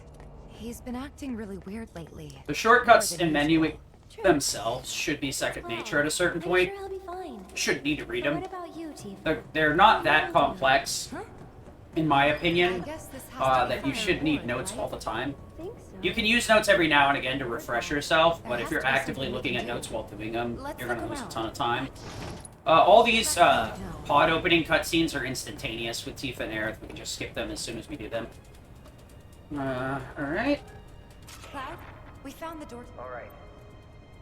About those... I think we're supposed to... Essential. We were fiddling with some sort of... So we basically overwrote a bunch of extra green magic materia with purple stuff on Aerith so that we can we'll make our way to the get into HP, ATB stagger, steadfast block, a bunch of stuff like that really quickly. Instead of wasting a bunch of time pulling it out of my pool or equipping it to a different weapon. We must first find a passage that leads to the center. Catastrophe, and we want to Erica. We're gonna get a single hit here. Had to wait there, because the blast rate only staggers after a certain amount of damage. So if I Thundera too soon, I would have been nowhere near enough damage to one-shot there. We go for an Eriga, because at least I'll reliably get 2 hits. One, because it targets the blast ray, and another one because it targets the drone behind it. So I'll get 2 hits out of it, which helps reliably put us in stagger range damage-wise. Catastrophe itself does almost nothing. It's actually kind of sad. Without Big Bertha or Fury, Catastrophe is really, really weak. And getting reliable catastrophes without Guttergummer on is slow as hell in a lot of scenarios. See you in a bit. I want to do this, that. Then we want to go Mithril, no. Metal, yes. And Guttergummer, I believe, is the case. Yep. We do want to switch Cloud's Arrow Magnify out for Disorder because he's not getting the wind spells back. But we'll do that when we switch to him in a second.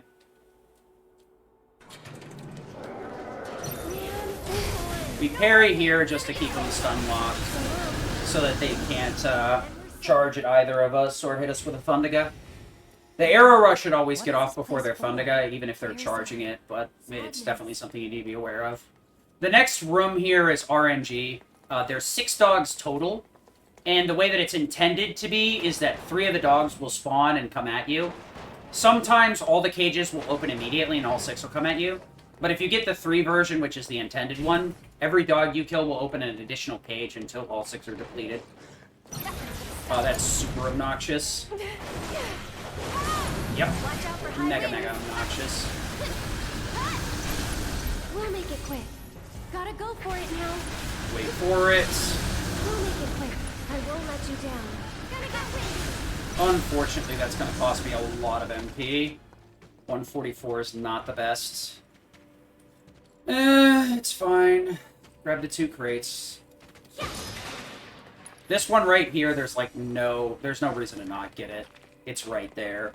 You don't have to walk at all. It's just like a split second of kicking it. This next one, there's 2 more that you could argue about. We're going to aim to soul drain the turret here, which I should get most of my MP back on. But I do need an Eriga on the following double Zenene fight. Because Somersault won't always hit both of them, not unless you're extremely lucky.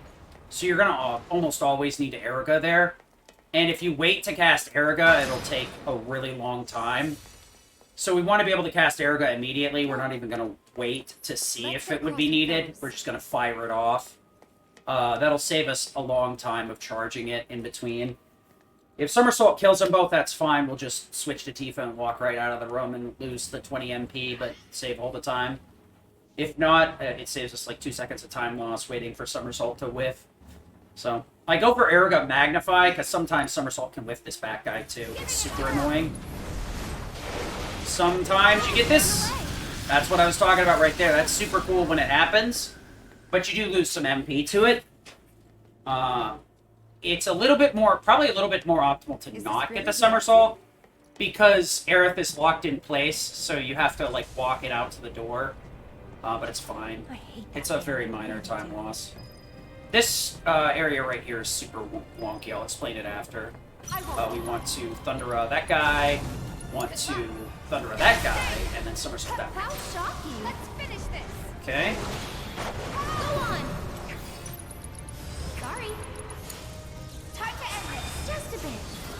So Soul Drain is a pretty cool tech here. It will siphon 3% MP when you hit a target with it. If the target is staggered, it will siphon 15. The MP that it siphons isn't based on the enemy's MP or anything like that. It's based on Aerith's total max MP pool. So we get 30% back there pretty reliably.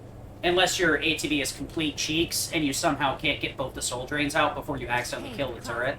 It's super obnoxious, but it is what it is. But that 30% there makes this lab a lot easier. Like, really, really easy. We could be using Iron Blade here for self-destruct shenanigans, but we're actually just going to use Mithril Saber. We need the extra magic damage here, or else it's going to get really obnoxious really fast. So we're going to go Nail Bat into Mail. Yes. Then we want to put, no. Goddard Emerald on you. Grab Magic, First Strike, and First Strike. Then I want to go in here for Disorder, and let's go. Disorder is still a really nice move, even at this point. It refunds ATB when it hits. It switches you into Punisher quicker than the regular stance change. And it will still trigger Synergy, so it can be very potent in a lot of fights, especially in the end game, where you're searching for every scrap of damage you can possibly get your hands on. Probably heal Cloud here just in case. He's gonna SD here and go down to 1, but... Okay, this is gonna suck, but whatever. Unfortunately, that Zenene got really out of position, but luckily my ATB was bad enough that I really didn't lose time to it. It was obnoxious, but that was about it. The peak of it. I will have to do some paperwork after this for Limit Break. So I'll probably be getting that done immediately, and we'll just be... I'll find you guys a place to raid. And then tomorrow I'll take off. I might do a stream in the afternoon to do something fun. Depends on how tired I am after waking up at 3 a.m. I'll most likely end up taking a nap, but who knows. I believe the stream will be on my channel anyway, and they'll capture it from there, so... if you don't want to watch it on Speed Gaming, you can still watch it here if for some ungodly reason you're up that early in the morning. Okay. Oh, thank you for getting in the way, Red. What I wouldn't do to get you to stop doing that. Red can get in a lot of weird positions and lose you time. It's super obnoxious. Each one of these Shinra crate stacks in here has 3 Mako shards in them, so we can get 30%. I gave Cloud an MP up so I can just ignore 2 of them and only grab 1 of them. Cloud needs a little bit of MP for Genova, none normally for Rufus unless things go wrong. We need a little bit for the rest of these fights, so I gotta fill up a little bit here. Damn it! Into a focus thrust, please. Okay, we're gonna have to redo that, because it frickin' locked onto the enemy behind me, because this game has like 3 IQ points. Into a focus thrust. Thunder. HP boost. Thunder. There we go. That's what the room would look like if it didn't decide to lock onto the enemy behind me. I need to stop locking on because the game is really, really, really boneheaded about the lock-ons in that room, and often that does happen to screw me up, so I need to just stop locking on there and just paying attention to the combo. It's very annoying. The cool thing about this is it does reset crates when you reset a fight like that. So it can save time, but not often. We're going to catastrophe right off the bat here. If Aerith's MP had been low, the reset on any of these fights would have been okay. But yeah, normally a Disorder into a full combo, or a 4-hit combo into full focus thrust will pretty much one-shot that Dingus because of the synergies and getting staggered. And then we have ATB boost after a Thundera, and then we can get 3 Thunderas out. So even if we whip 1, we're good to go. Okay, that's perfect. I'm gonna guard here just to reduce the damage. No reason to take extra damage if we don't need to. We chill out in the middle of that room to try and lure the brain pods to the center so Catastrophe kills them all quicker. If some of them linger on the edge, it takes a little bit longer, but it could be much, much worse than what we saw there. The big time loss was resetting the Sledgeworm fight. I should have actually reset it the moment that I frickin' targeted on the wrong one, but I was hoping I could recover it. If we want to get in, Getting that first one down, dead and dusted, is the most important part. The other two, you're kind of at the mercy of the game to some extent. As long as you get the first one down and dusted, triple Thundera should be enough. Unless they're being really peekaboo-y.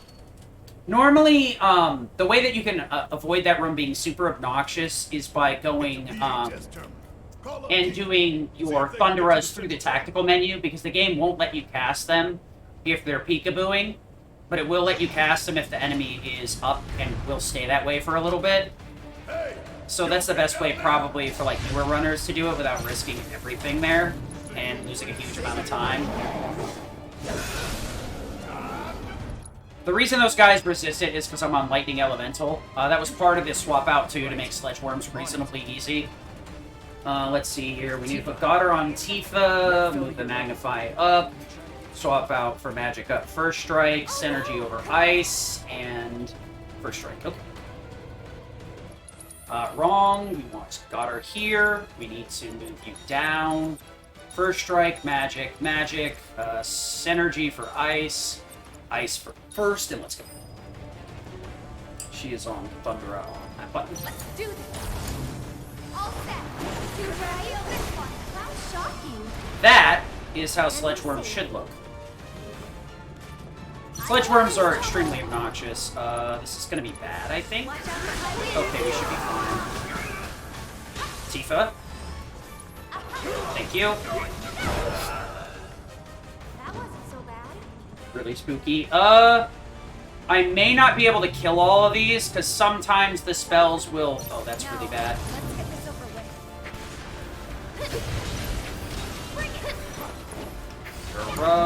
with. Should be enough. Okay. When the enemies are really far away like that, the Aurora will target the enemies in the tube. That's why one of them survived. The game has a real issue with targeting enemies that aren't valid targets yet and don't have their HP pool loaded in. So a lot of these fights are actually, like, very, very stealthily difficult. Because just sometimes the game goes, yeah, no, you target the enemy that you can't even hit yet.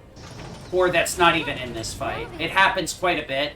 There haven't been a lot of good cases to show it off, but that's like one of the cases. That's why there was 3 enemies, and Aurora Magnify only killed 2 of them, and the other one straight up didn't get a spell at all.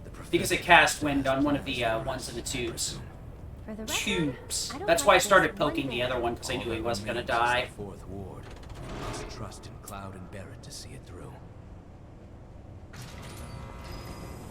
Why can't you put it on your own? You're gonna feel this one. Too bright? Okay. So we don't need to menu again from here. We should be able to get through the rest of these fights pretty easy. What's our MP at? 66? Right? Yeah, we'll probably go for the Soul Drain strat as usual. Let's go give the others the news. Probably shouldn't be doing Soul Drain, but I'd rather be up MP rather than down, leaving here. Just taking that NP up off is a lot more impactful than you might think. We are going to remove the extra MP up for a Skill Master here before Genova. I don't need as much MP as she has right now. I can take one of the MP ups off to get me through it. And the final boss, I don't need near 200 MP. I only need about 100 at most. So I could actually get rid of both, but I leave one of them on. Just in case something screwy happens. So this fight right here, we're going to be doing without First Strike on Barrett or Cloud. So our ATB here is going to be completely random. Makes 2 of us. Luckily, we have access to Overcharge and the Punisher counter, but that should help us smooth out our ATB issues here and get more than enough to get through here.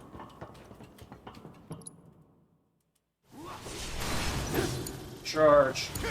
Swap out. ATB boost. SD. Thundaga. We go with Thundaga here, because the damage is inconsistent otherwise. Into Soul Drain. Gotta make sure to hit the head here, or else the damage would be a lot lower. If you hit the tail, you face a massive damage penalty. I think it's like 80%, 90%, something like that. So that's why I slide away there, to make sure the somersault hits the head and doesn't lose any damage that way. Let me see here. I need to fix how I do this menu. Brad, get the hell out of the way! You stupid goober duper. I think Bad it might dog. be locked from Bad. this side. We're gonna go hard edge no, Sonic no, yes. Then we want to go do the menu. Excuse me, do that. Give me this. Ice elemental and synergy. We want to go into here and do Berserk and Blizzara into dive, Dolphin, Fundiga, and Demag into Blizzara. That'll get me set up for the rest of the game. I could theoretically use this menu. I could use this setup right now and do Rufus as well. But I will go and grab... Seriously? That's super annoying. Whatever. I can use this equipment right now to do Arsenal and Who would? We may find out soon. Rufus. I will make some change here so I can theoretically do him blindfolded. We just actually cast it this time. Thank you. Kyrga's slightly more efficient here, because I can do it 1 cure instead of 4 cures. The president's office. So it saves a little bit of And then time. the roof. Yeah, this run could have been a lot better. A sub 410 is better than nothing, but still not good. Wait, once we get in, we're ready. Should have been like an 08 or 07 with what I had, but I really threw pretty hard in the last couple of chapters. All over the place, and lost probably like a good minute or so. So we're gonna head on out here. We got Genova coming up. I really can't commentate too much there. I'm gonna spend a lot of time breaking the tentacles on either side of Genova to pacifier for a bit. And then we're gonna do our damage in a very specific way so that I can Star Shower Dolphin Flurry before I get shoved back at the beginning to get a huge amount of damage in. It's gonna be a lot to speed things up. And Sephiroth? We're gonna need a couple of Berserks and Haste. We're also gonna be using Resist Magnify so that we don't get stopped or silenced throughout the rest of the boss fight. We do have time and Warding on Cloud because I need to cast Haste anyway. And it also makes it so that early on I don't have to worry about getting Resist up immediately. So that I don't have to worry about using the ATB on it super early. Help me. Well.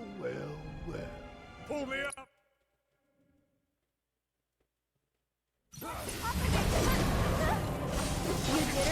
We want to. Damn it! Best do it right. Into Self-Haste, Dolphin Flurry, ATB Ward Cloud, ATB Boost, Disorder.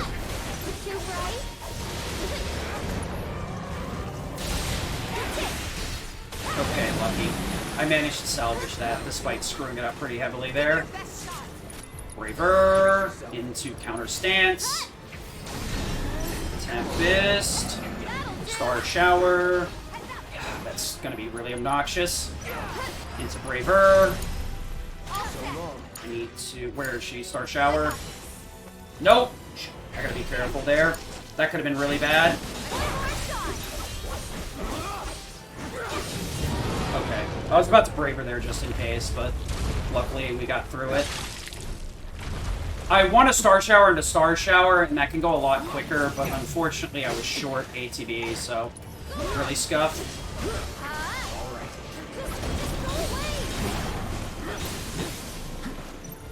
Excuse me?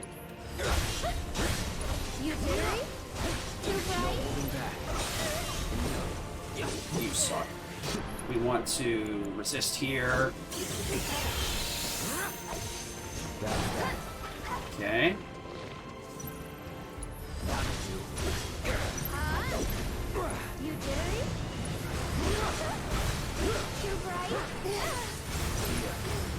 Let's be smart. Not really the best, but it works. Wait, no, that's correct. Into this.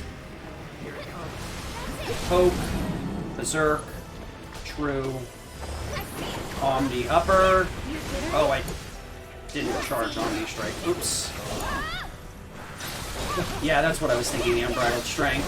Whatever. Okay. Alright, we're a little bit low on HP here. Looks like Cloud got the limit there instead. That's super obnoxious, but it should be fine.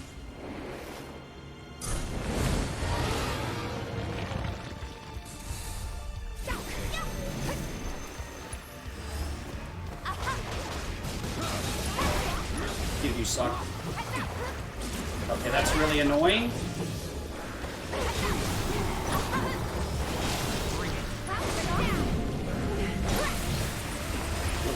Blizzard. Could you just Blizzard? Holy Kajubis. Alright. Cloud's dead, so I don't have to heal him. But this will be obnoxious otherwise.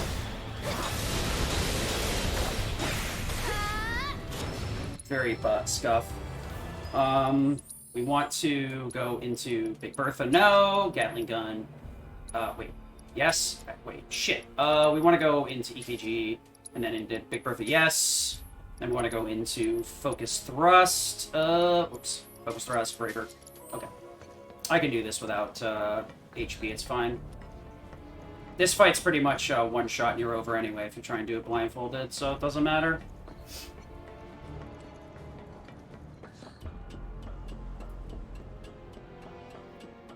Yeah, this isn't a PB anyways, so it doesn't really matter that much.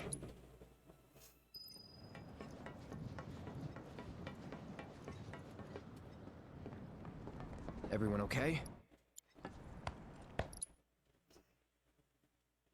No. Not bad.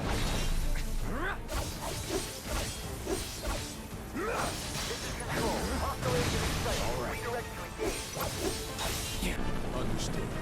Frickin' air conditioner could have got me killed. Such a dum-dum. Not at all. You're making me sweat. Good thing I came prepared.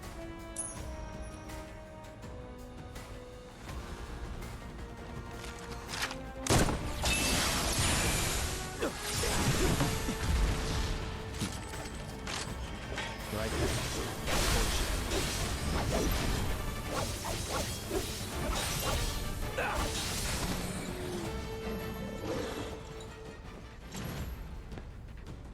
Now it's just the two of us.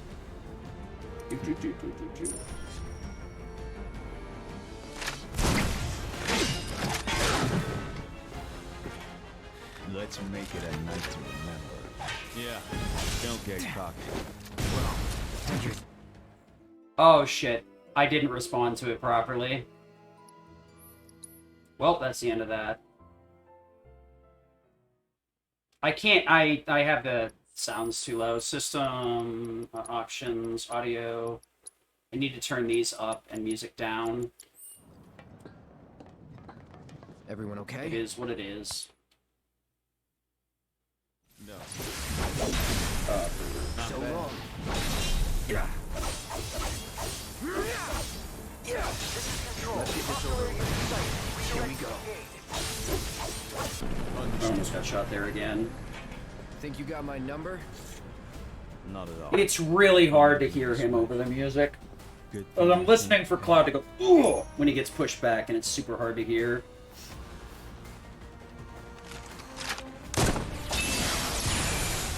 It's a lot easier to hear now that sound effects are up and the music's down.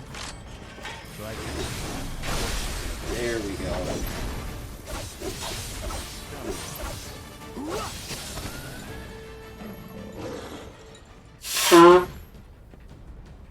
Now it's just the two of us.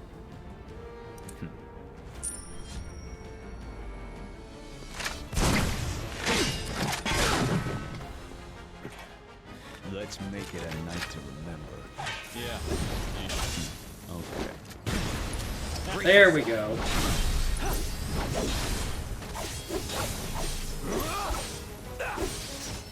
Alright. Big mistake, but it is what it is. What? Good grief. Drone A.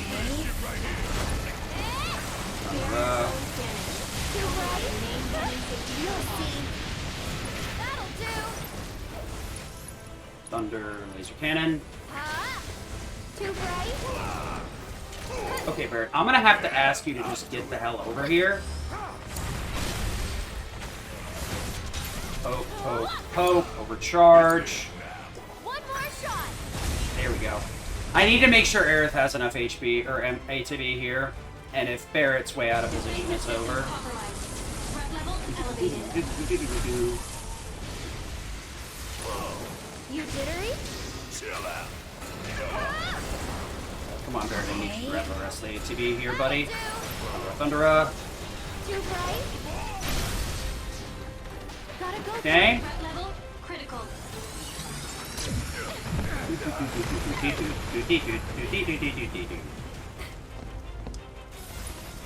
You jittery?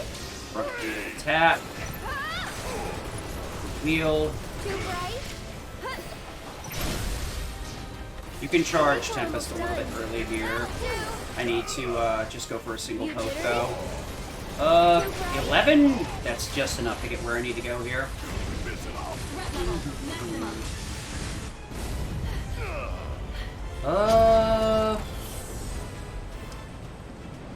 I just overcharge you for sure. Oh, gosh.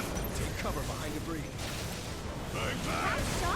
Delaying that overcharging phase one screwed with things. Yeah, this may have been a PB. I don't know. I doubt it. Because I would have gone into the Whispers at like 19 at best without dying to... Yeah, I don't think...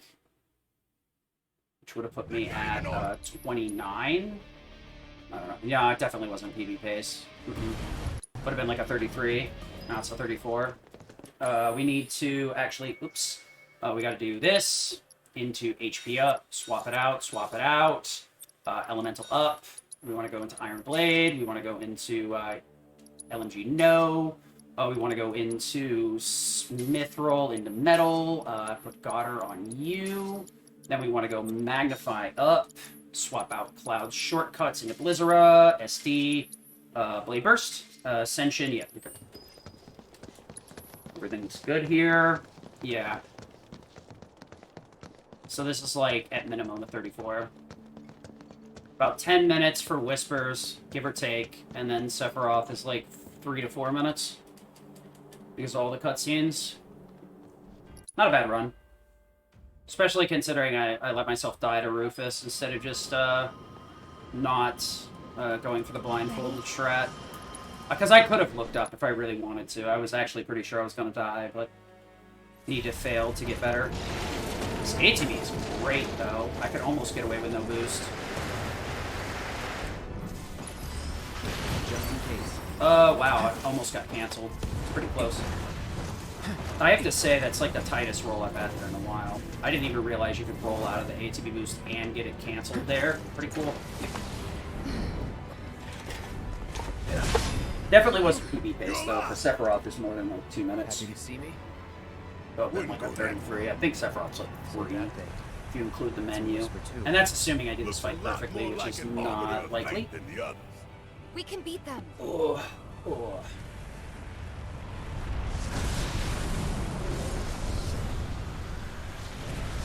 I need to take a look at the later chapters and practice those a little bit more, because that seems to be where I'm struggling the most. Won't have the time to do it in between these two, for sure, though. Unless I have something horrific happen tomorrow. Boom. See you later. Gotta be careful.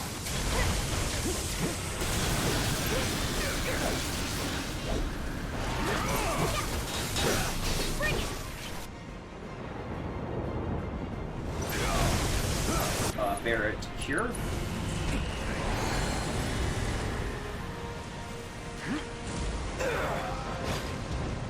Let's see if it does have a limit. We're good to go.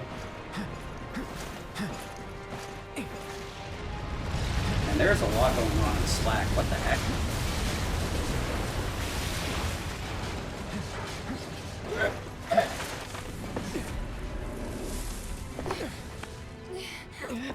It's probably better to self-destruct the Yellow Whisper here so that Barrett is won't get hit by the counterattacks, letting wake up Cloud sooner, but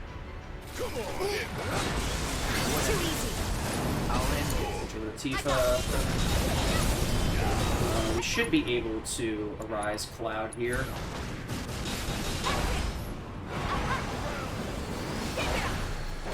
Switch over to Cloud. Let's build some ATB, buddy.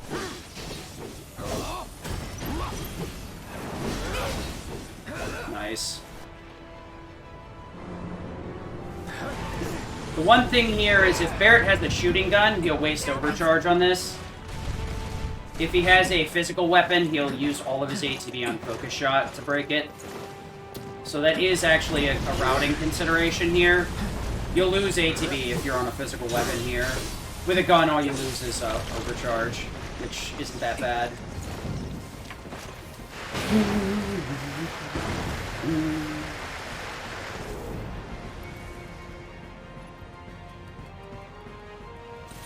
Okay, we're gonna let that go.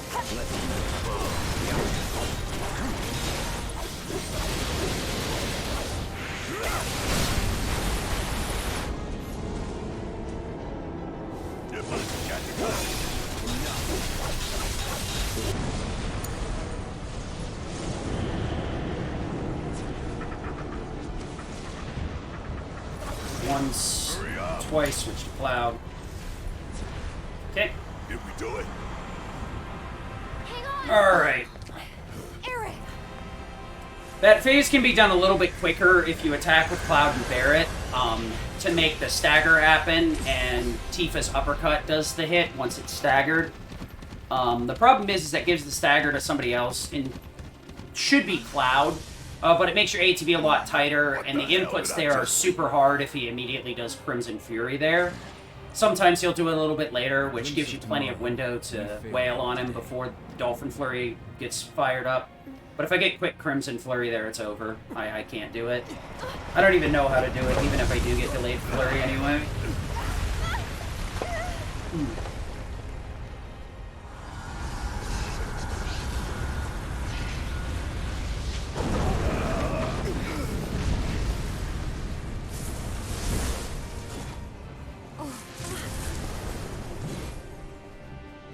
Damn it!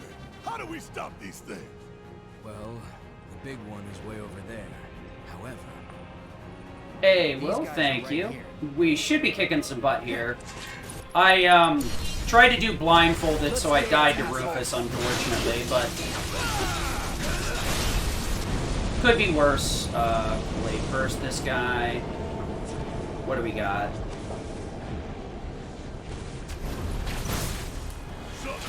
I'm through with you. Bruh.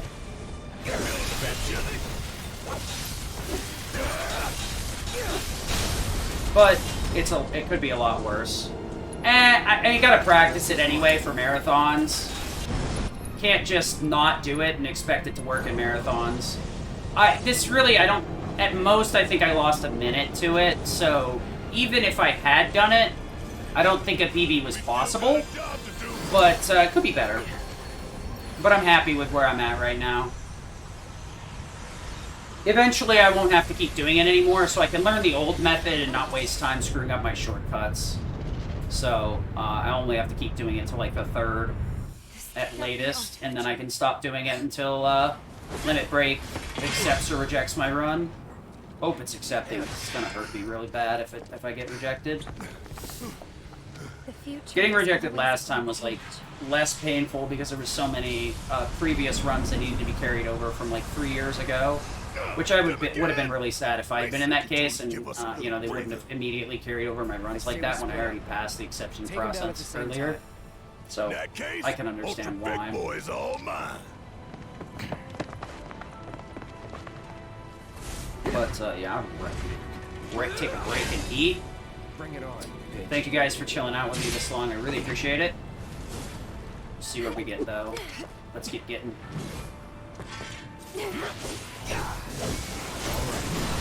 Okay, I almost got screwed there. Time to get through. Unfortunate. I'll switch to cheat figure. Let me handle this. Woo! It's a big thingy! Yes.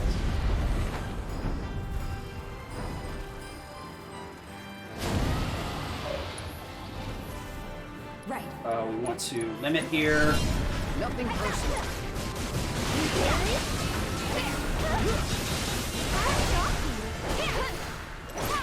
What? That's really low damage. Whoa. That was super rough. Say goodbye. Alright, Aerith got the stagger there. That's nice. Enough of you. Get ready. That's that. You jittery? It's over. See, tremble. Okay. Wouldn't say that's optimal, but this is a pretty good fight. I like it. Happy with it.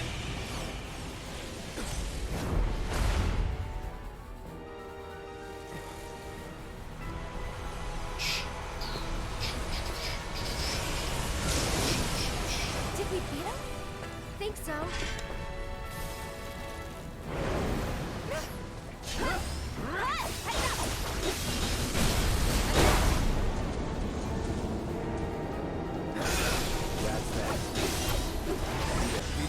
Okay.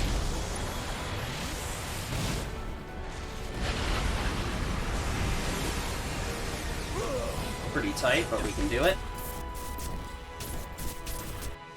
Alright, Buster Sword, menu, ba ba ba ba ba ba ba. Don't mess it up. Yeah. We did it. As long as we're exiting this fight around 4:30, we're in a good spot, to be honest. We want Thunder right here. Boost. And self-destruct. Let's be smart. We want to do a couple uppercuts here to make sure that we knock him out. Self-destruct there does a ton of damage, but an extra couple of hits there can't hurt anything. And Rebirth in Winter. Let's fucking go. We want to kill the big guy and Bahamut with Tifa, so that's why we did all that weird stuff, switching back to her. Because she gets... We want to get her second, and if we don't do it that way, Aerith will come second and screw everything up. Because he's really... Sephi's really resistant to magic here. We want Buster Sword, nope. Move this down, this up, and then over, and steadfast, and let's go. Fate is not to be taken lightly. Uzura. See you later, scumbag. Get ready. Going in. River. So long. That'll do. No holding back.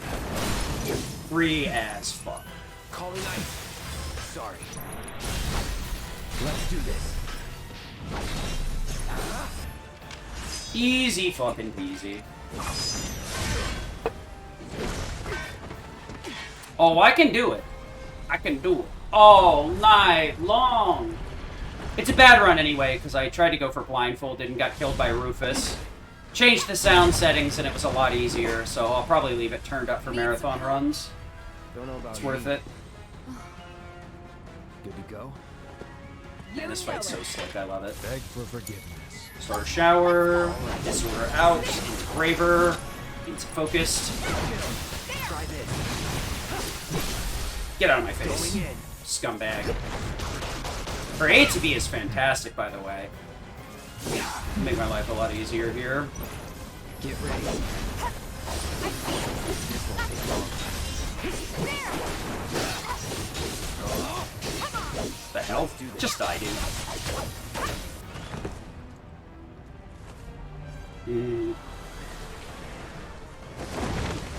Yep, this is the last practice run before the run tomorrow at 3 a.m.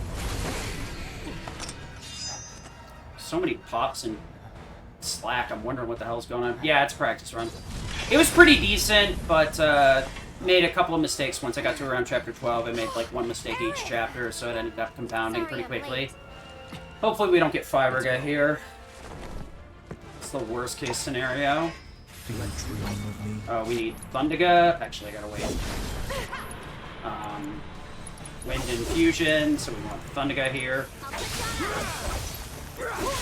Wait for it. Uzura into a Focus Thrust.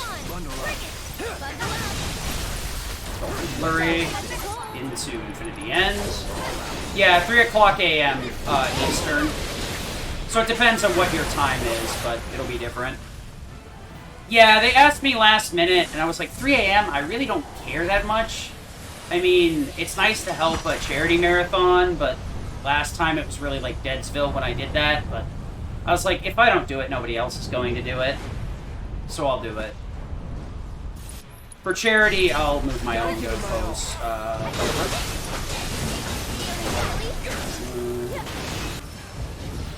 So that probably could have been a low 33.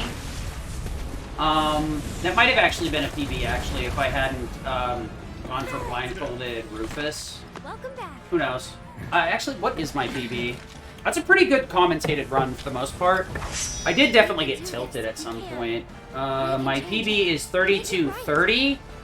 Did I lose a full minute to Rufus? Possibly.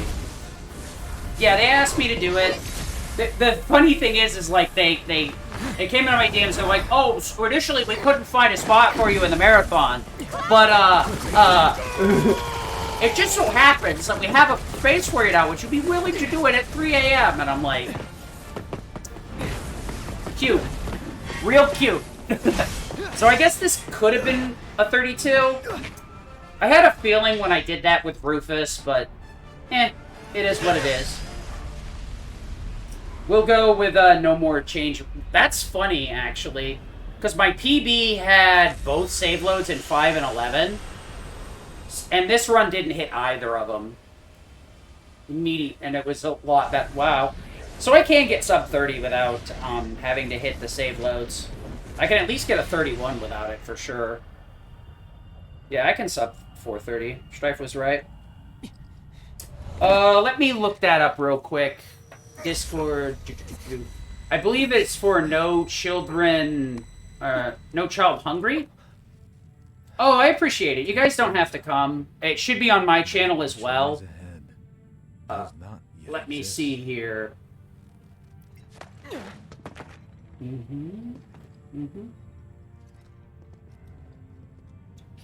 No kid hungry for Speed Gaming Spring Marathon.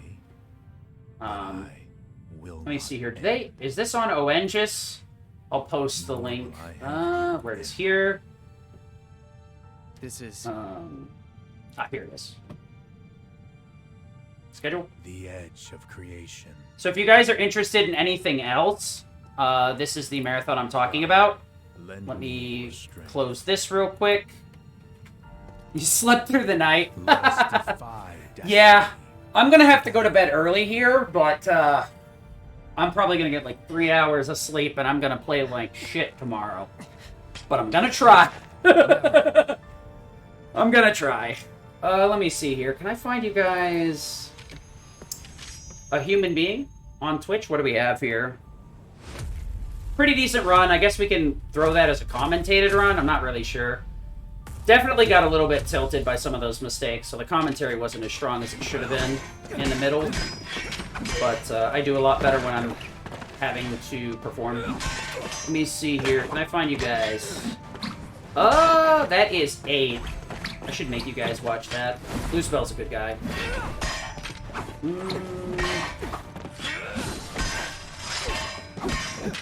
You know what? We'll go with this. Let me give you guys something cool.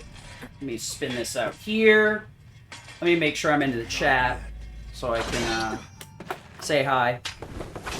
Don't feel obligated to come, but if you guys want to check out some Breath of Fire, I think I've already done this before. Is he still running? Yes, he is. Time enough for you. So, Breath of Fire 2 is one of my favorites. So I figure I'll send you guys there. Let's see here. I believe it's Slash. Yes. There we go. And there you go. Yeah, as long as I can survive that long, we'll see. So, see you guys at 3 a.m. If you don't make it, don't feel pressured. Just go enjoy some BOF 2. I'll see you guys later. And we'll do something next week. Maybe something tomorrow night if I'm feeling froggy. Probably not, but I'll try. Not gonna promise anything. Have a good day, guys. Peace. All right, let's stop the recording.